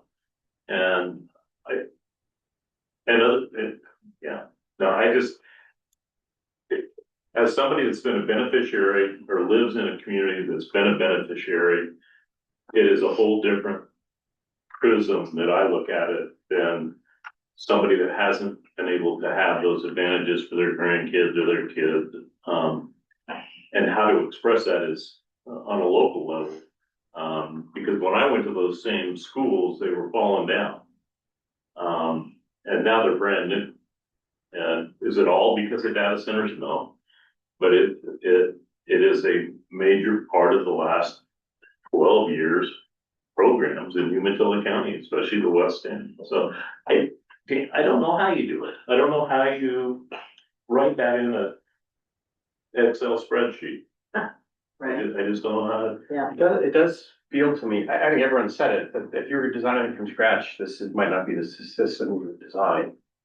But when you start to pull in the strings, it gets complicated because are you, the way it's set up, there is no incentive. Basically the school support fund, the incentive is to get absolutely the lowest amount so that you can maximize your side agreements. Schools are held harmless. Oregon taxpayers have a little less than operating fund, general fund. You have, if you were trying to resolve that so the county could use more, sounds like you're talking going right after, essential, basic, much bigger issues than what we're talking about in this room. And that's hard. And so I guess like so many parts of state or federal policy, it may not be exactly what you would create from scratch, but it's very hard. Very rarely do you get to create something from scratch. And you're right. And I guess I think what I tried that everybody, the focus on data centers, the programs that data centers take advantage of have been around a long time, and everything from food processors to renewable energy use those programs. So it's that, nope, I haven't seen a calculation on how much tax dollars we're missing because Lamb Weston used the enterprise node, or that we have 600, let's say 1,800 megawatts of power that use that same program. I haven't seen a story that talks about those lost tax dollars because it's the exact same program. So it's hard there has to be some kind of symbiosis or at least relativity, or we need to find a way to divorce the programs. And I think that's a business Oregon. Well, and I'll let Alex kind of tell the story, but I think there's a story that will speak to the sort of unintended consequences and externalities of some of these policies, particularly with relation to the school support fee, where, well, Alex, why don't you talk about Well, I just say at the beginning. And just be mindful it is Yeah. 4:50. So that's okay. As you start this. Minute 30. Just to mention that, through the amendments in House Bill 48-4 this year and going forward, the governor's office has been thoughtful and mindful about ways to improve the effectiveness of some of our incentives programs.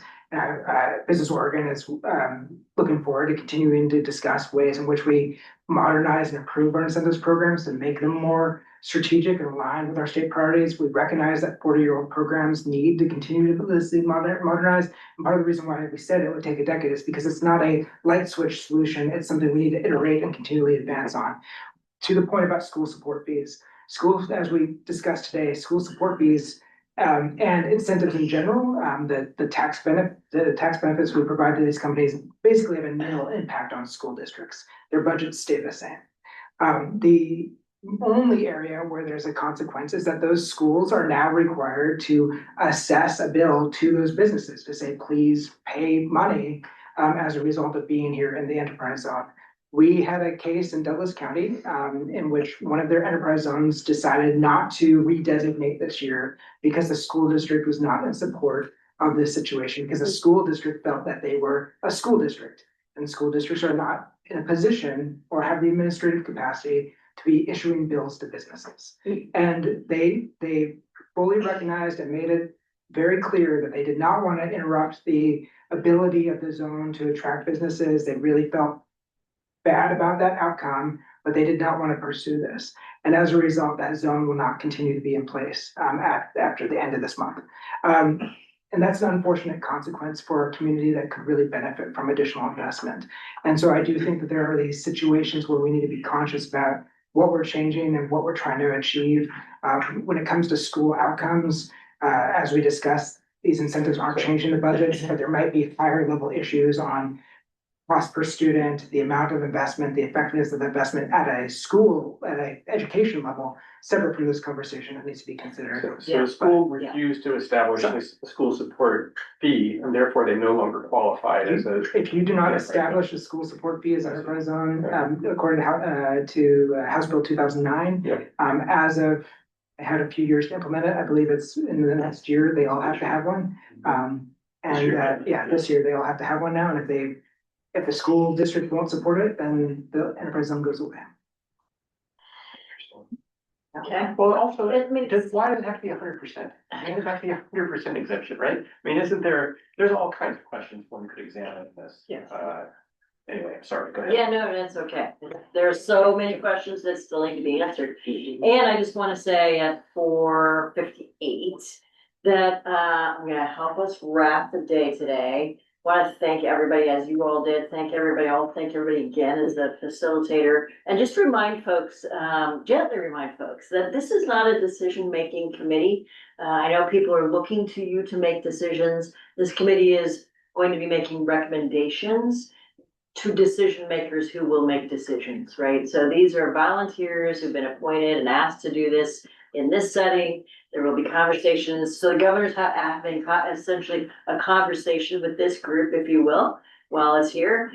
She's also going to be having conversations with tribes. So for those people who have consistently shown up and said, where are they? They are going to be having government to government conversations because of the level of importance of this topic for the governor, for us as a state, and most certainly for the tribe. So that'll happen at a government to government level, not at this committee, not at volunteer committee level. So I just want to make sure people know that, because I know comments that have been coming in throughout the day have been continuing along that. So I want to thank all of you for helping the committee get smarter today, for all of the help and work that you've done, thinking that you've done, getting prepared, talking to people, many of you talking to me. Really appreciate that. And I want to turn this over to Mike, if you're still there, and let you close us out. Oh, but before you do that, Mike, let me just say, the next meeting is July 31st from 9 to 4. There is another meeting Tuesday, August 4th from 9 to 3. There will be the deliberation part. So the 31st is going to be the additional considerations. We've broken that one up. And then the deliberations will be a 6-hour session it'll just be the committee talking to each other. No public comments at that one. It'll be a real work session for the committee. So Mike, you want to go? Thank you. I'd also add that we remain committed to doing another public listening session. We haven't scheduled it yet, but we recognize that the last session was a challenging one from a technology standpoint for the public, as well as some committee members, including myself, to access. So we are looking forward to scheduling that and listening in to additional public comment in the near future. Thank you, everyone. It's been a jam-packed day. It's been a long day, but I think we've all learned a ton. And we are, continuing to dive into this work. The stakes remain high, but I feel good about what we've accomplished so far in terms of our learning, and we are now looking forward to pivoting towards synthesizing, distilling, turning that into recommendations that'll be ready for action. Thanks, everyone, for a good day. Great, and there it is, 5 o'clock people, thank you all so much.